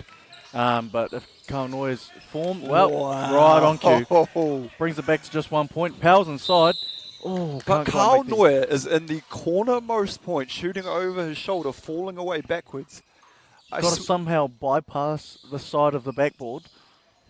I don't Incredible. think people know how hard that shot is because no one takes that shot because No. they wouldn't even think it's a good shot to start with. But regardless, a humongous shot. This will go up from Ben Fraser. Power misses, and just like that. Too much weight, Ben Fraser. I think he's just trying to hash out the momentum with less hair.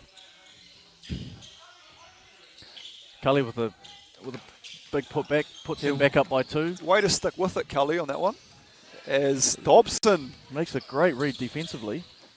what can Power do? I like this matchup here with the dime piece. And Ooh. Cully looked to reverse layup.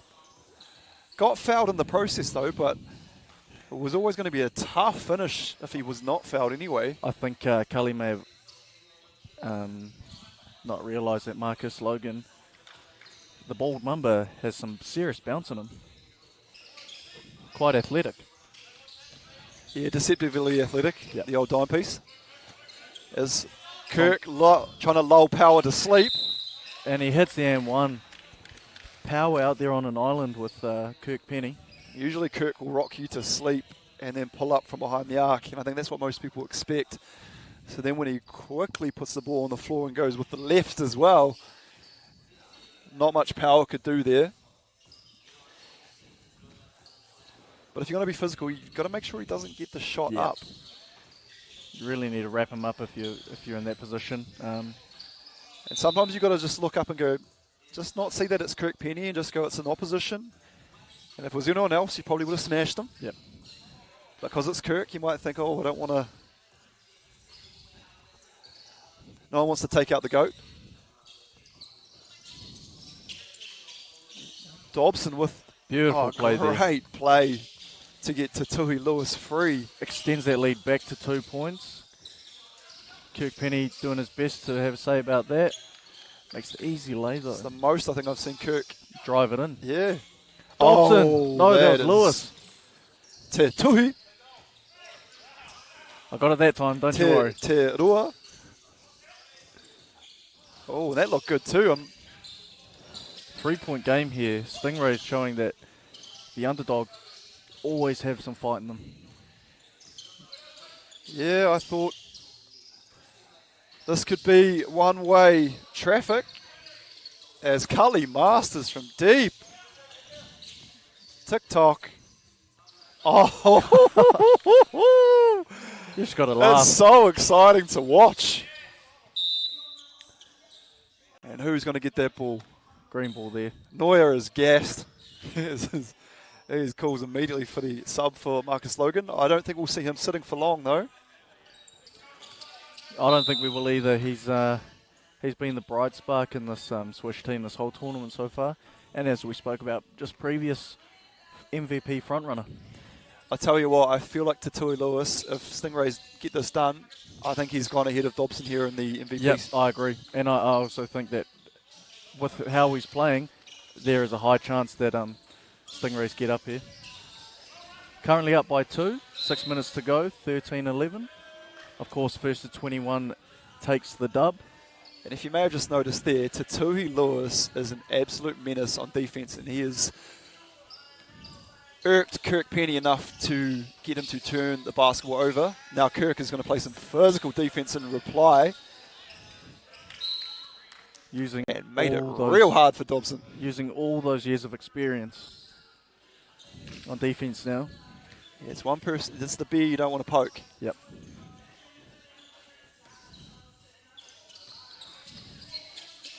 As Tatui Lewis! Stop Woo! it. Stop it. That's a bad man. And things are slightly falling apart here. Dobson. Tatui Lewis. I don't think Swish can have Neuer on the bench for too much longer. As we see Neuer come in for Kirk Penny. Cully Masters sort of looks away, trying to avoid any eye contact. Needs a bit more of a rest. Yeah, Cully's been hustling out there. Not doing the shooting. But he's out there playing primo defense, setting off all screens. That's a word I haven't heard for a while. Primo? Primo. Great chocolate milk as well. Yeah, were you more of a primo or a Nature's Energy? I was Nature's Energy. Hard. Oh, okay. Chocolate? Nah, was it more of a... Not even Nippies. Nah, Nippy's Nah. too expensive. They used to sell primos at school for $1, I think. Delicious. Showing your age there, my friend. I I am. don't think you can get anything for $1 anymore. Gone are the days of the $1 Big Ben pie. That was my childhood right there. I had those country fried chicken chips. Those were my go-to. Yes. Now we've got a bit of Jack Harlow on. Now we're pumped up a bit. Powell with a huge rebound there. Take it. Oh. He'd want that one back, Power. Too much power on that. Too much mana. Lucky there was a side netting there. Probably would have gone through a wall if it was an actual... Marcus Logan taking a rest. I feel like with Carl Neuer back out there, the Swish team might start to claw their way back. It's back to a 2-point game now. And you'll notice, this is the 3-guard lineup for both teams. We've got Cully. Deep can't make the 3. Can't make the 2, sorry. up. Oh, but you... That is... He's not even looking at... Like, he's falling away. It's just... That is an incredibly tough shot to make. Carl Neuer is just different. But he is making them. Like, he's different. I love seeing him do it to other people because he did it for me to me for so many years. Although I got a couple of dubs at his home court though. I believe I actually won the last one we played. So I still am king of his court. I wouldn't be surprised. Yeah. A man like yourself. This is the matchup I've been waiting for though. Neuer and Tutui Lewis. Our 2 MVP front runners at the moment. Who wants it more? Bit of a catch and shoot there from Tutui Lewis, and Ben Fraser Fraser puts Swish up too. too. This has been a... And Kirk Penny just telling to the troops to keep the subs rotating. Catherine Huang, Carl Neuer for MVP. I think that's not only seconded by myself, but it's also thirdly agreed upon by the rangatira here, D Wade, with me. Yep. Would you agree? Absolutely. Those step back corner 3s, those twos, those logo 2s. That how do you make a defensive plan for that? Well, that's the other thing too, is it's not taking away from, like, obviously it's a team sport. You know, obviously Carl can't do it without his teammates, and Tutui Lewis can't do it without his teammates. But you know, it's the shots that Carl is making. Like, I just don't know if people fully can grip the difficulty levels of what he's doing, because he does it so often. It makes it look so effortless, so easy. You go, actually, I would probably go out there now and be like, oh, I'm going to take that shot. Yep. And then I'll just probably throw it into the car park or something. Those are MVP shots. Yeah.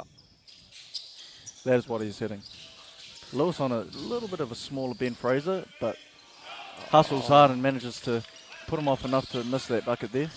And that can be the difference between playing with a size 7 on the usual basis and then coming down here and mixing up the ball. Playing with a weighted size 6. It's a beautiful looking ball, the Wilson, though. It is. Nice colours, Aiden. Great sponsor too, Wilson. As Kirk takes the team swish up to 18. Tutui Lewis keeps working and working and working. Nice drive in there to make it a 2-point game. Swish up, Kirk Penny with the ball in hand. 3 points needed to secure the dub, and he will go to the free throw line. Now, if Kirk hits this, it's going to put Swish up to 19, and then they're just one bucket away. One Carl I can't Neuer, see corner Kirk 3. missing Corner this 2, either. sorry.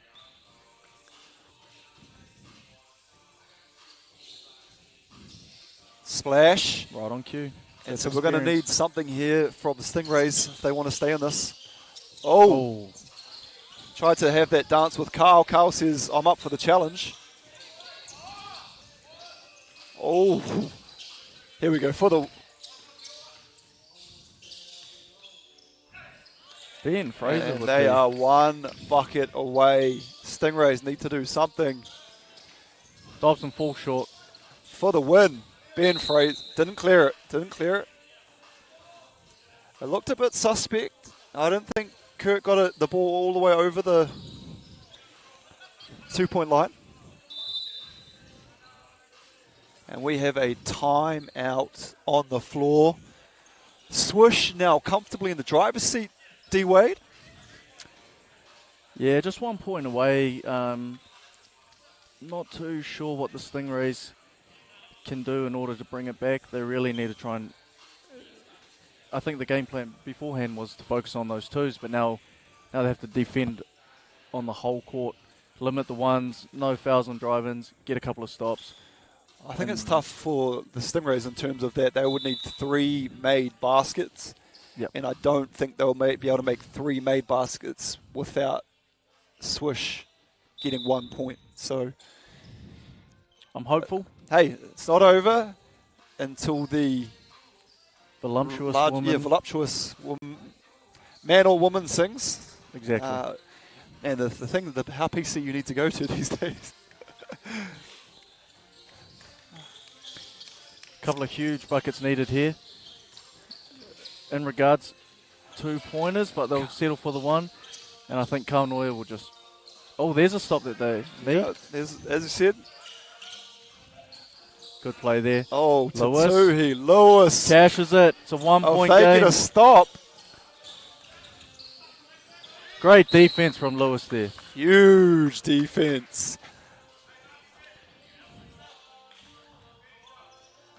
Wow-wee. And we have a 1-possession ball game. The spin, Marcus Lowe. Oh! And Tatuhi Lewis just swung at that with everything that he had because he knew the ball was in the air. I think after maybe the 10th time it's finally happened. They finally read wow. it.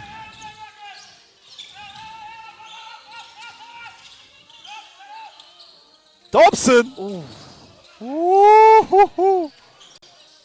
We are in for a treat here. Big Penny Dobson. Great defense. Marcus and Marcus Logan. The dime piece wins it here for Swish in a hard-fought contest. Stingrays fought valiantly all the way to the very end and pushed the favorite team, Swish, all the way. That is an awesome example of what 3-on-3 basketball is about. So exciting. We've got Catherine with the double ends, and she will pretty much know herself that's going to Kaunoia for the MVP. Back-to-back MVP. Yep, you can't deny it. Those corner twos, those logo twos, unstoppable. Catherine with the double ends saying again, as in like give it to someone else. Hey, this isn't a dollar mixture that you're giving out to kids at a fun run. This is the big boy leagues. Carl easily. Marcus Logan would be the MVP in the Hearts. Finals MVP. But in terms of who had the biggest influence for Swish in today's competition was Kaunoia. Did a bit of everything. Farewell, Mr. Bow. We say goodbye to Coasties and Kaunoia out there, MVP. Showing off the silverware. Yeah. Mum Debbie getting a cheeky wee photo in the background. I'm sure I'll see that up on Facebook later. I'll give that a like later, Deb, when that goes up on Facebook. Are they a Swish current leaders? Yes, they are heavy favourites. That'll kick them clear now with 100 points banked for Swish. And so we're going to have some highlights. My main man Ash has got the highlight package ready for everyone to take in. But aside from that, Dame, thank you so much for being here today. Thank you everyone for tuning in. Your boy Greg Elliott joined alongside Damien Pinhay-Wade on behalf of Catherine, on behalf of my main man Ash in the truck, and Basketball New Zealand. We want to say thank you to everyone for tuning in, and we'll see you all again for round 5 of the 3x3.EXE.